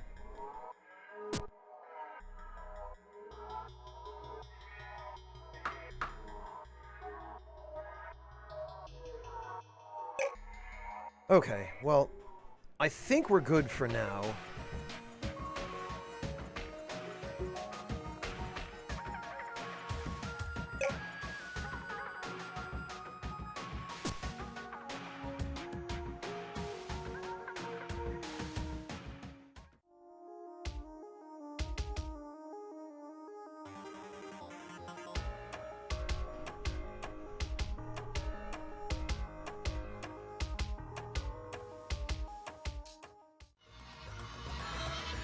So let's go pay a visit to the Miros, because I believe they should...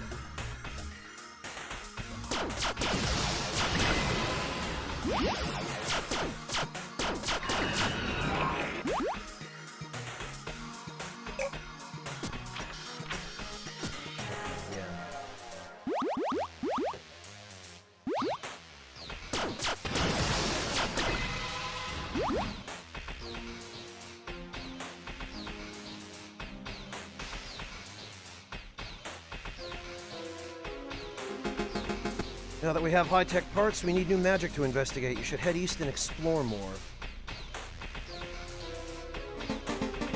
Found the wreckage of an escort ship? That would be a lot smaller and easier to repair than the colony ship. Bring us some extra high-tech parts, then we'll take a look at the wreckage.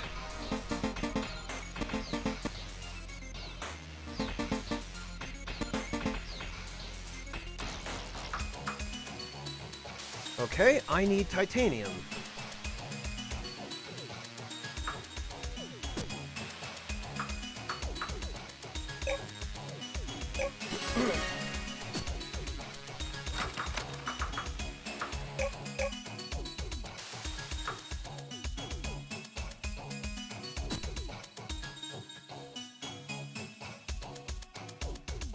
Yeah, Lord Louise, the mining machine can't be mounted with weapons. It has no weapon slots.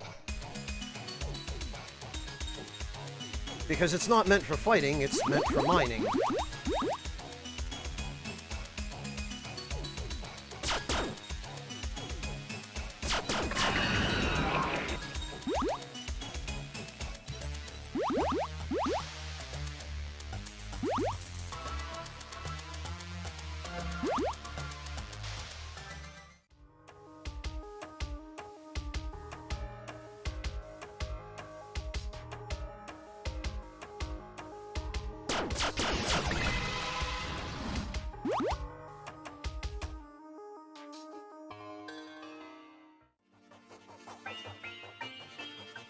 go. We'll leave it there for the time being.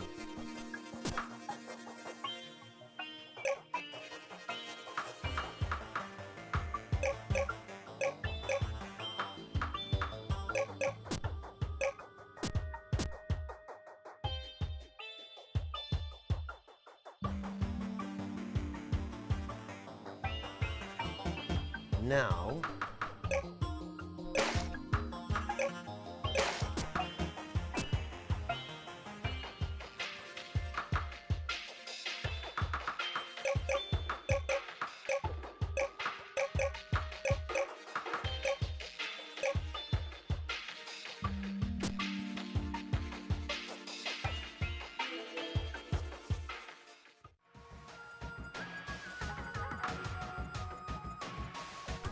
you'd think, Lord Louise, but guess not.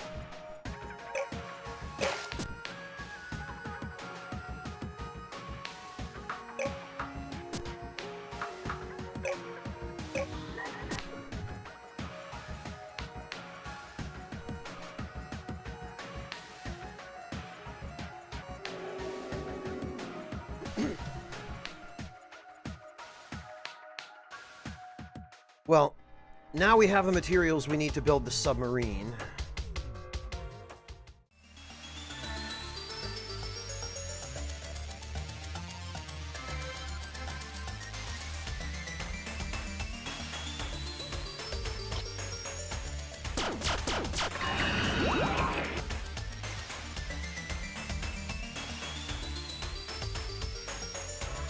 Oh, look at that! March 22nd, relocating lab to a water cave. Attempting to recover high-tech parts using a submarine with the help of a willing subject. Yeah, great.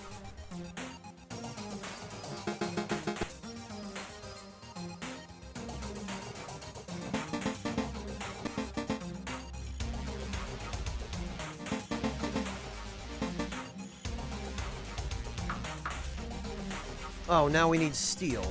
Okay. Well, that's great. You want to try our amazing rejuvenation pod if you pay 50 coins for the energy cost? Yeah, fine. Man.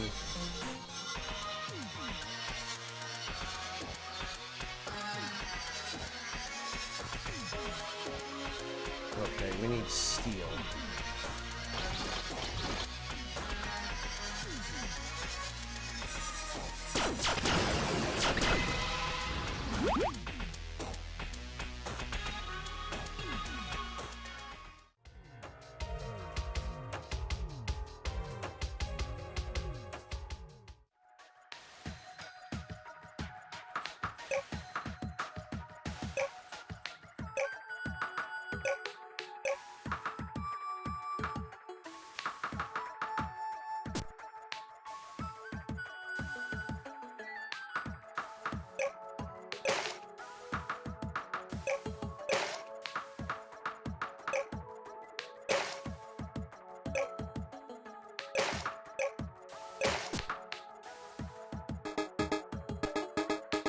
Oh, here are some blueprints to make upgrades.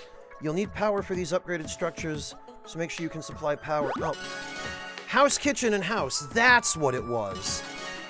I accidentally mashed through her dialogue because she didn't have an exclamation prompt. But those were, in fact, the blueprints I was looking for.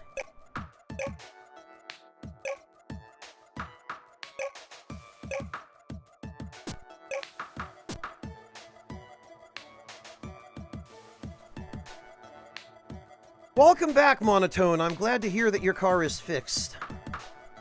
That is a relief.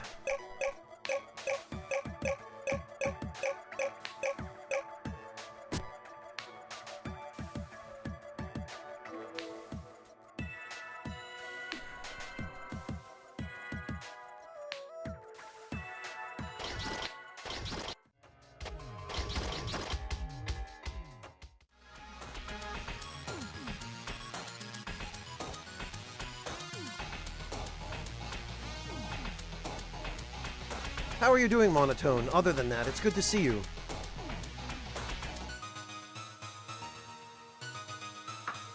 There we go, finally.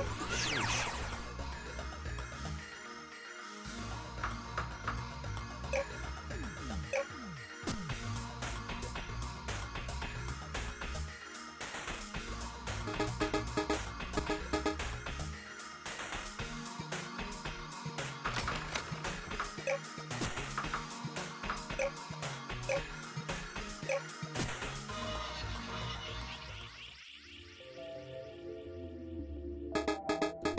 Ah, you built the submarine. When riding the submarine, hit left stick right to repair, recharge, and customize it. You might want to install a weapons system like the torpedo launcher too, otherwise you'll be defenseless. Yes, that was my plan.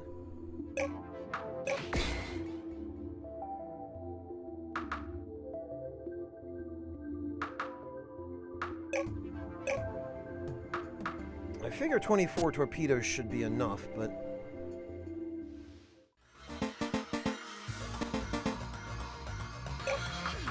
Some high-tech parts, huh?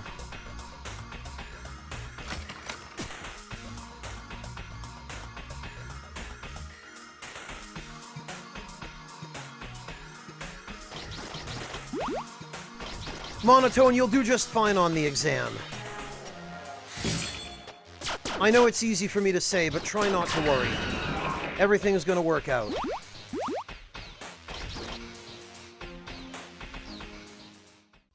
Oh, good luck with your finals too, Saiku.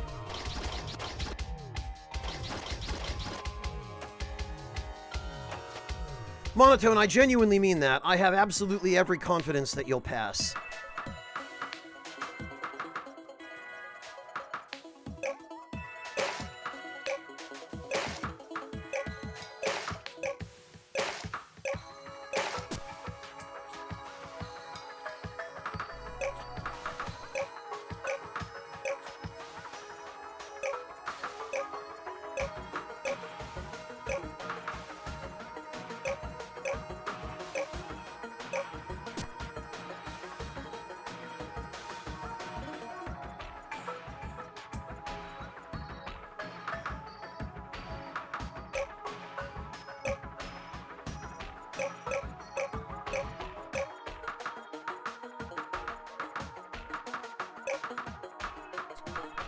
Alright.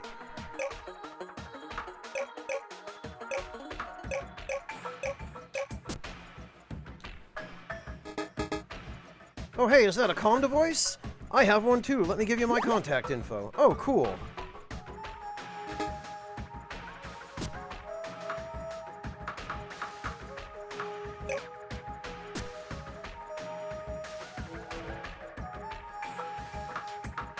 Alright, now to Divider Island to make some more high-tech parts.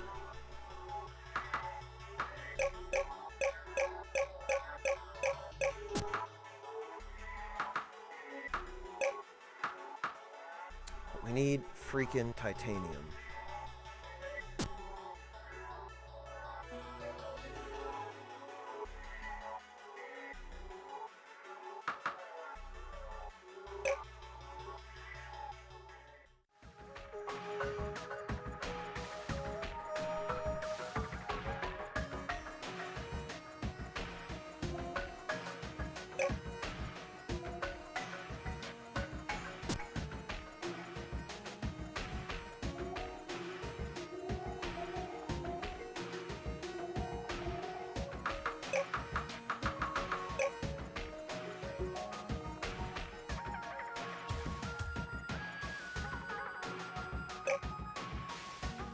We're gonna need those.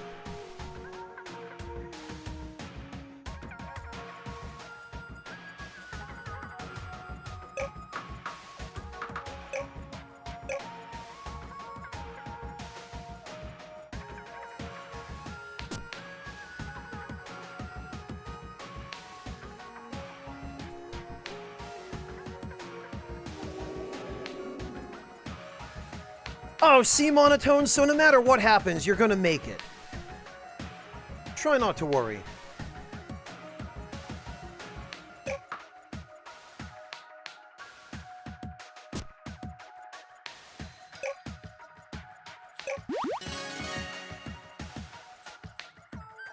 Alright, well, let's grab the boring machine, because we really need some titanium, and I cannot keep buying it from that idiot.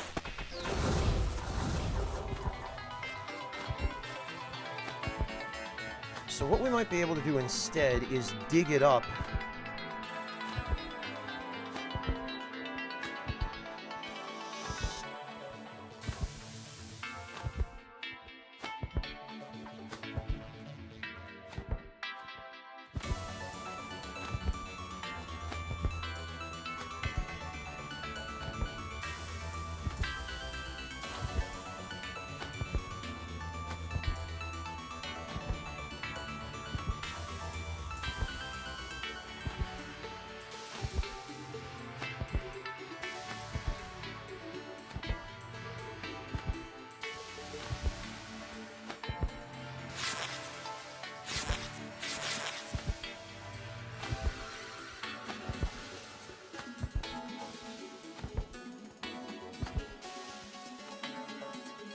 All right.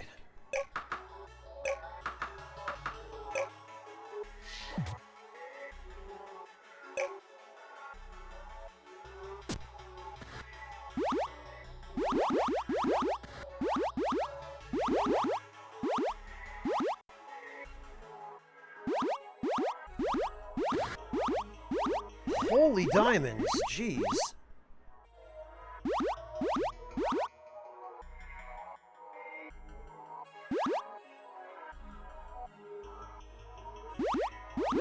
But also, no titanium.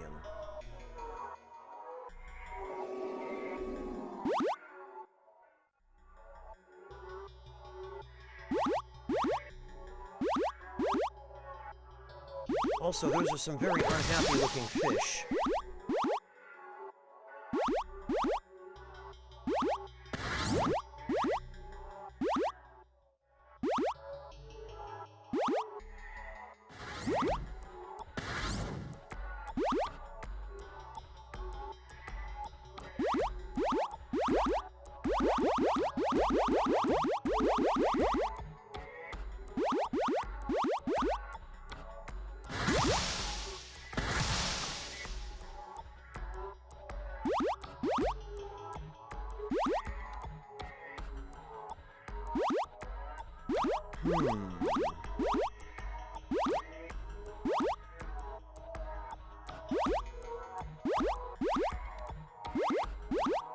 This is all quartz. This isn't...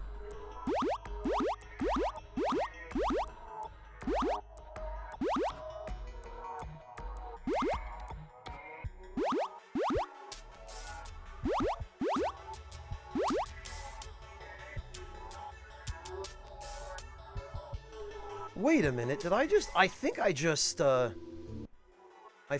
completely bypassed the submarine maze.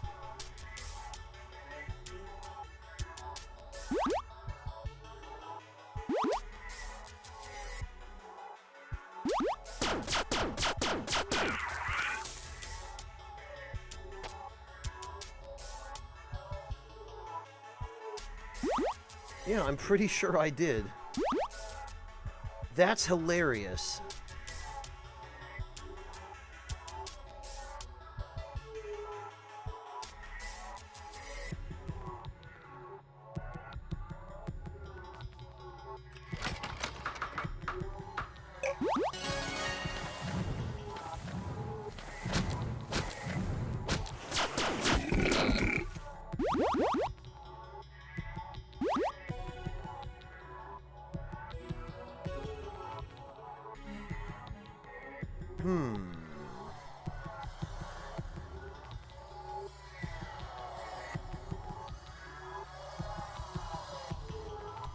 Yeah, I'm pretty sure I just bypassed the entire submarine maze.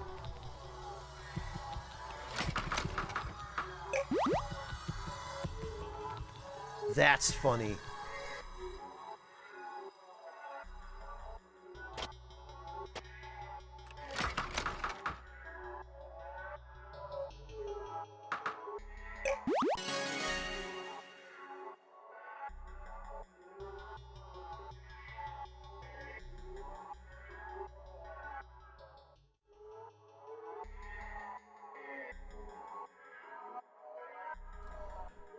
Well...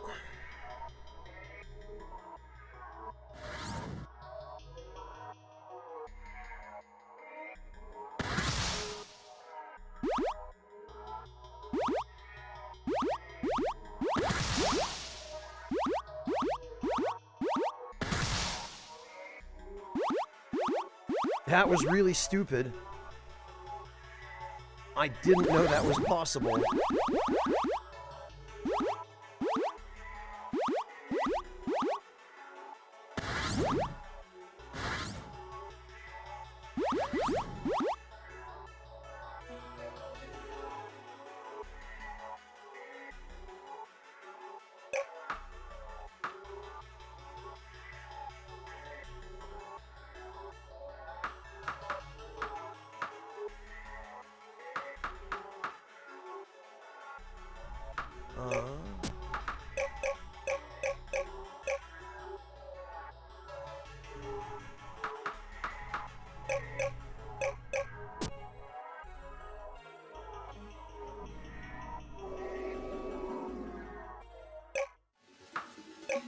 Well,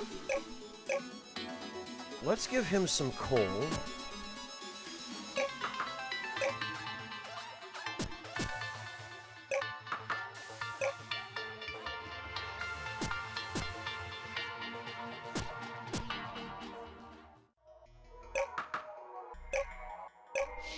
We'll put one of those on the ground. No, blast it.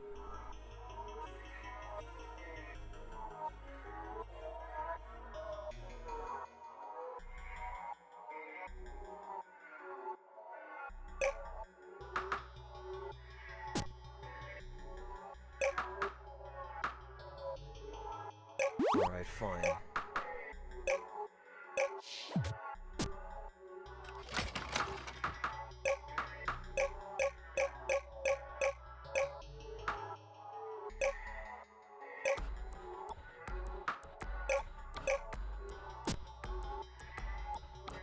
There.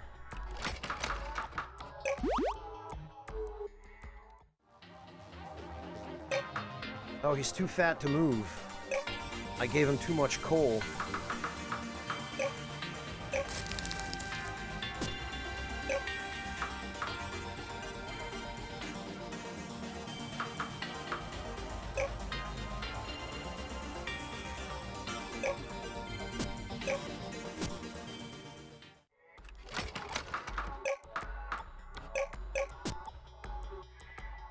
How about now? Yeah, okay. Close enough.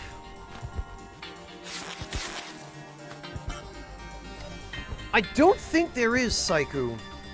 Well, no, I say that, but actually, I think there's some titanium floating in the water that I actually need. But I don't think there's anything in the submarine maze that I need.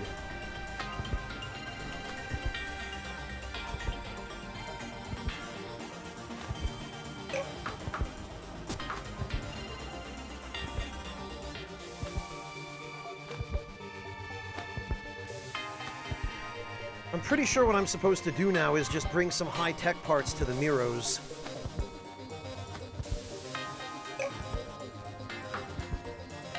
Oh, just one. Okay.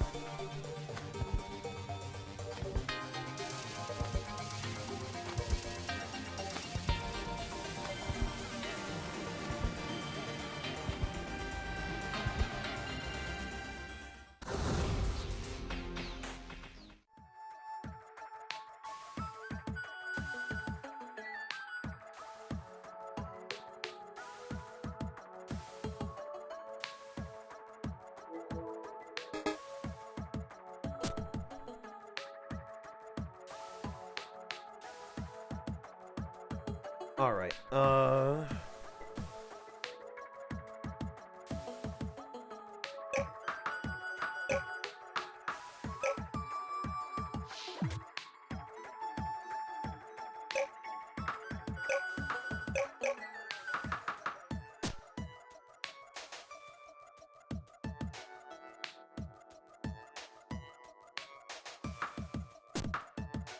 okay.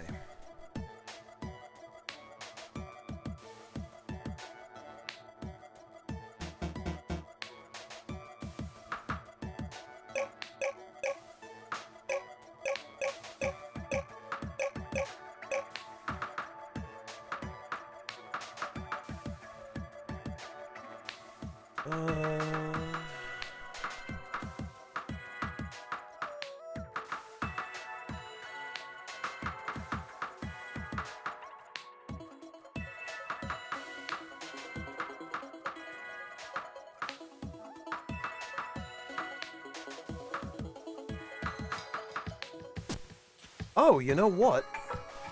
I just realized Fisherman's been busy.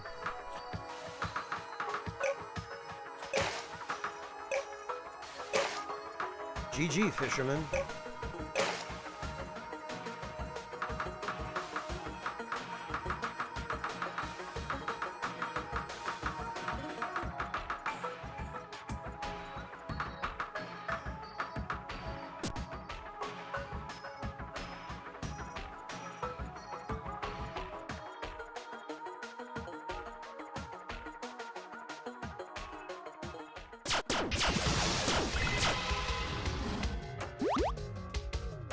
Alright, yeah, let's go check the submarine, because I think, Psycho, you might have been partly right in that I don't think there's anything important in the submarine maze, but I believe there is, I believe there's some wreckage from one of the ships in the water on the way there.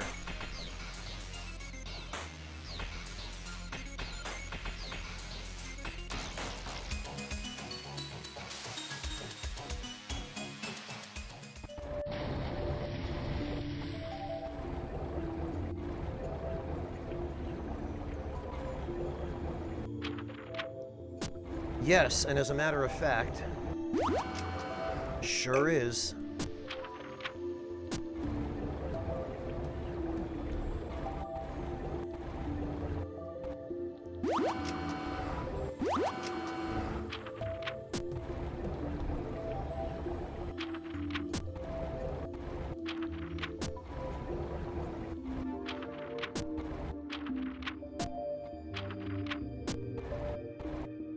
Oh, right.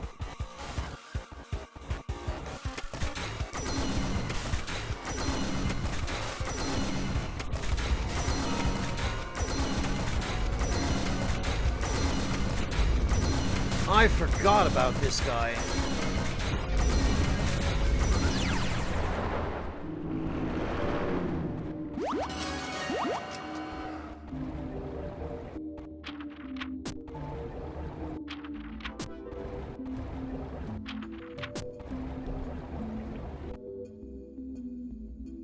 Totally forgot there was a giant squid there.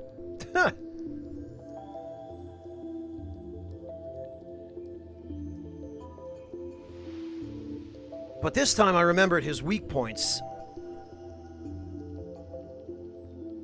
Very much so, Monotone, and I'm really looking forward to the full release of that game.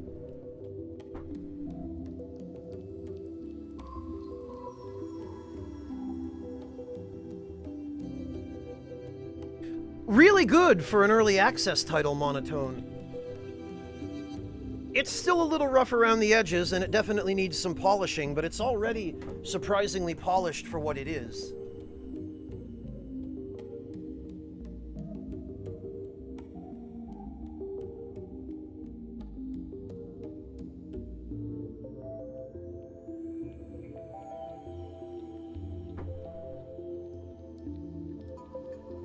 Yeah, next month, supposedly, Monotone, is its full release.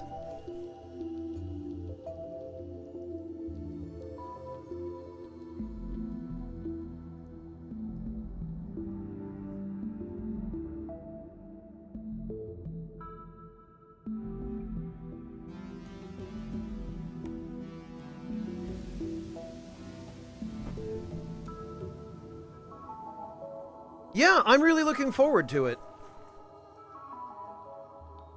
I've played enough of it at this point to have a solid idea of whether or not it's going to be good. Spoilers, it is.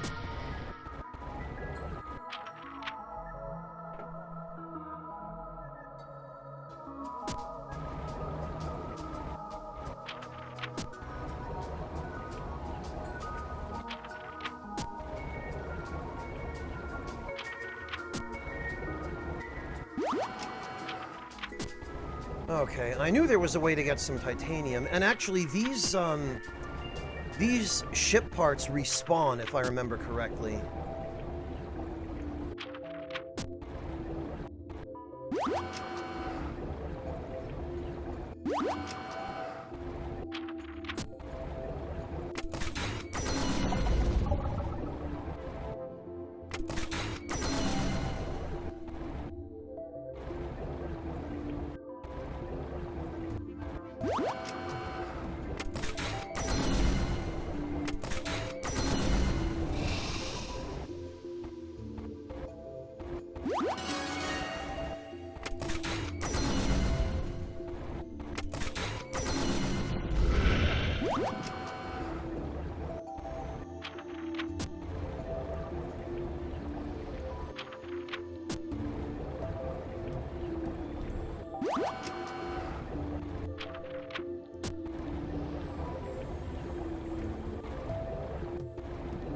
There we are. Yeah, this is the...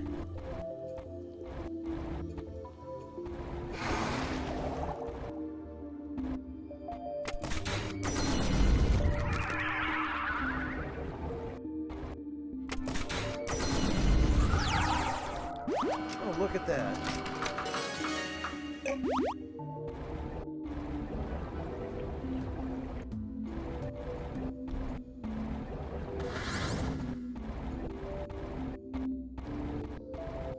Yeah, okay, and then of course there's titanium in the walls here that we can't mine.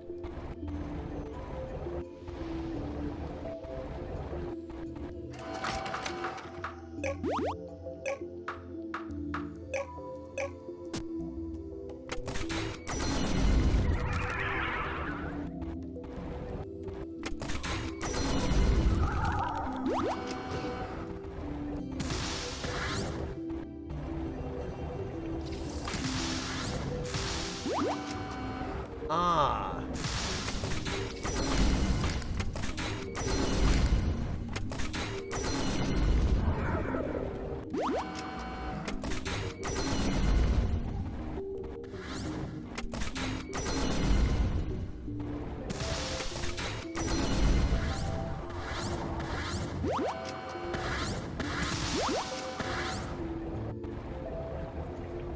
I guess there are ship parts in this maze.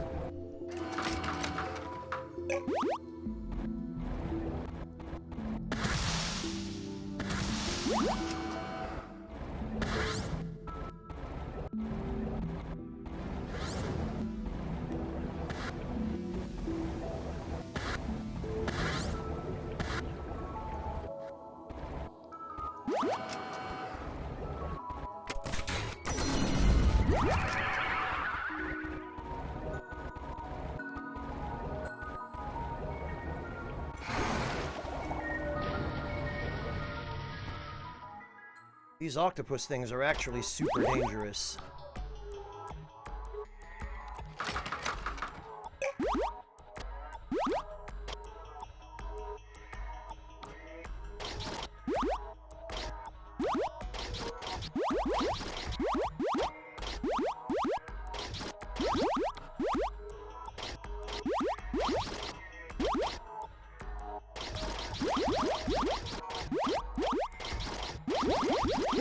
Holy diamonds, jeez.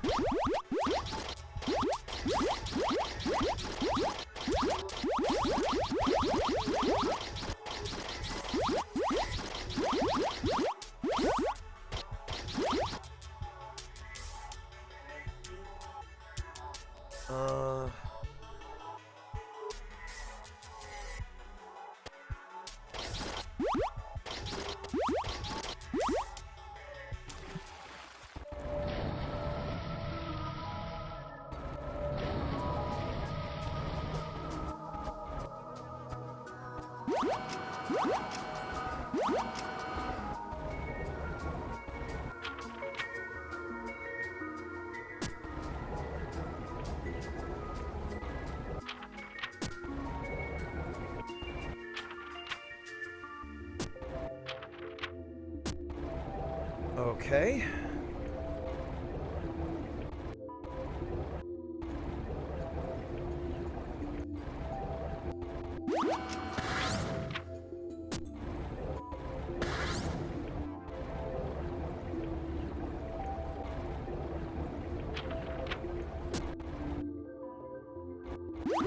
Man, I don't know what I would do in here without the map.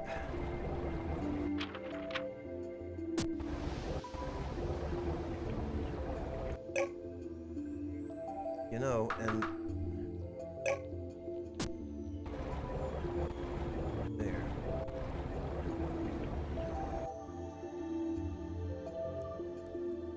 Oh, the blue targetable points in the walls, Saiku, are, some kind of, monster that can only be defeated by mining that portion of the wall. Oh god, now I'm too fat to move.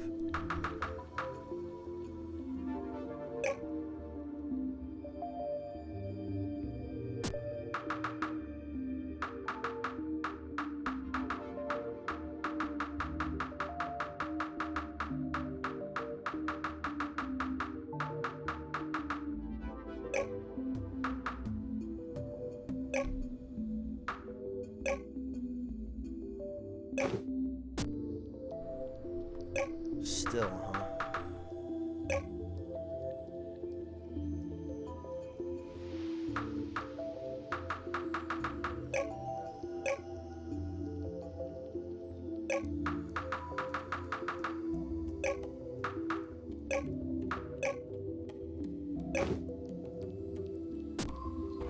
There we go.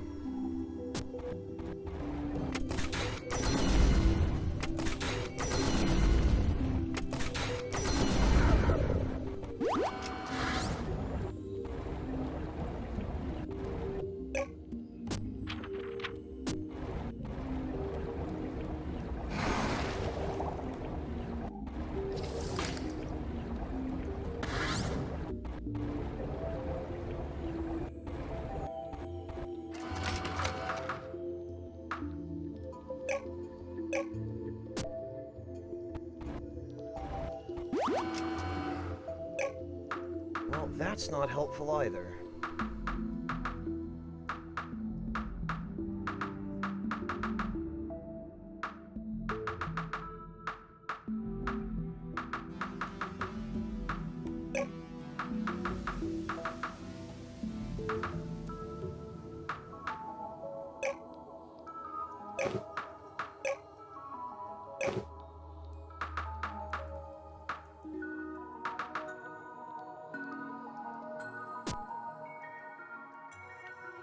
Still, huh?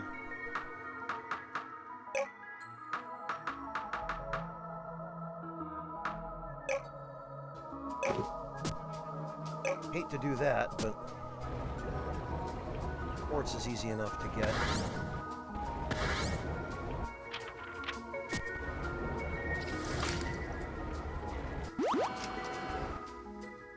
Okay, and then that puts us here.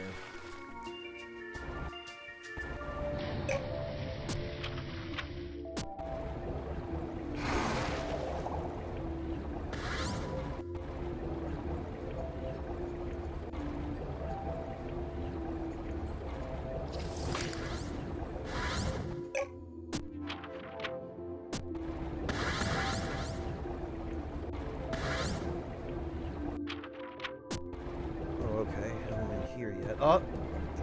Critical depth, huh? Ah, and... power core parts.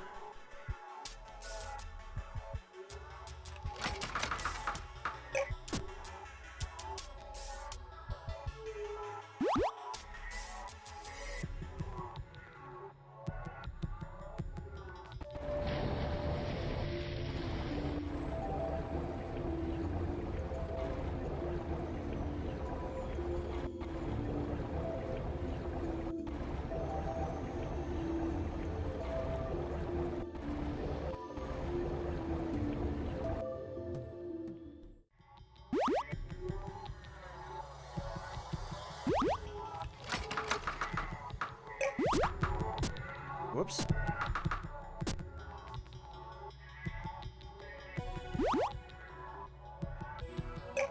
Yeah, I guess we did need to come down here because we're not getting that ship moving without power cores.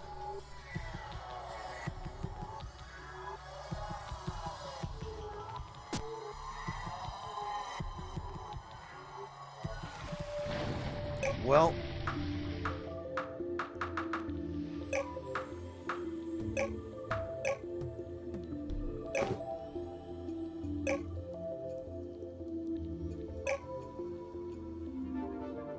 $7.89.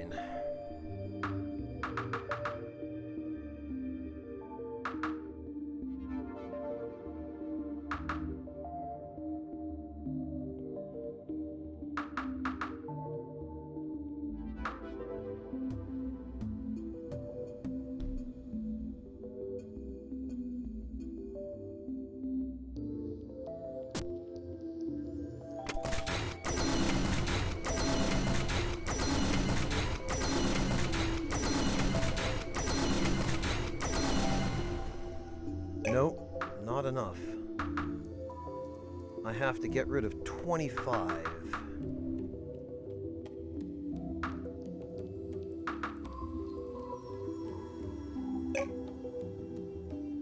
Well, silicon's not too hard to find.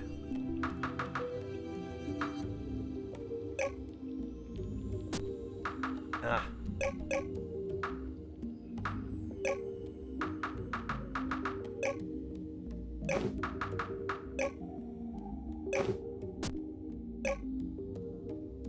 Goodness sake.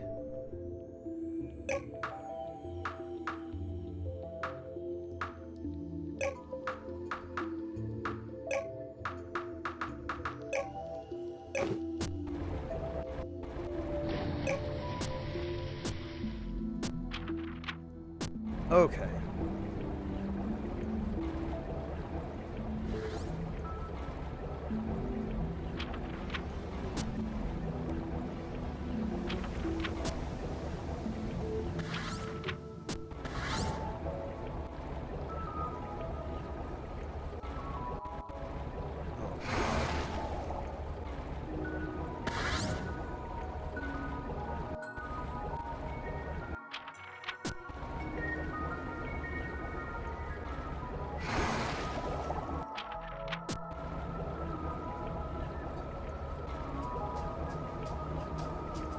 More titanium.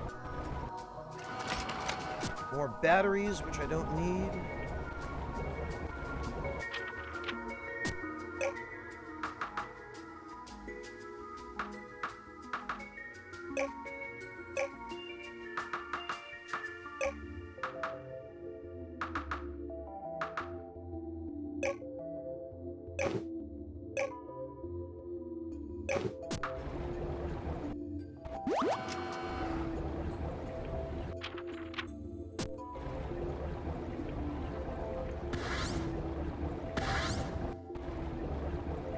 I remember this being a fairly large maze, but my god.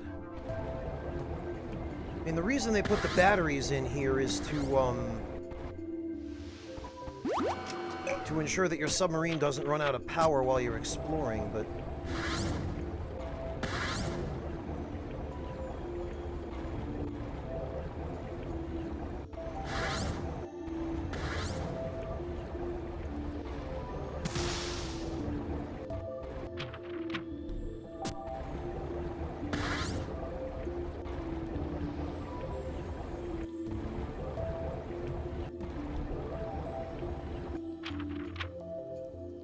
Okay, that's the exit. Ugh. Oh god, not again.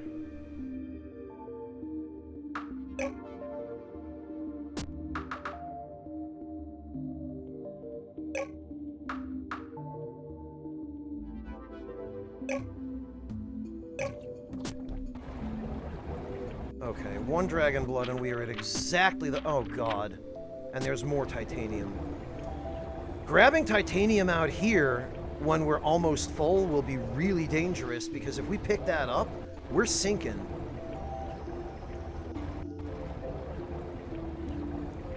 Welcome back, warrior. Well, we would have ended up 20,000 leagues down, Monotone, if we had gone for that extra titanium.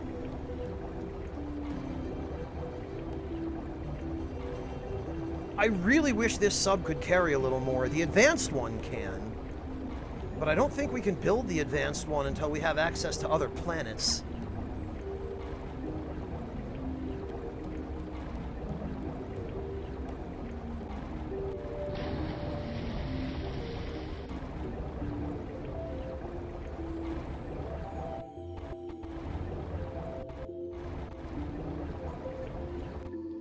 Sheesh.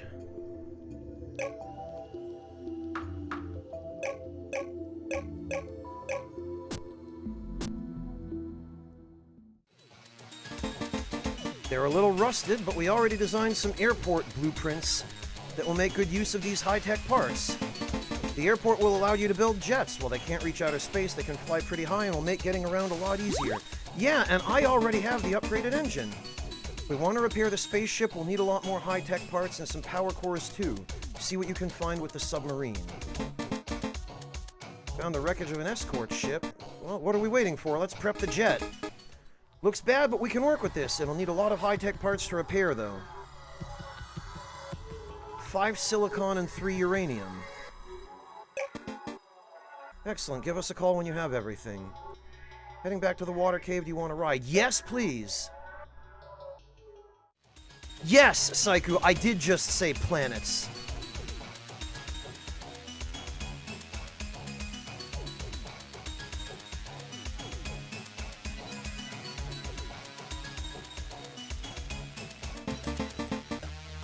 The relocation of the lab is pretty much finished. Now we just need those parts to repair the ship and we're really going places.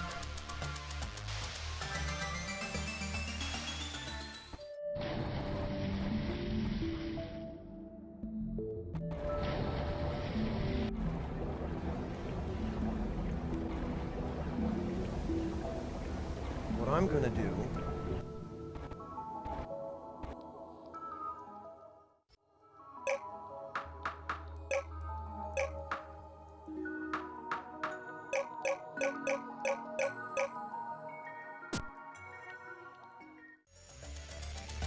Since flying with the anti-gravity pack doesn't consume stamina, and I am well overburdened,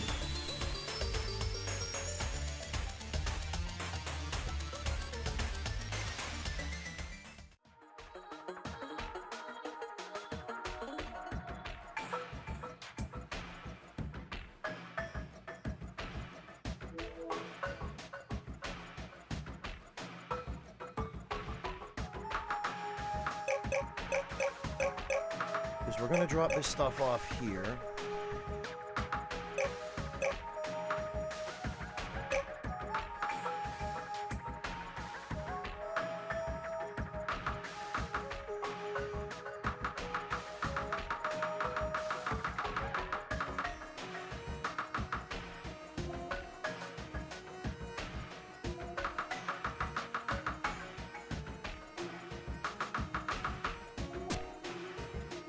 And we're gonna go build the jet. Actually, first...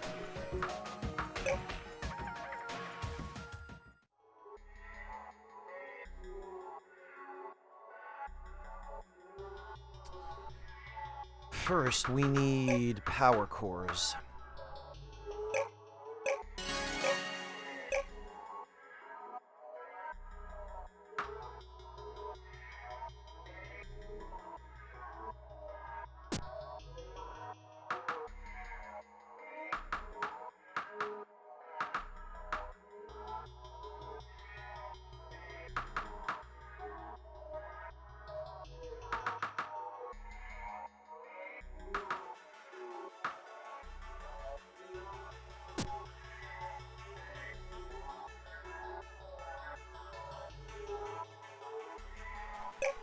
And next,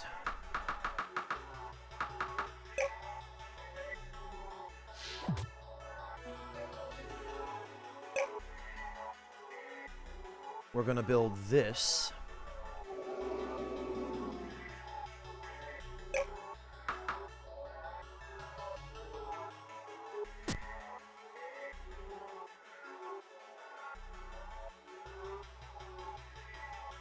And once we've built the airport, we can build a jet.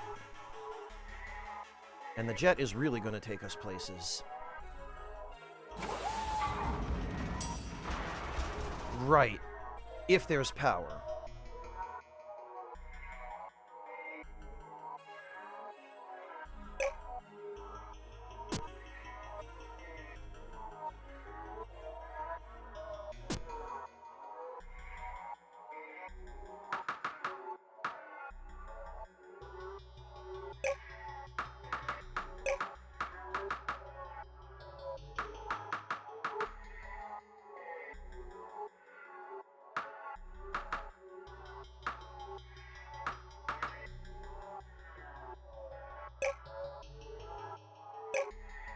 So we're going to build some more high-tech parts, because we need those.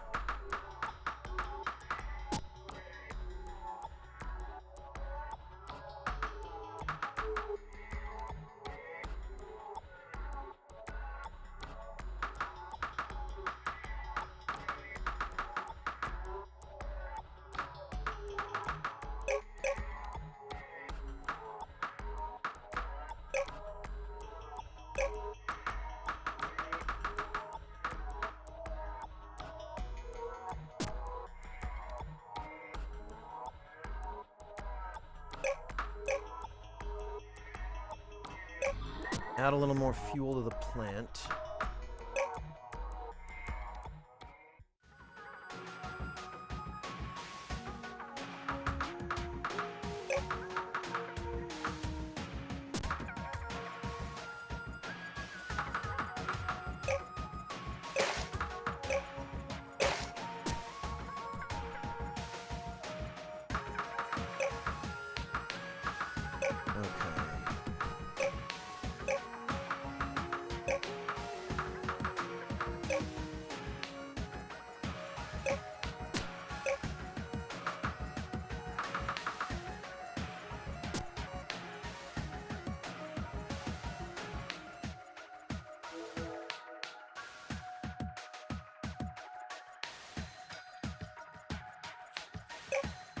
Now we're going to go power the...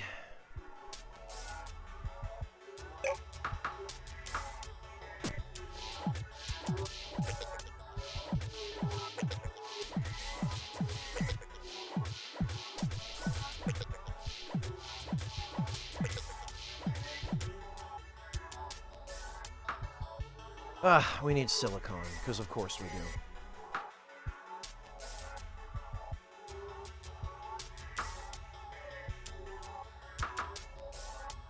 Oh, hey, we can...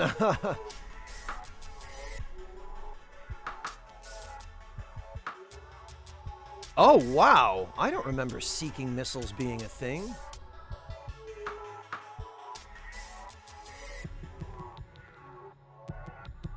Sulfur, steel, silicon, and refined oil. How about that?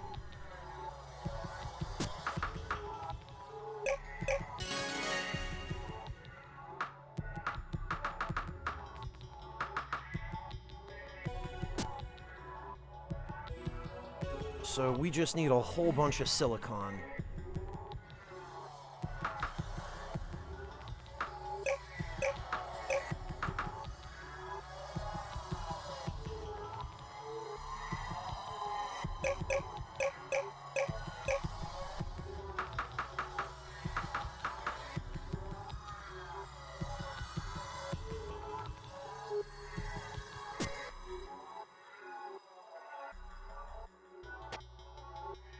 Okay.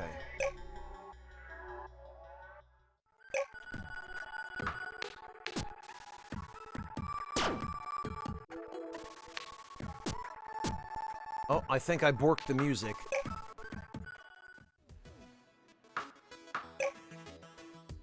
I sure did. Okay, so we need 20 titanium, 5 silicon, and 5 uranium.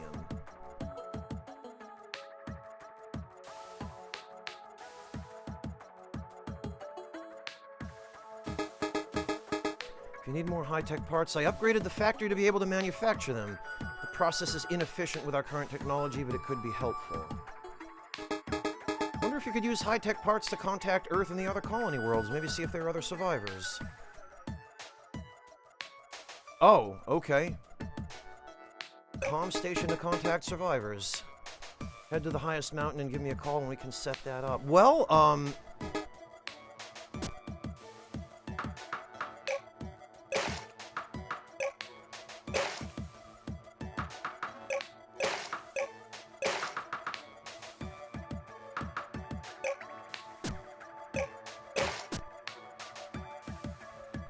I've already been to the highest peak, so that shouldn't be a problem.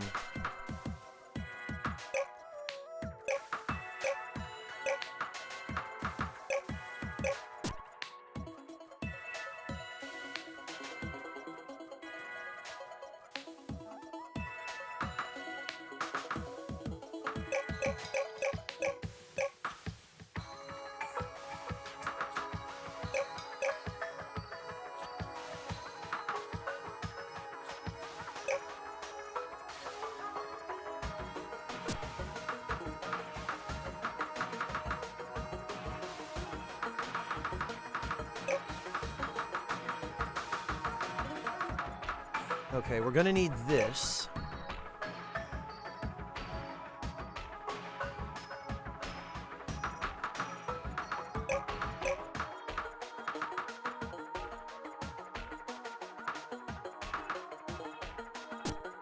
We're going to need silicon and steel.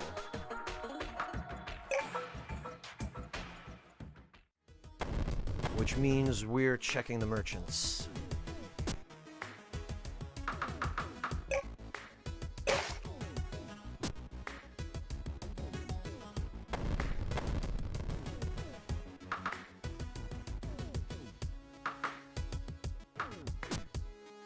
I'm gonna think of it. Do we have any steel here? One. Oh, and finally some uranium.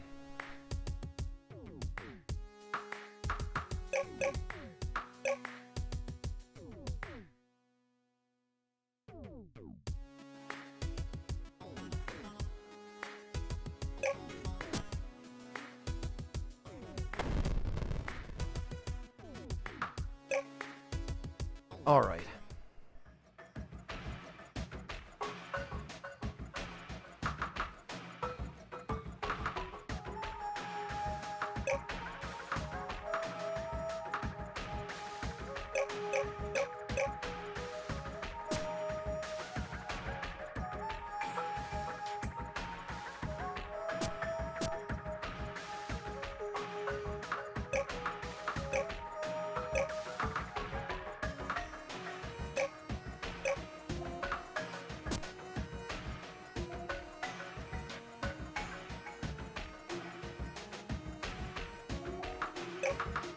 So for the jet, we need steel, silicon. I think we need some sulfur for something as well.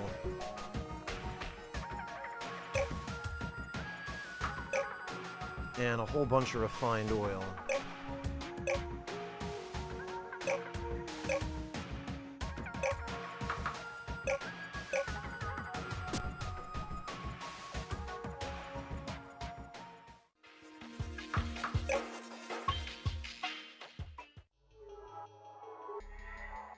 And we are going to stash this stuff, because I do not need to be carrying this kind of weight.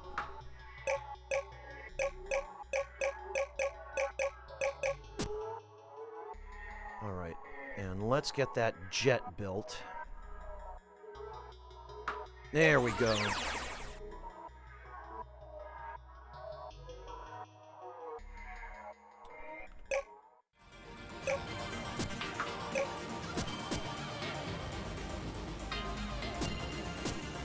Right, of course.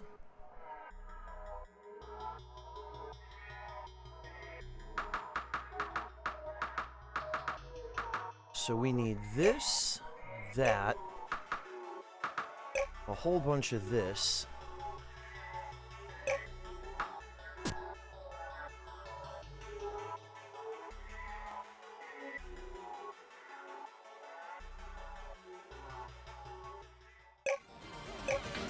Missile launcher, jet engine upgrade, fueler up.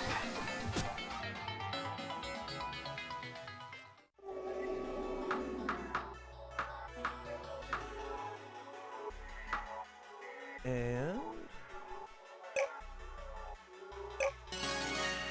That'll get us some seeking missiles, but we still need more silicon. Really wish I hadn't had to throw away all that quartz.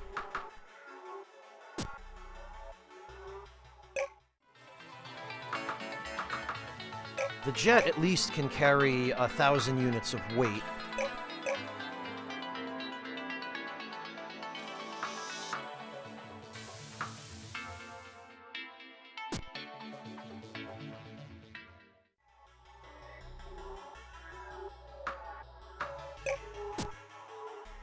Phew, okay.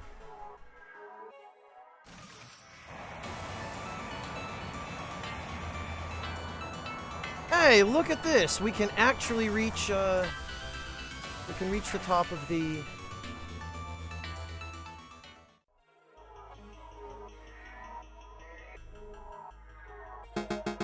You there, little one, can't you see that I'm stuck here and could use some help? Surely you wouldn't dream of leaving someone as renowned as me stranded here. You see this monolith? It used to allow free travel throughout the universe.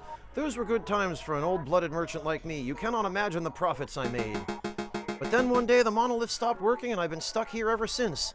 The inhabitants of this planet were most unhelpful. They were willing to trade at first, but then left without a word. If you could drop by a planet called the Depths and talk to the teachers there, I'm sure they can get this whole mess sorted out.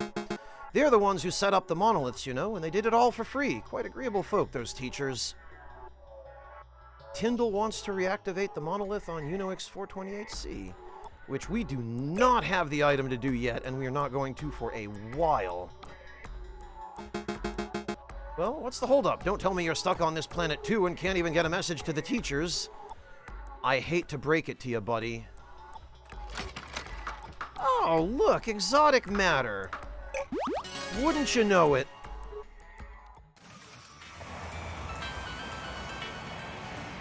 That's exactly what we need to make a third power core so that we can properly power the ship.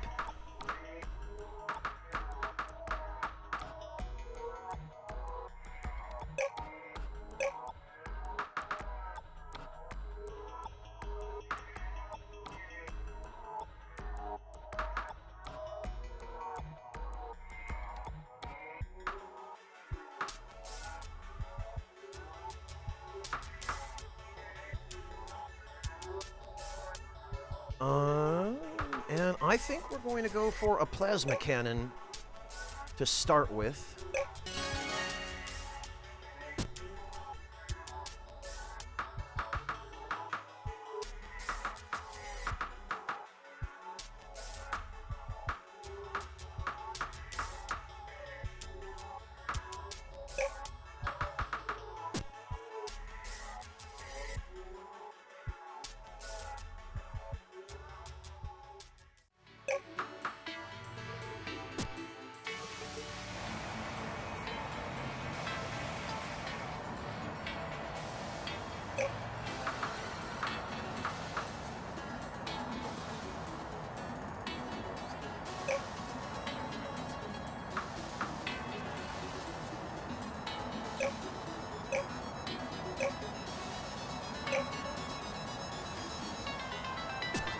There we go.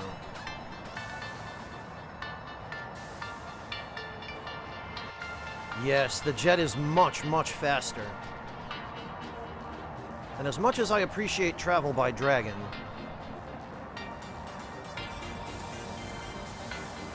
look at how much more quickly this goes.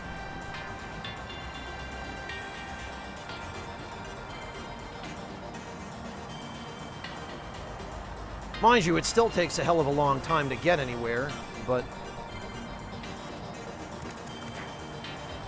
There's Minotaur Island.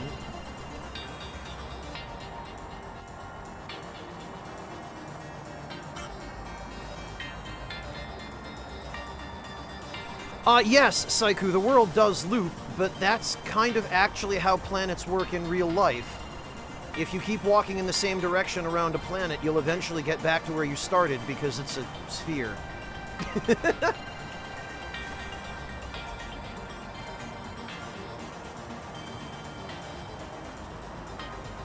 So actually, it makes perfect sense that the planets loop, because they should.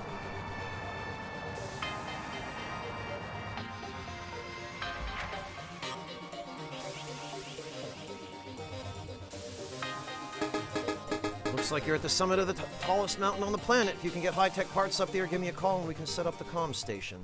Don't I have some with me? I don't. Damn it.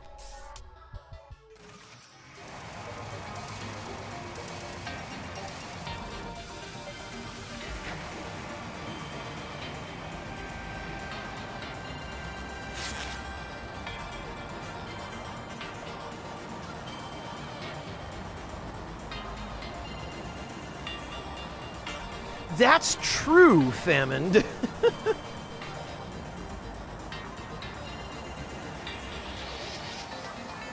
Actually, I want to see how these Seeker missiles work, because I've never seen these before. I think they might be part of the DLC or something. Oh, okay. Cool.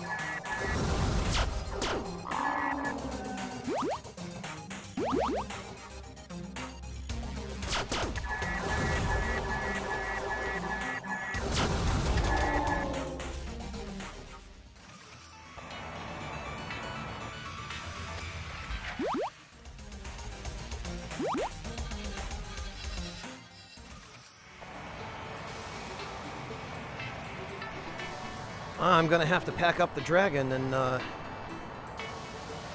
bring him back home at this rate.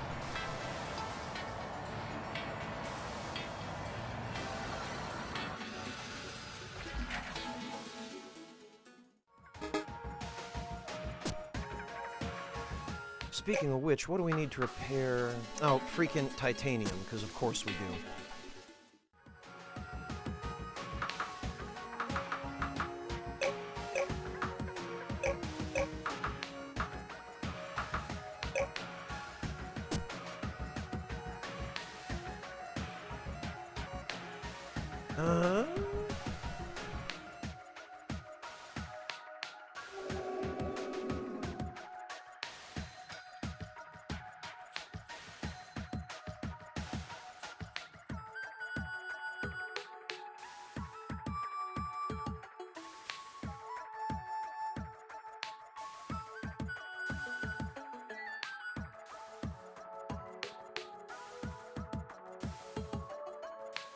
Alright, let's see.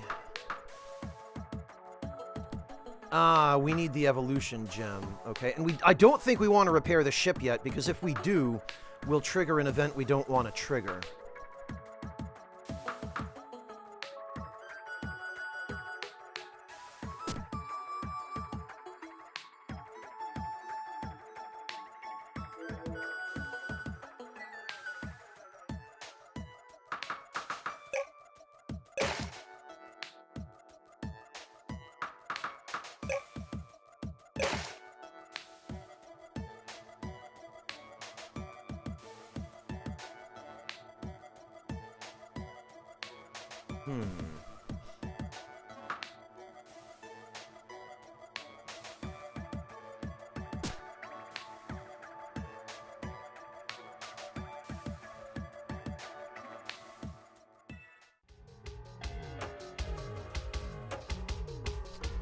Okay, well, we need some oil, and we could definitely also use some quartz.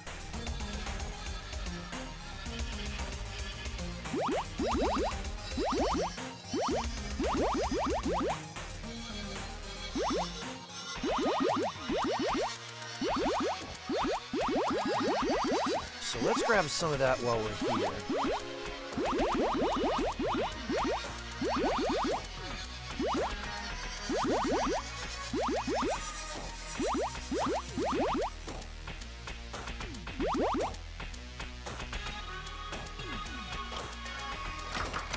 Really? Bullets?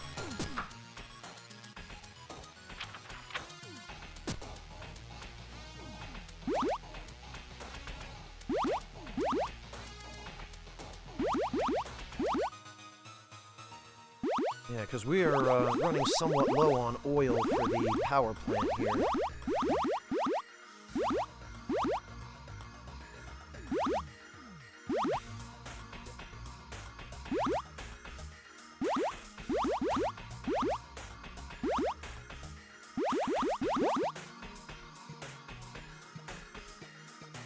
Oh. Out of fuel, huh? Okay, Lynn, have a good one. Take care. Good luck at work. Thank you for hanging out.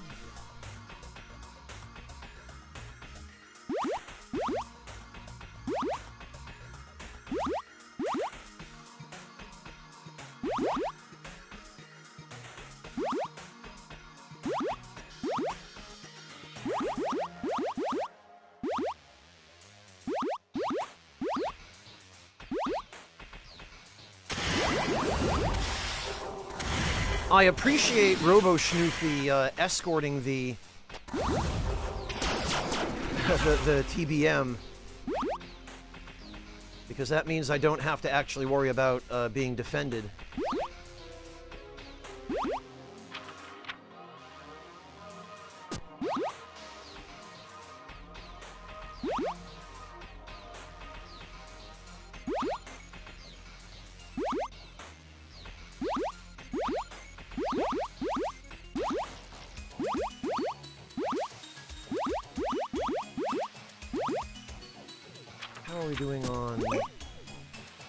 Oh, we're not even half full.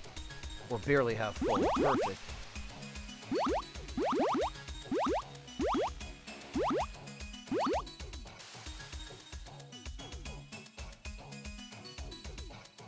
No, they don't, Warrior. If you fill in areas you previously drilled, the tiles stay empty. However, once you've exhausted the natural resources in a particular area,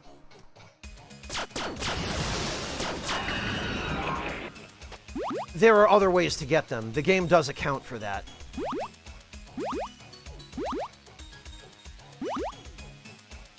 The other nice thing is that once you've exhausted the natural resources in an area and you've completely excavated everything, you can just start building stuff underground.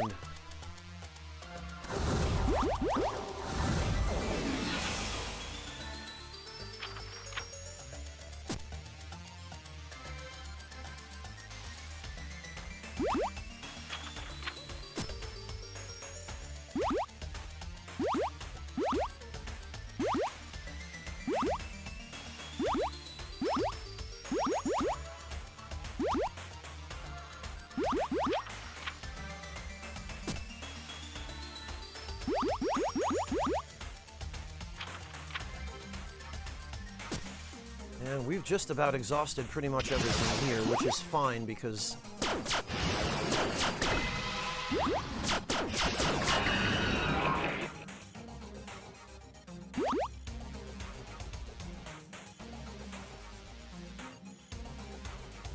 it'd be nice to be able to start building some stuff down here anyway.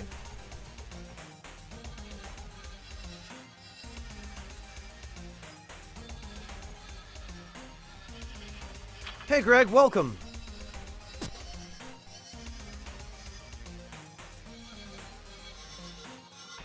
Here we go, there's a little more.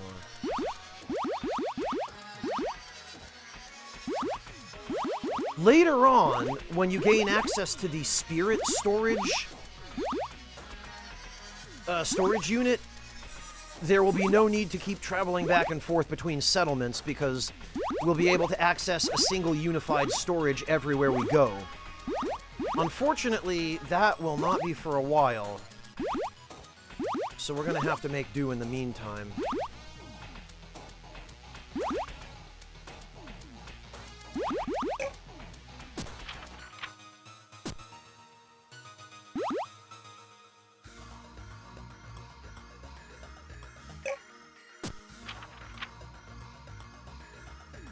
Not exactly, Greg, but not entirely far off.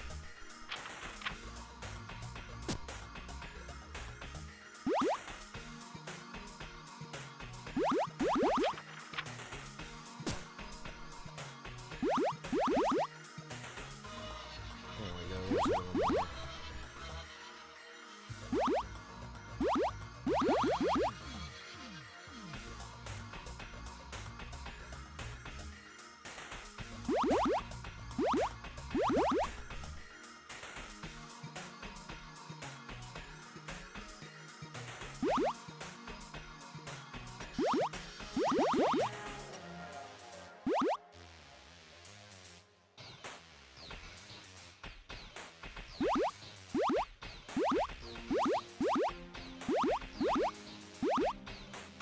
think by the time it all is said and done, we will have completely exhausted all of the oil supply here. Which is fine, because that means we won't have to spend time gathering more.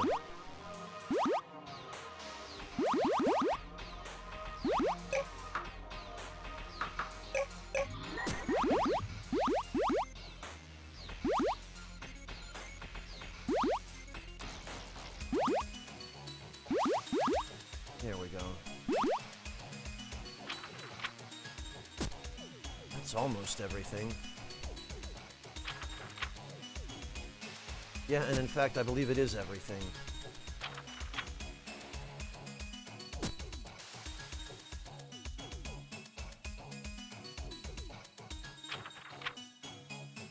Indeed.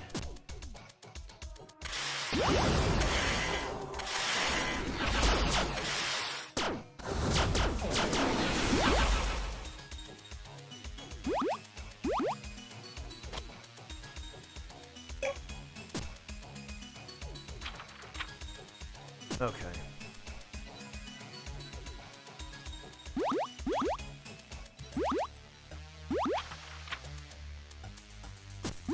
Yeah, boy, resources are pretty thin here.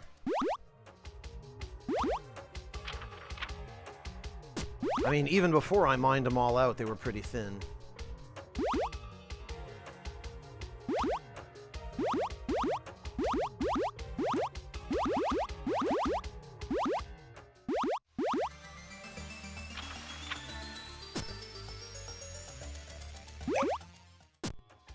And actually, we are almost full now, so I'm just going to head back to storage and... Oh, well...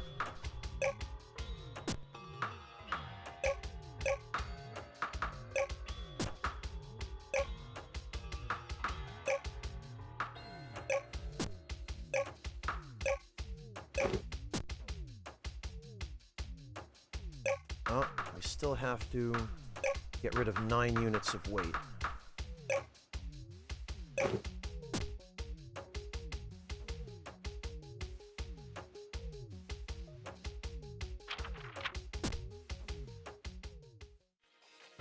Fine and well.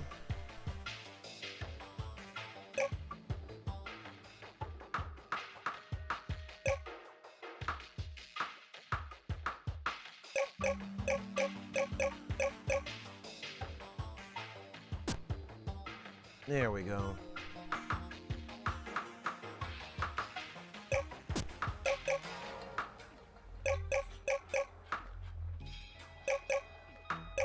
Blast it.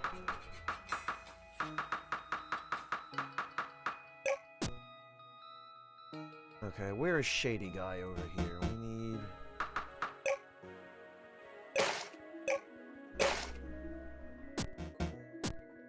We're at the point now where money isn't really a concern, but...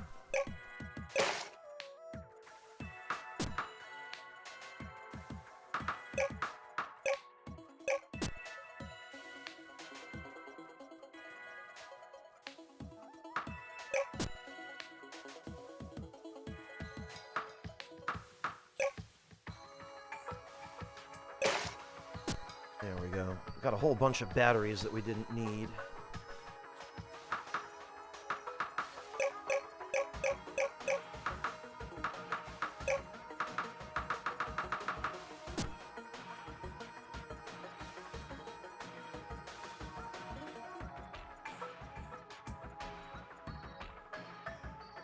Right. There we go.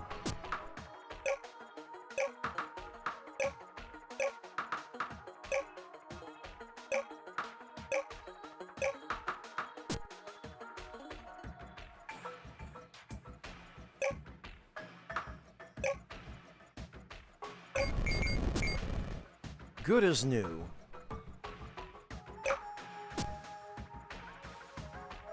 And actually...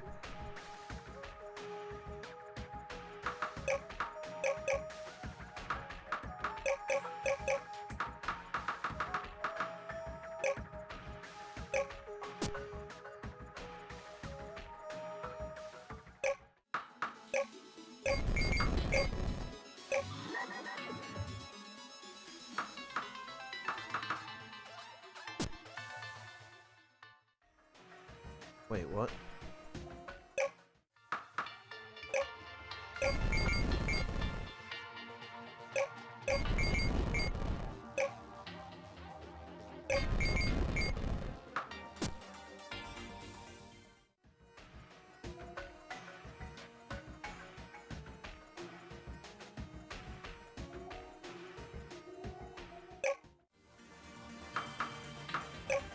Throw those bullets in there.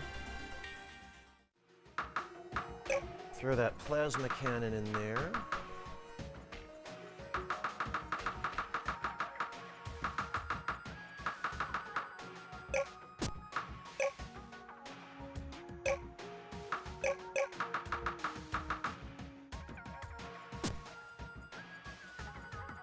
All right.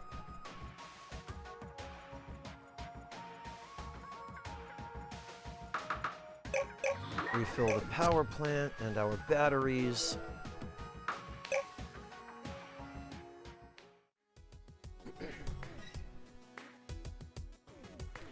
Okay, and now that we have the...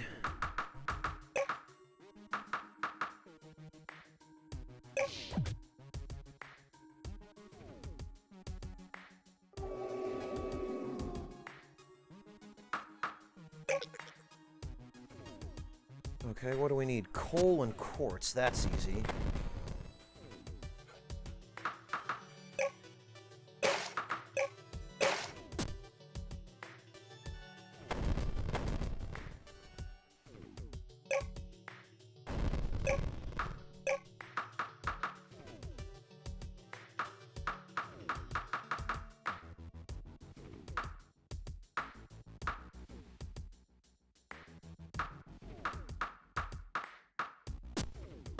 All right.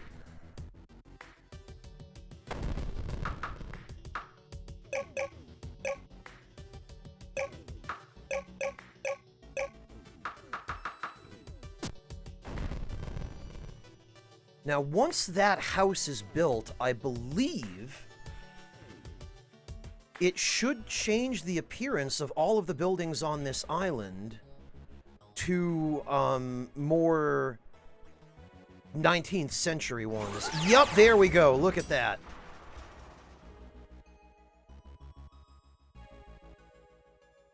Wouldn't you know it?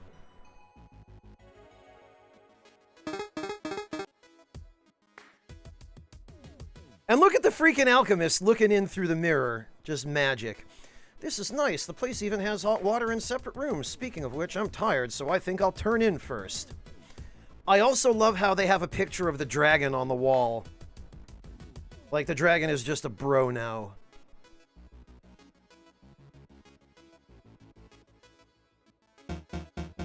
What this place could really use is a built-in kitchen. I get hungry at night and it's cold outside. Nice place you got here. I hope you don't mind me stealing a room. Free of charge, of course. This bastard. It just pieces out. We really did a great job here. And with all the other upgrades around town, it almost reminds me of home. And now everybody has actual clothes on, too. And our storehouse now looks like an actual 19th century industrial building, as does the factory. And the dock.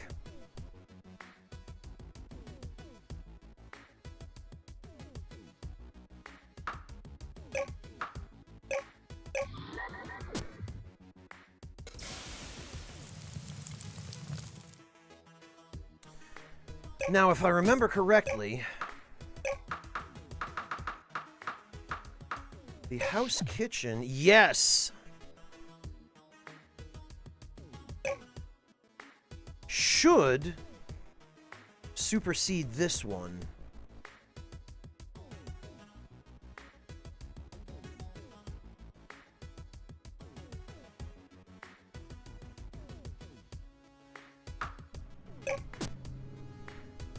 I think.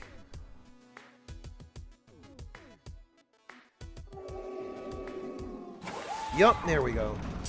You have to already have an existing kitchen there, I believe, in order to be able to create a kitchen in the house.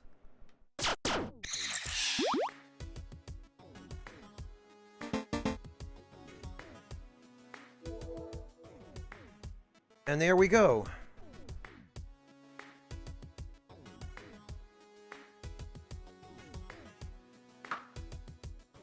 And now that we have an actual modern kitchen, or something approaching one, we can use a whole pig and some cooking oil and create bacon.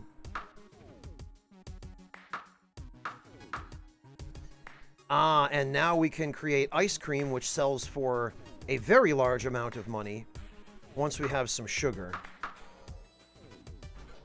And this time we don't need to wait. So what we're going to do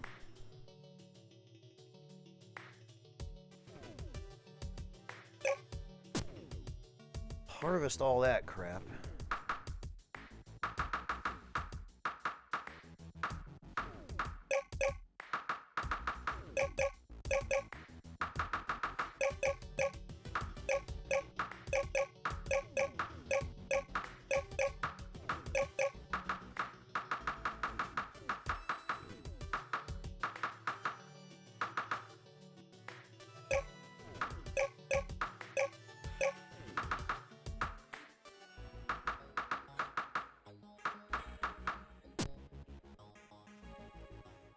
And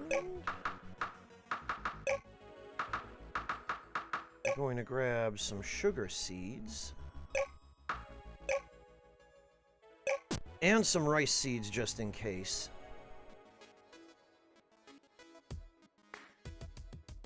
Look, everything's all modern now.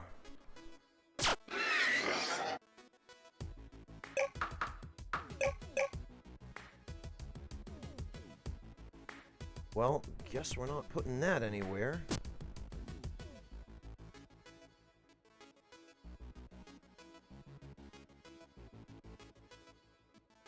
I know what we could do, though.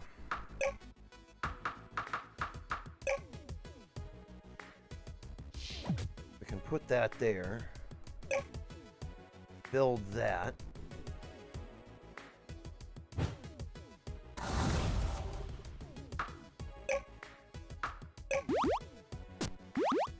Remove spoder.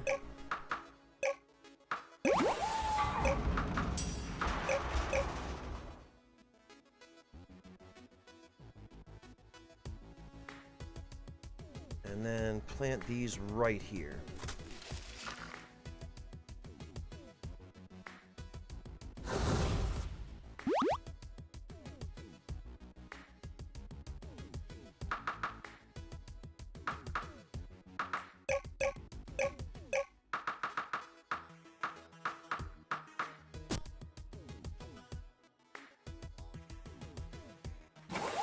There we go. And now, spoder can go in and begin producing silk once more.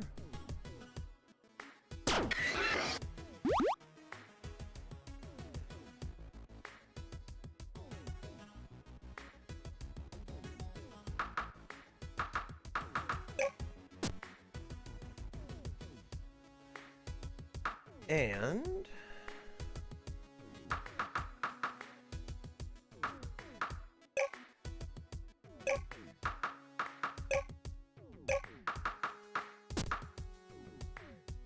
now that we don't have to wait to cook,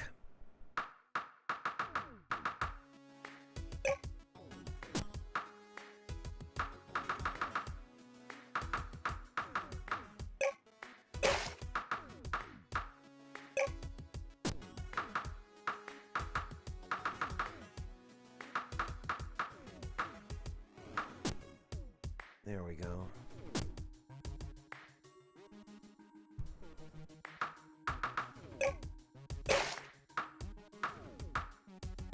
That we need.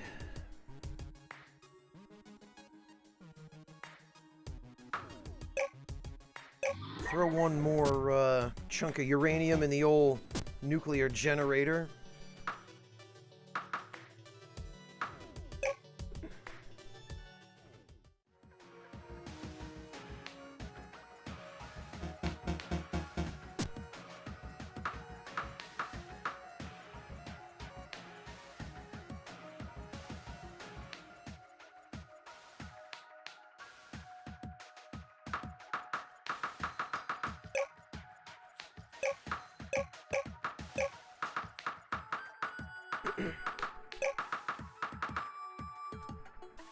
Okay,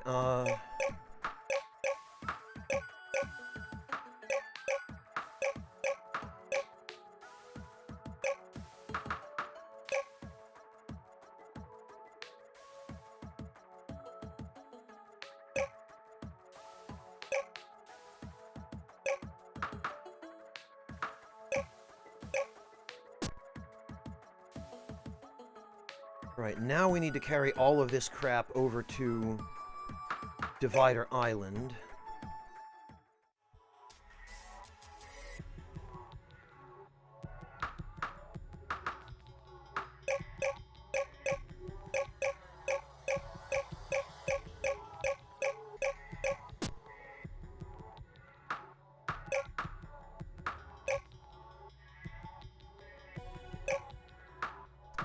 Five of those.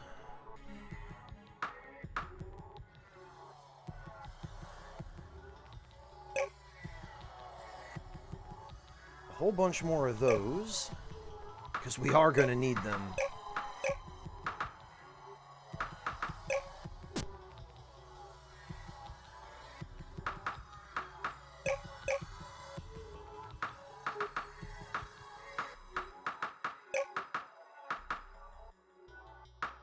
All right.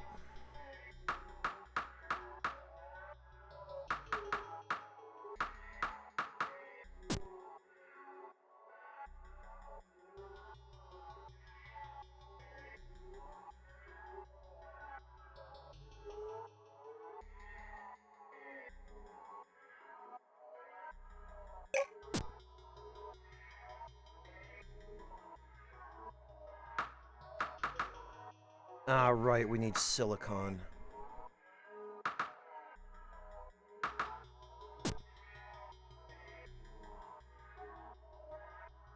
Okay.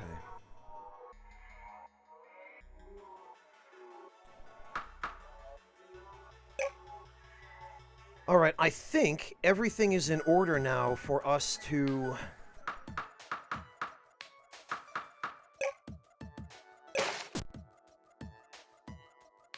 take the jet and head east.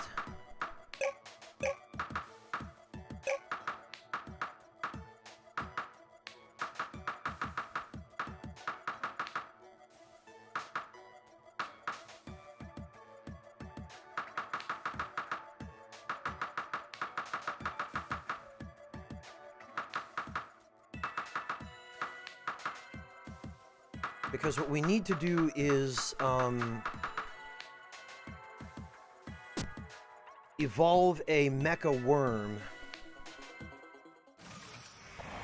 And in order to do that, we have to deal with evolution stones.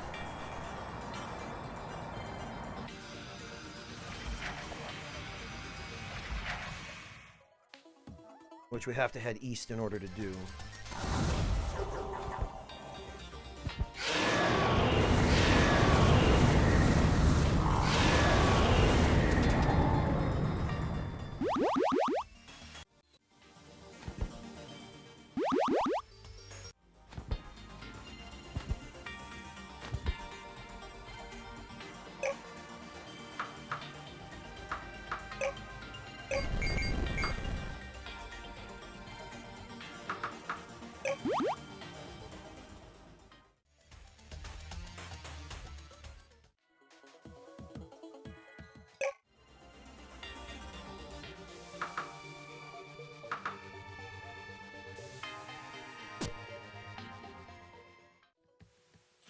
Okay, and actually...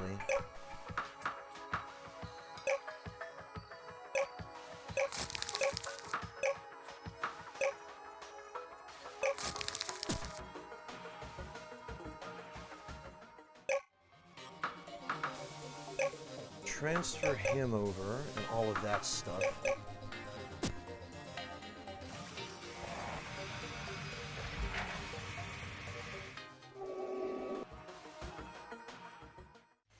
And then I would like to repair the submarine because I just sort of left it.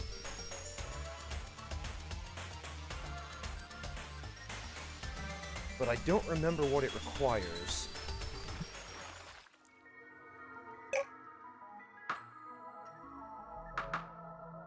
Titanium, of course.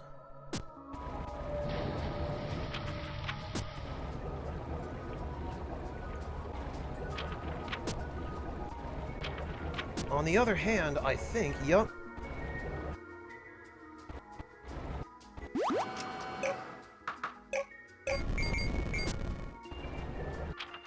I think that the,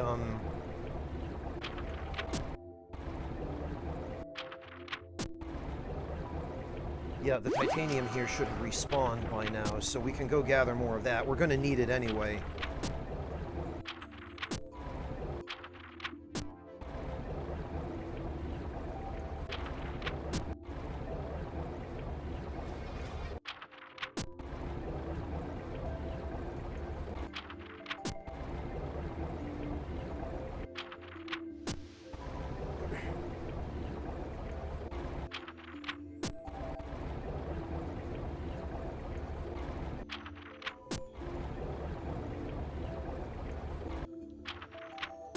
Aha.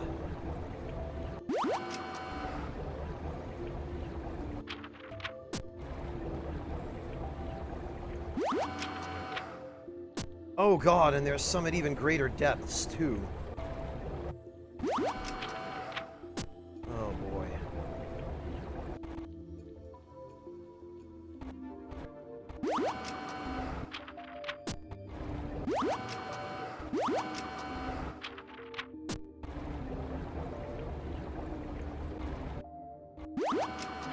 Oh, I should have figured.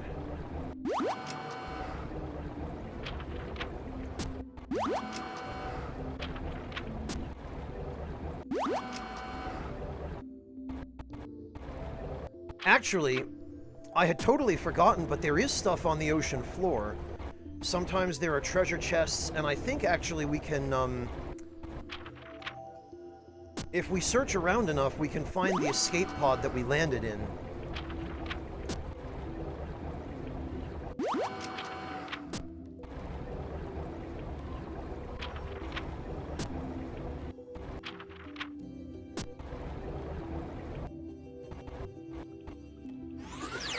Oh, there it is.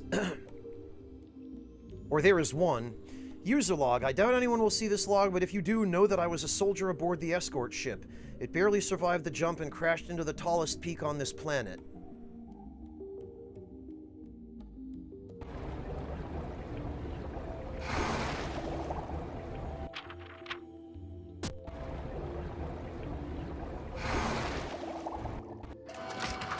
And look at that, there's a water sword in a chest underwater.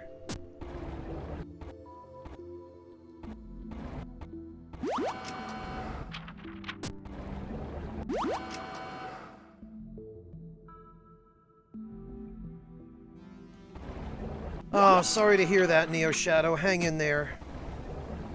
I know, meetings suck. Believe me, I've attended quite a few myself over the past 17 months.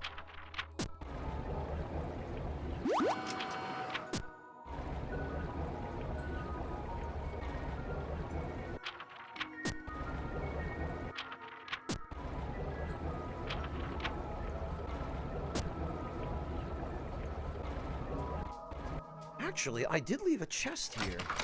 Ah! Well, there's all that quartz I've been needing. That could certainly help. And we're not even overburdened. Although we're pretty close to it at this point.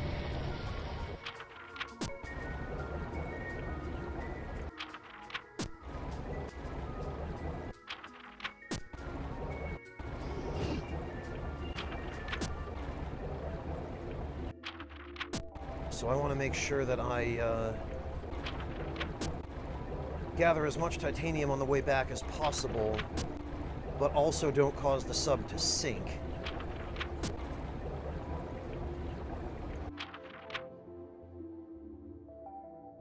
Jesus, Neo Shadow, why do they need you in that many meetings?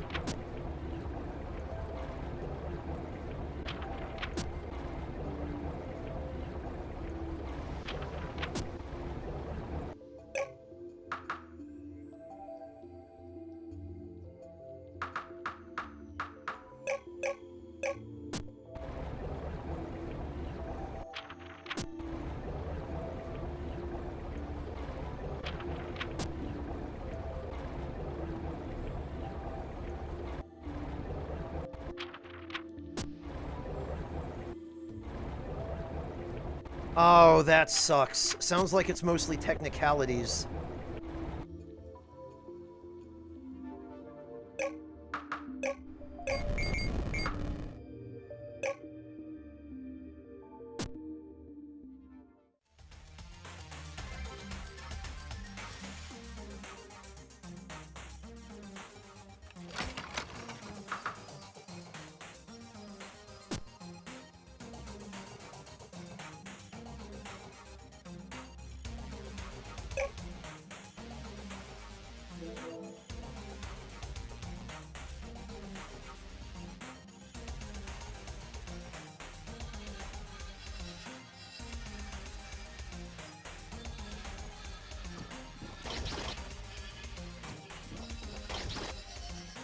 Alright. Well, now we can just fly the rest of the way back.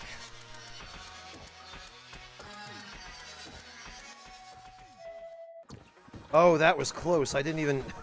I forgot I wasn't flying through that part of the mountain.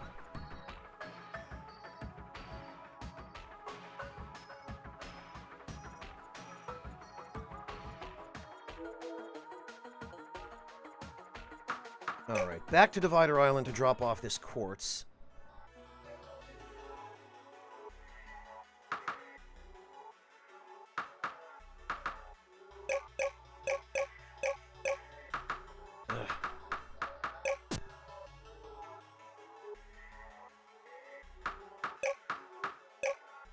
And that'll be a whole nice bunch of silicon for us.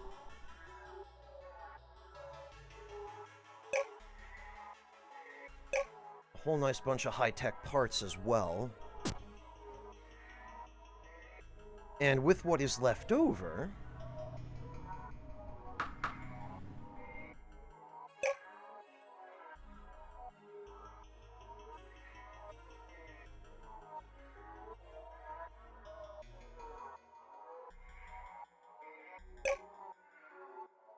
we can make some seeking missiles.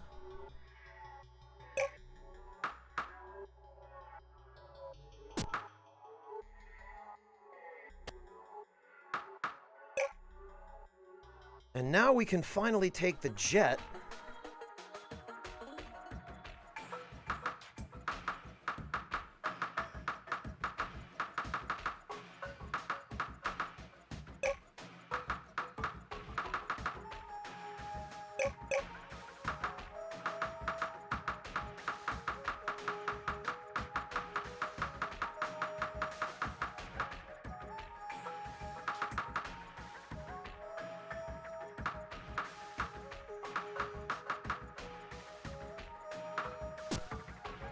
We can actually go sell that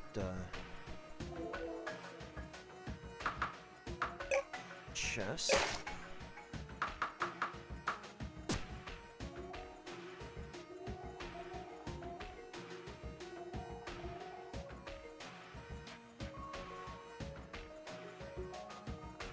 Wait a minute, where did I leave the jet? Oh, I left it way off to the left.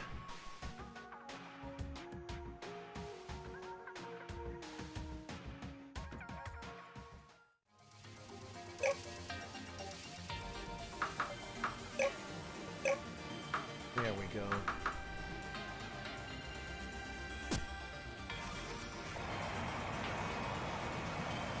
All right.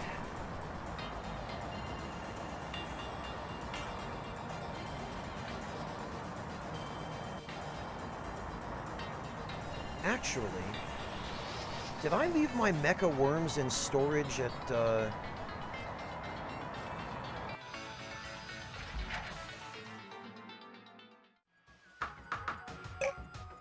No, I didn't. Okay, good.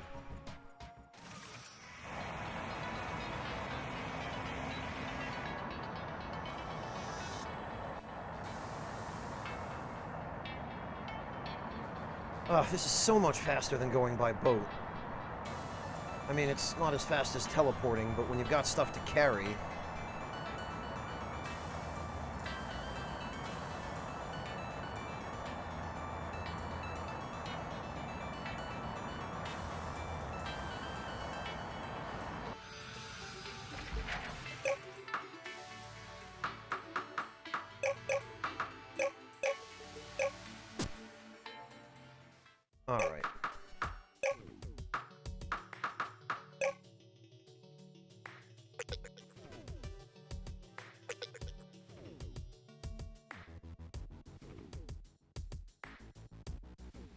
Uh...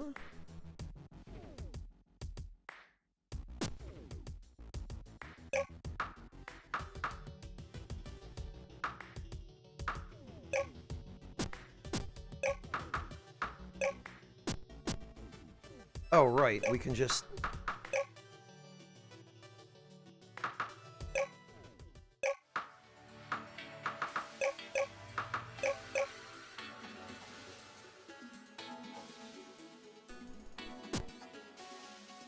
There we go. Okay, he's good to go.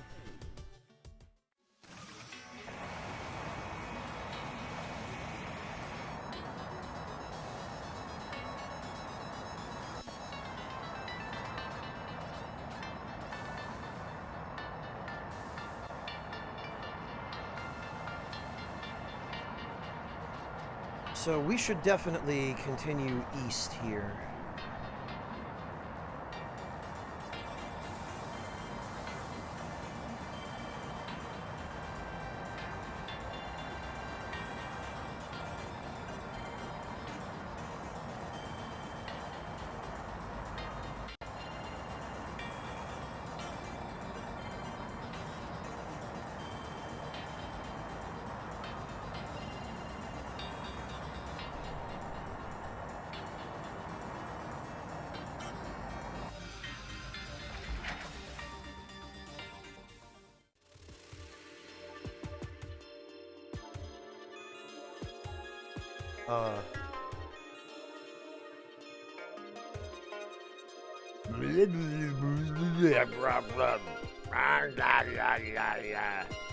Oh, I almost didn't see you. You're so small. I can understand you. I cast a translation spell when I realized you weren't one of them. It's one of the tricks I picked up in my old age. Speaking of them, I need help. The old ones sent out a signal and they are coming. It's all my fault. I need to find a way to stop them. What was that? They're coming back after betraying my kind and abandoning me here as worthless? Oh, my back. I shouldn't have done that. But thinking of them just fills me with rage. So will you help me? If I can, but I'm not as young as I once was. I can't even remember the last time I left this island.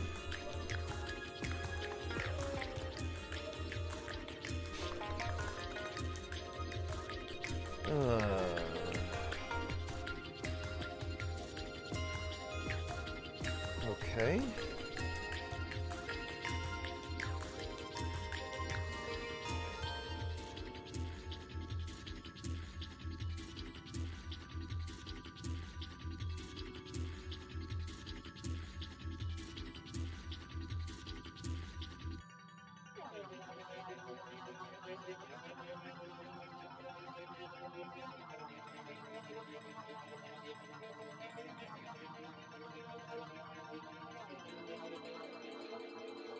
Well...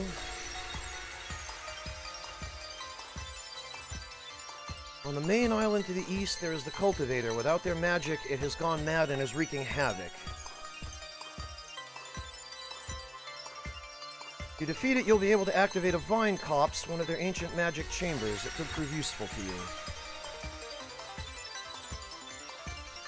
I recommend using fire against it. I would help you myself were it not so hard to fly and breathe fire.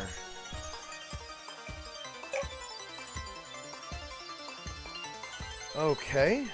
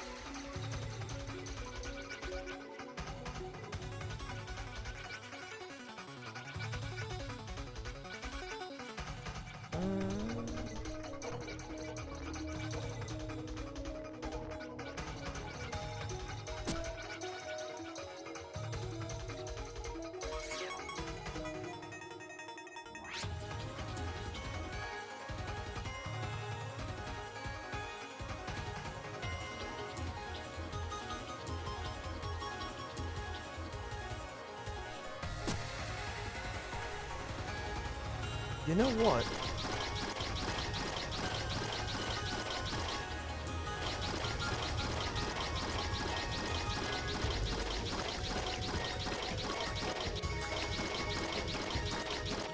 Aha! Okay. I was gonna say, I thought I remembered there being a secret here. And if memory served, which it apparently did...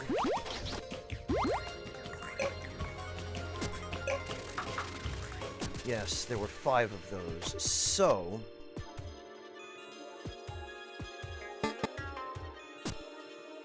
How did they betray you? A long time ago, back when they were only worms, they claimed they wanted to help us. They unlocked our potential, evolving us into dragons. But eventually they changed. They stopped helping us grow and started using us to achieve their own goals, forcing us into servitude. Then they abandoned us when we outlived our usefulness, taking their magic secrets with them. No longer can we evolve, and the last of the dragons are dying out. I've spent the past millennia cursing their names and trying to learn magic to help the worms myself. If all I can do at this age is help you exterminate them, I will do so willingly. I never said anything about exterminating them, only surviving. Well, keep it in mind if the opportunity arises. Boy, he really hates those guys. I guess I don't blame him.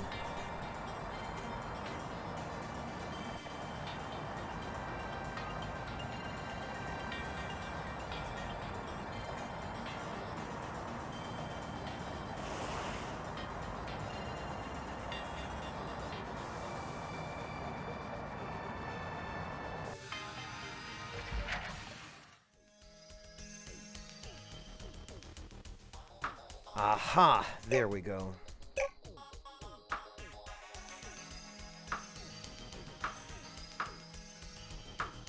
Oh, but we need... Right.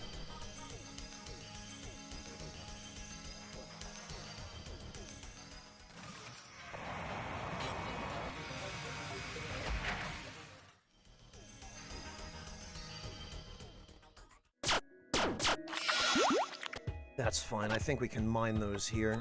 Yes, we can.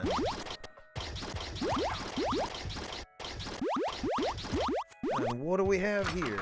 More focus gems. What the?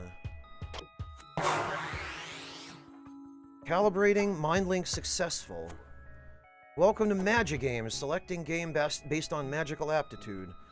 Selected warriors versus wizards. Even low magic creatures can thrive in this game. What?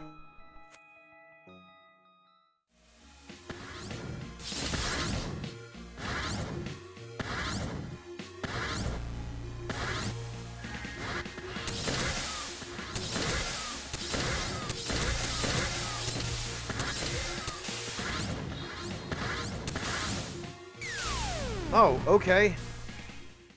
Interesting. Ouch, that actually hurt. Well...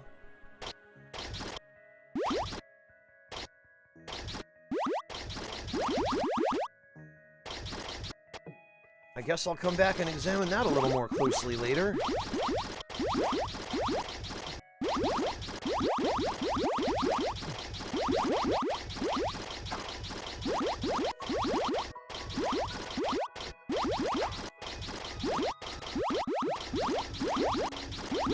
At any rate, what I need is that evolution gem, because I believe I have to use that on a mecha worm.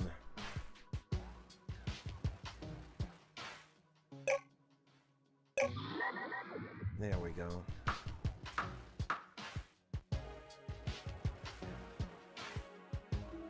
Yeah, I saw that, warrior. Wasn't very nice of him.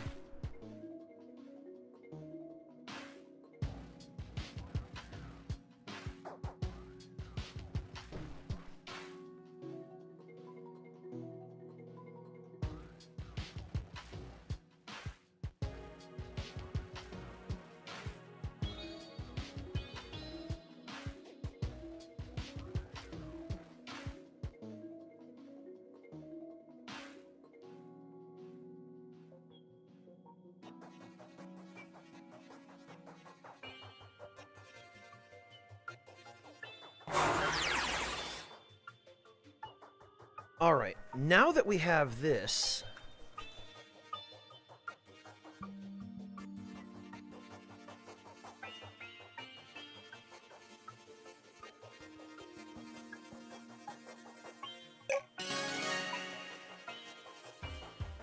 I made an evolution gem, but it looks like there's a lot more to learn about magic. I better see what this new island holds.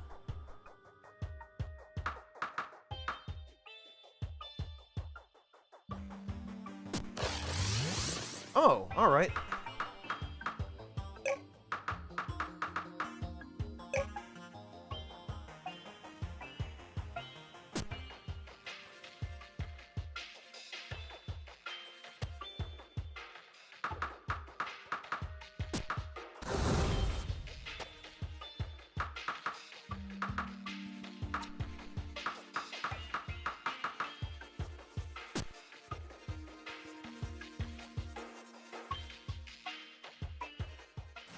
Okay, well now that I have this,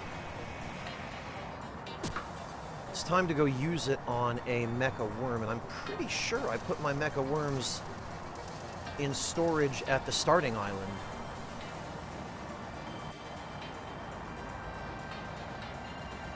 Yeah, some games really love to do that, don't they, Greg?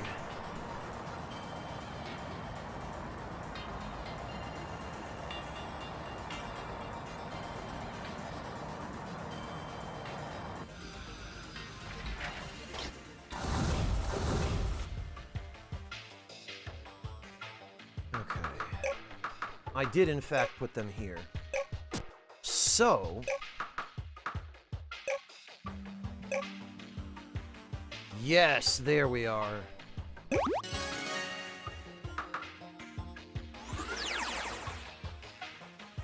Dragon Sans Steak. Look at this guy!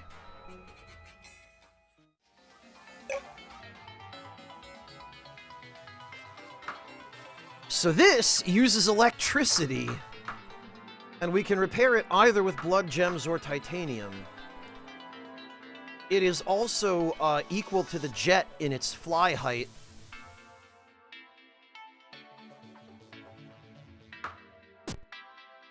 And...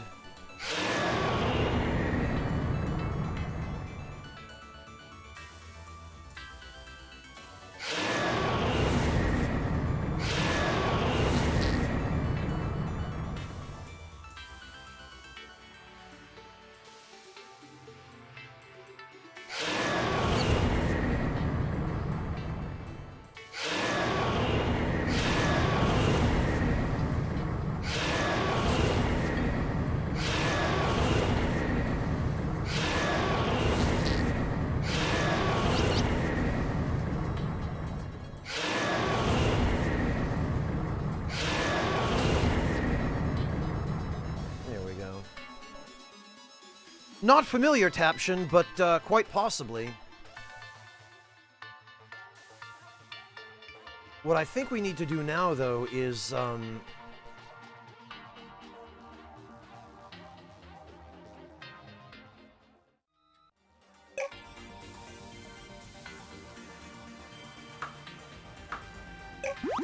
pack them on up.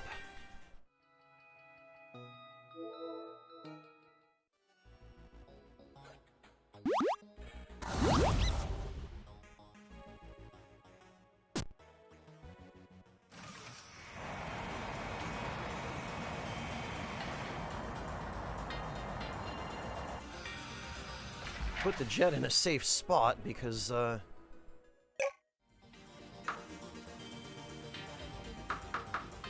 that's good.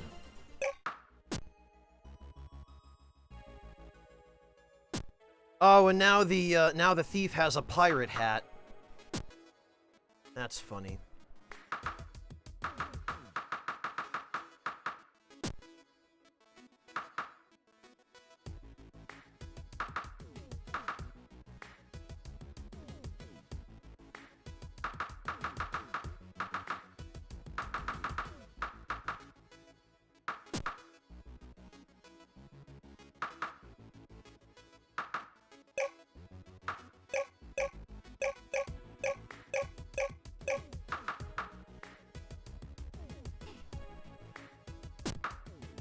Let's get rid of that chest.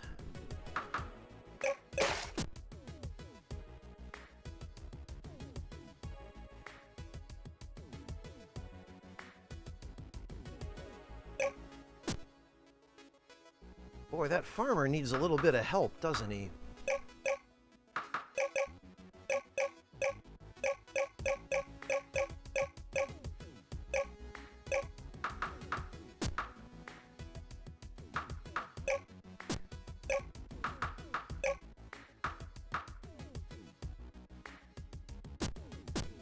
Okay, well, back to Sunset Haven.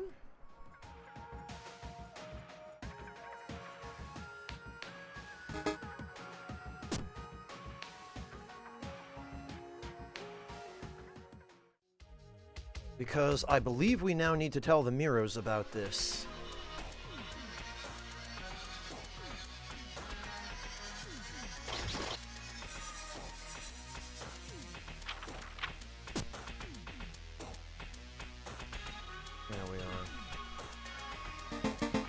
What's this? A mecha dragon? All of our research and you go and create something that far surpasses it. Well, we will get to work on further uses for this amazing creature. The signal the Old One sent when it was defeated does not bode well for us. By using the abilities of the mecha dragon, we should be able to create a bombardment shield. Bring a mecha dragon along with a few other materials to the highest mountain. Contact us when you have the materials. Oh, okay.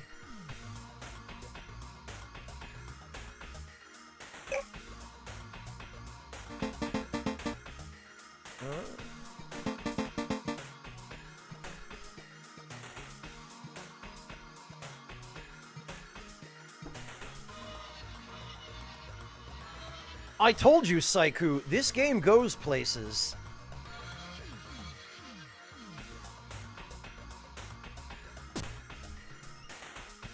Alright, now let me double check.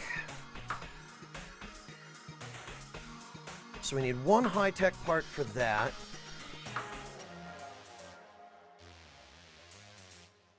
Five, so we need 6 high-tech parts, 1 power core. The mecha dragon we have.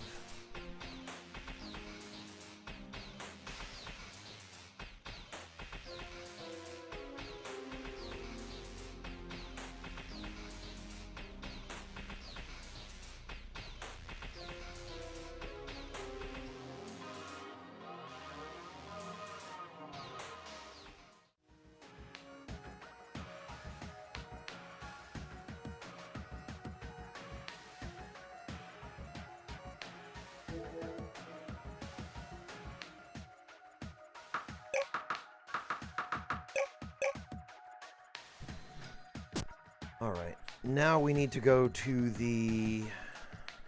Divider Island to get the power core.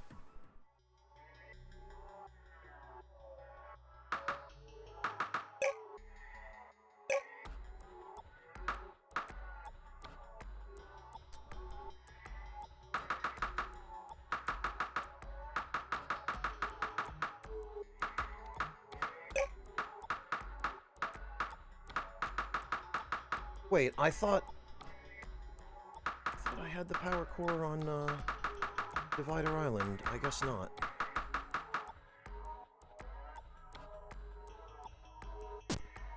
Oh, that was my bad.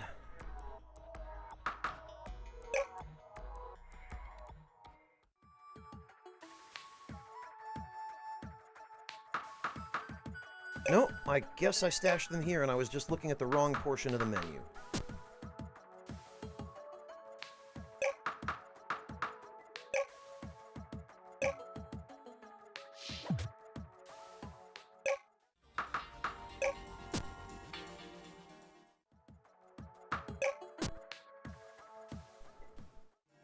Actually, how's this power plant doing for fuel?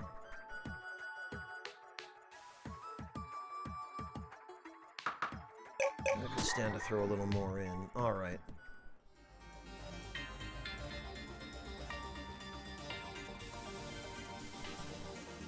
Off to the highest peak we go.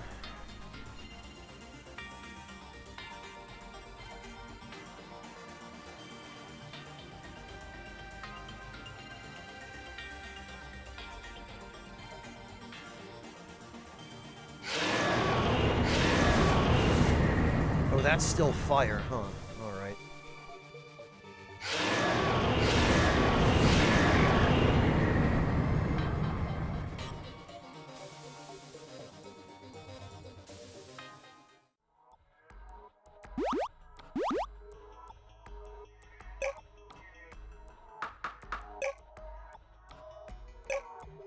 I believe I've got everything. You want us to pick you up and fly you to the water cave? Wait, what?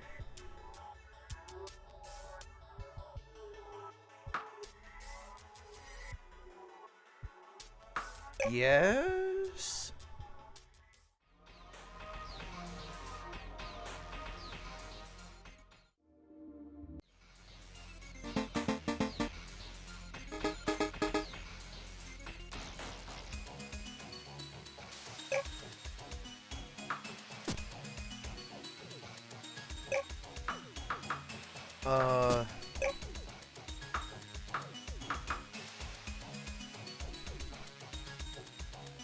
Oh, maybe he has to be in my inventory.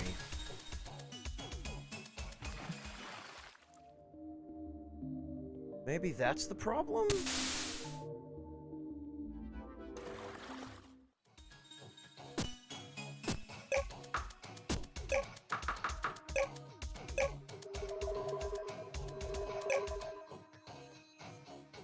Oh, but that just puts us back here. Okay, that was not at all what I wanted to do.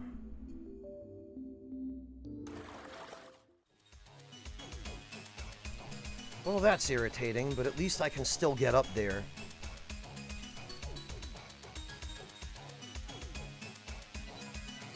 I guess I had to put the dragon in my inventory.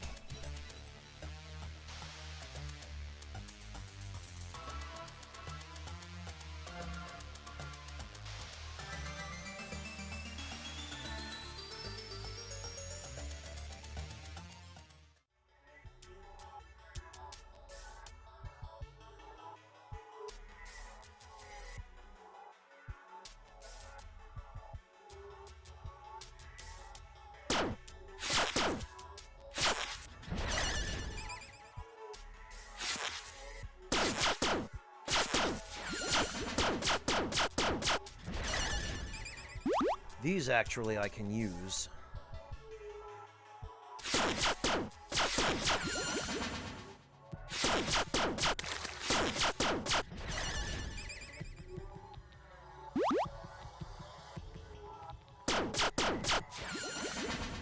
So I'll grab a couple.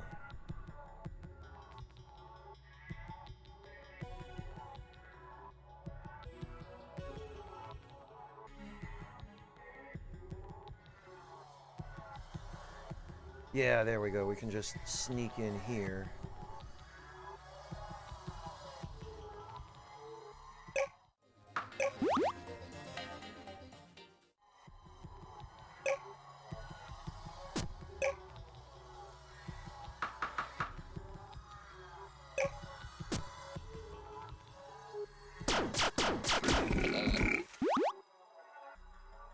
Okay, I think...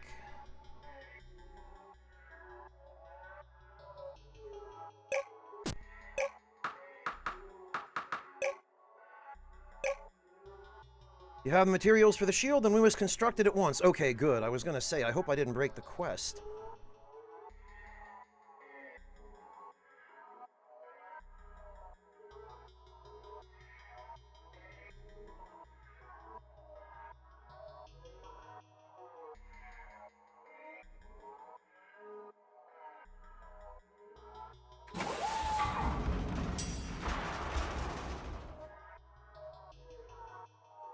There we go. Bombardment shield activated. Marvelous. Now we don't need to worry about them bombarding us. Well, there they go.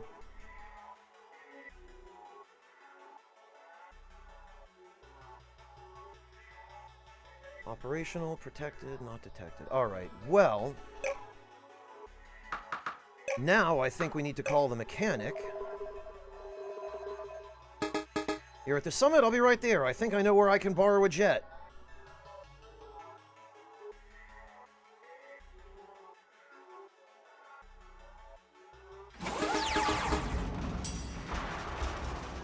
And that should do it. Unfortunately, I got a jet, but give it a try and see if you can find anyone. Well, there she goes.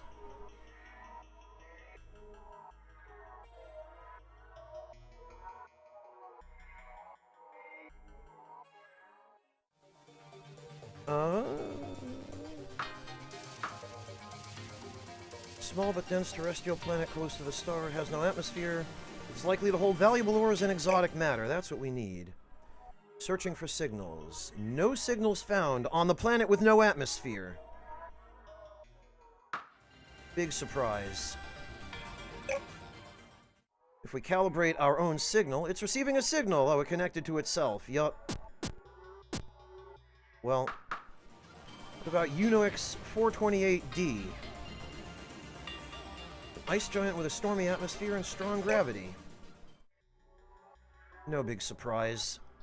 But what about other star systems?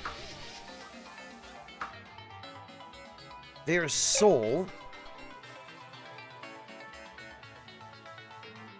Mercury, Venus, Earth, Mars.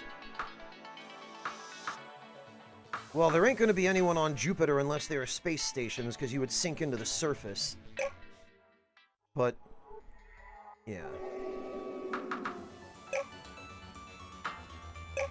What about... Well, obviously, what about Earth? Located distress beacon. No other signals found. Faster than light communication impossible. Well, did it work? What did you find? Only a distress beacon, most likely set off during the attack. No other signals on Earth. So Earth really was wiped out. If there are survivors there, they no longer have access to FTL communications. But some of the colony worlds must have survived. If we can input their coordinates into the comm station, we can search for signals.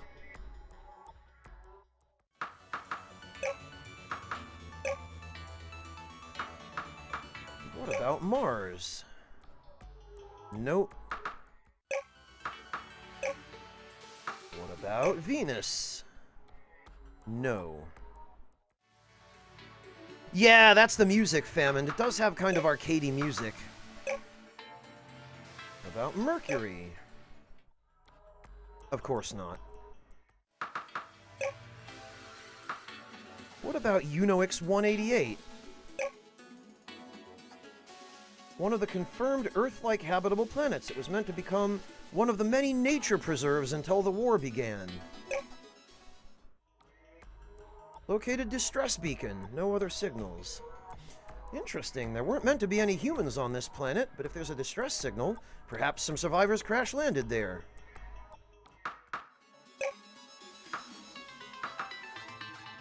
What about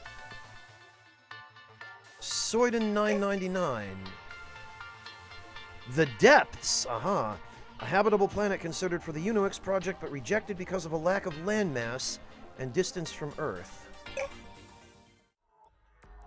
No signals.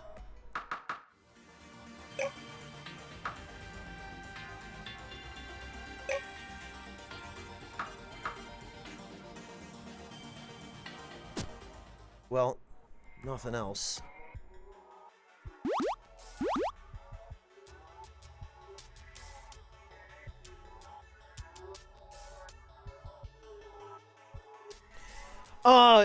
Well, theoretically famined, but Titan is in a state of deep freeze. Titan would be habitable if it were warm, but it's basically a habitable, a chunk of rock with a breathable atmosphere. And the atmosphere is only really breathable in theory because it is so cold there that if you actually were to breathe the atmosphere, ice crystals would form in your lungs and you would die.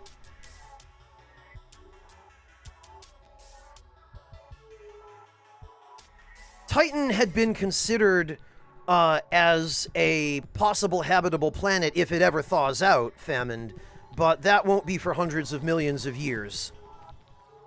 If ever.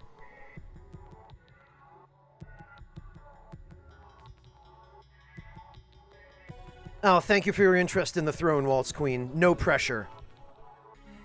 None whatsoever.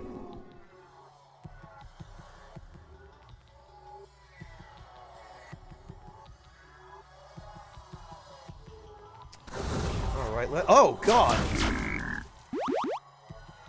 I guess the Yeti respawned.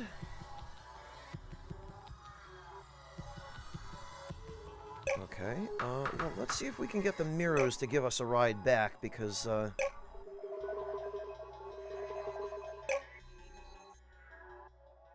yeah.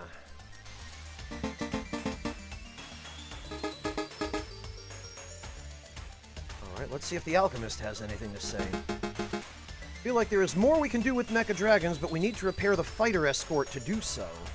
Oh, do we? Oh, okay.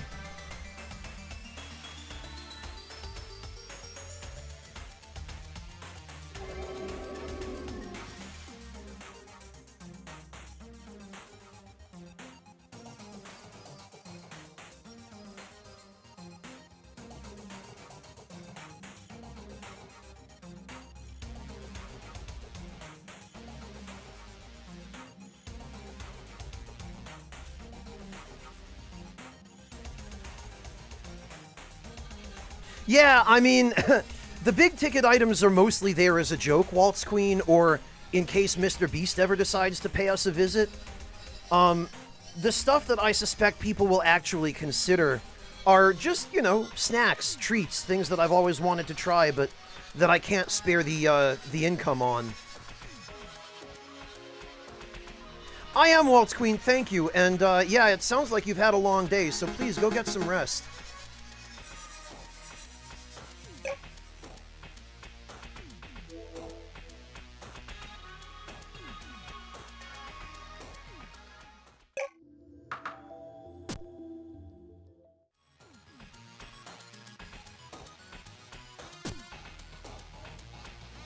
Alright.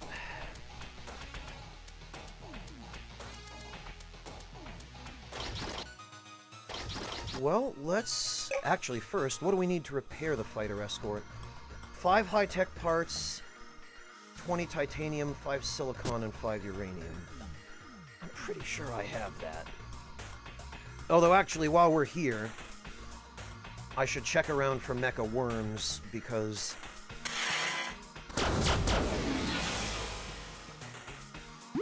the uranium might be a little bit, I might not have all of that.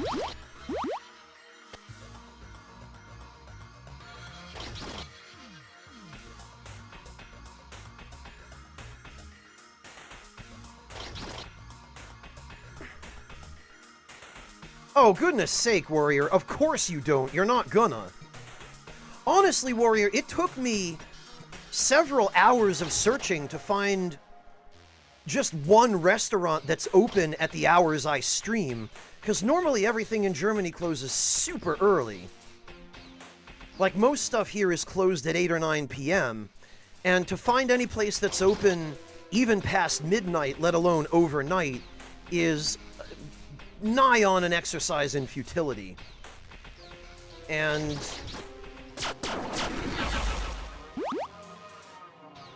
the place I found is kind of a, it's like a bar or a pub type place that just, they do basic stuff.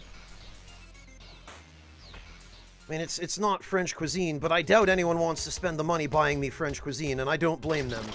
I don't want to spend the money buying me French cuisine. Why would anyone else?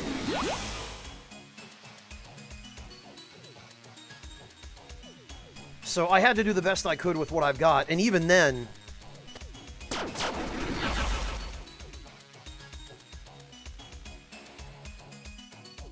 the prices are fairly high, including the delivery fees, and the selection of food that I was able to add to the treat stream list is pretty basic.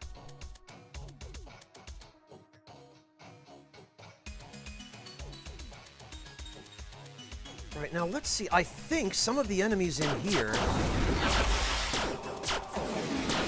Yes, I believe they do drop... Oh, whoops. They do drop uranium.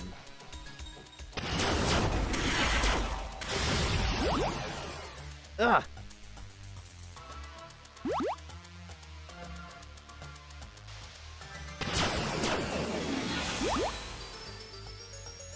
Yeah, Tapshin, believe it or not, even in Germany you can find poutine. I was surprised that this place offered it, but...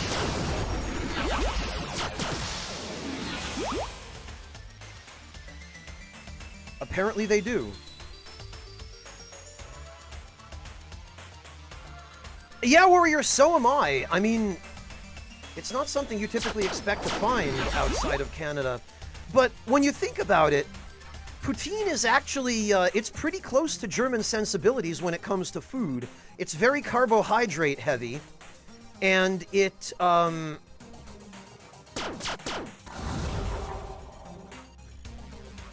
a lot of gravy and potatoes and cheese. So, I mean, it's it's pretty well suited to the German palate when you really, when you get down to it.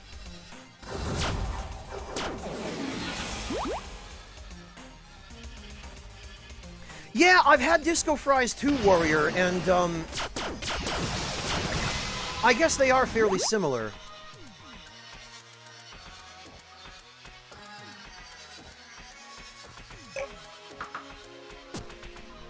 Probably use a few more uranium. I don't think. Well.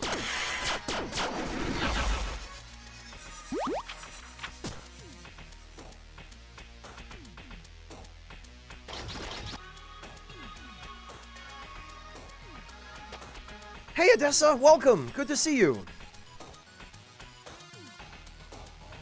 I have Taption, and I quite like it. But the last time I had poutine was in Montreal. So it was the real deal, and it was the Montreal style of poutine.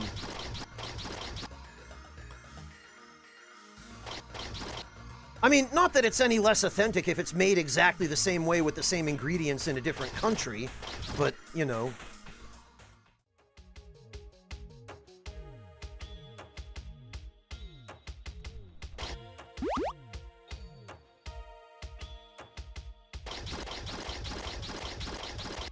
Well, I guess there aren't that many worms left.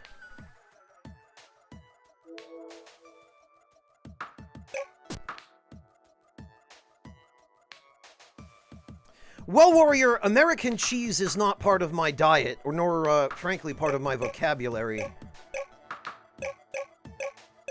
I've had it enough in my life to know what it is and what it is not. And it is not cheese.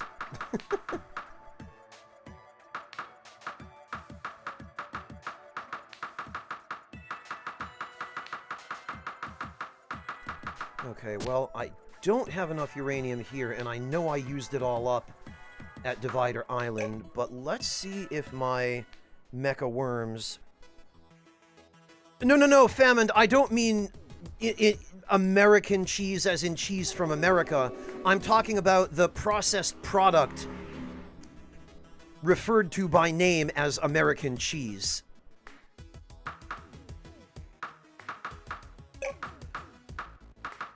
Yes, we do have some uranium. Perfect. You know, Taption, it's hilarious that you mention Steamies, because the only reason I know what they are is that Wooly and Reggie talked about them recently during one of their streams. Or maybe it was on the podcast, I don't remember. But that's the only reason I know what Steamies are. And that they are hot dogs, like the local steamed hot dog. No, I have not tried one, Taption. Taption, I take it you're in Canada, then. Well, Famine, not even just the singles, but the like, stuff that you go to a grocery store and you can order as cold cuts. But yeah, Kraft is probably one of the biggest purveyors of that stuff, yes. I don't know about you, Famine, but I prefer real cheese. And so, no shade on Wisconsin cheese, or curds, or any of that. Like, I'm well aware that Wisconsin is known for having good cheese. I've had cheese from Wisconsin. I can vouch for that myself.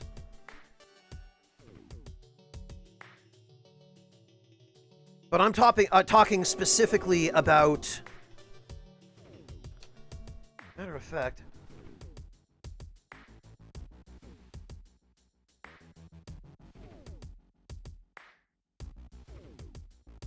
I am talking about this stuff.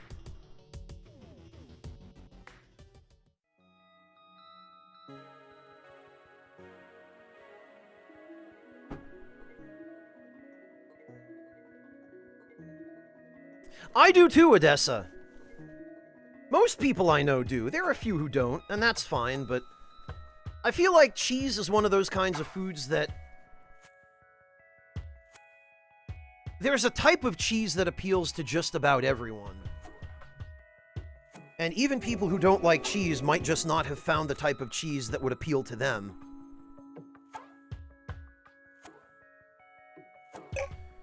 Right, what did we need? We need uranium, silicon...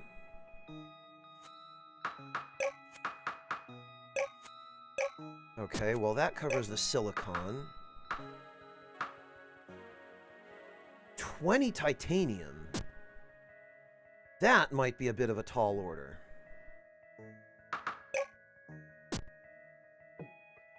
So actually, if I've got that anywhere, it'll be on Divider Island.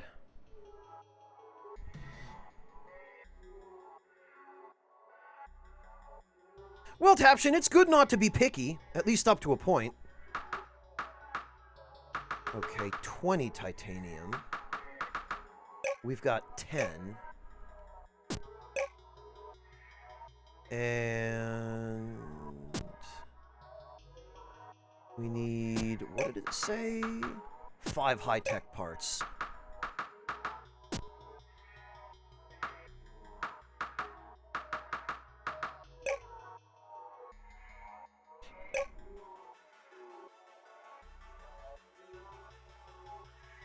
Oh, interesting, Asherite. Okay. Yeah, I know a lot of different places have their own local spin on hot dogs.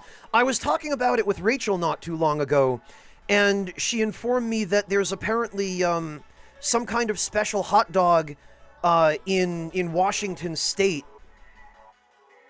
somewhere near where she lives, that has cream cheese on it, which I had never heard of. Lactose intolerant, Nate?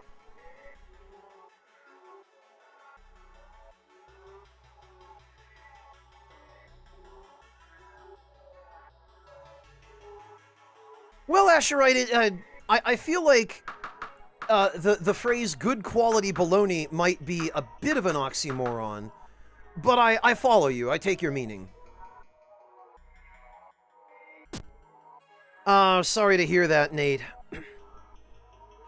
A Ripper warrior? That sounds spicy. What is that?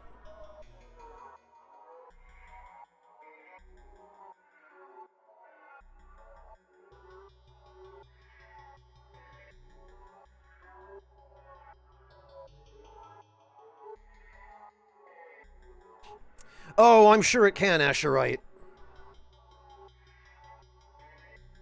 A deep-fried hot dog, warrior? Really?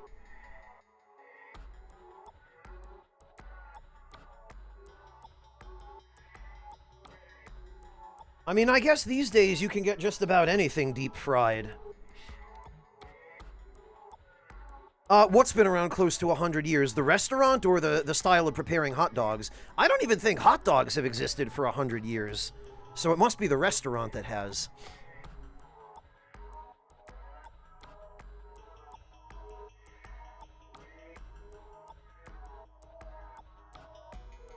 Rutt's Hut. They've even got a Wikipedia page, okay.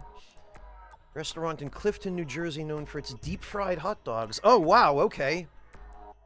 There's even a separate article for the Ripper in particular.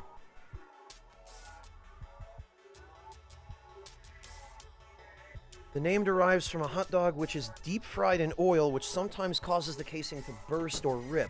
Oh, okay. I would have assumed that the term Ripper came from some ingredient that made it spicy. Served as a major plot point in the first season episode of the internet serial Ripsters, which centers on the Pennsylvania tavern of the same name that serves a similar type of hot dog. Fascinating.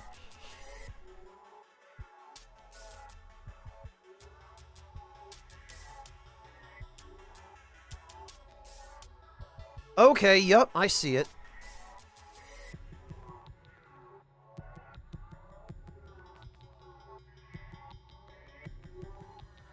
The cremator, which is charred black. My God. The original roadside stand was open in 1928. Geez, they're only 5 years off. The family sold the restaurant to the current owners, all of whom appear to have Greek names. The building is split into 3 sections, a restaurant, a bar, and a takeout counter. Interesting. The restaurant has been named the #1 hot dog in the nation by the Daily Meal. Oh, that's clever.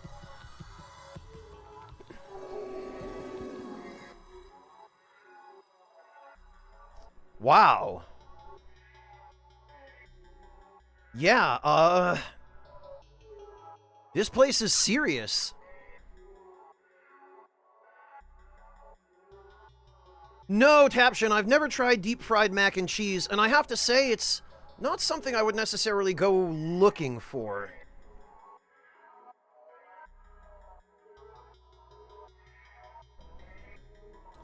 Interesting, Asherite. I would try that. Detroit-style Coney dog. Which is funny, because Coney Island is in New York, so there's probably already some fusion going on there.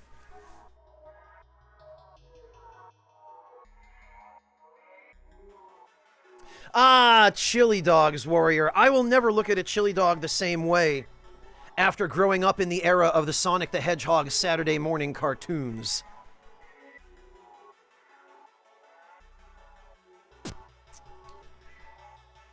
Right, actually, there might be a better way we can get some titanium, which would be to have the Miros pick us up and then take the submarine out looking.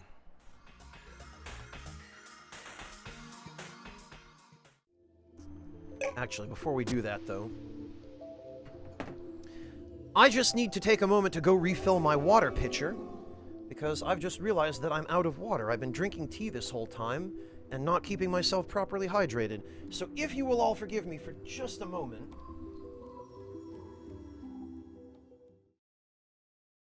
I will be right back while I go refill my water.